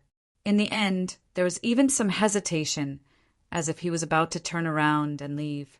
He was afraid. Gu Duxing had never been afraid of anything. Even if he were to face thousands of enemies alone, he could only face them with an expressionless face. Gu Duxing's courage could be said to be made of iron. But at this moment, when he was about to see Gu Miaoling's pouch, he was afraid, terrified. If Sister Xiao Miao ignores me? If Sister Xiao Miao will Sister Xiao Miao, what should I say when I see her? Finally, Gu Duxing stopped less than 100 meters away from the dragon prison cave. In front of him was a puddle.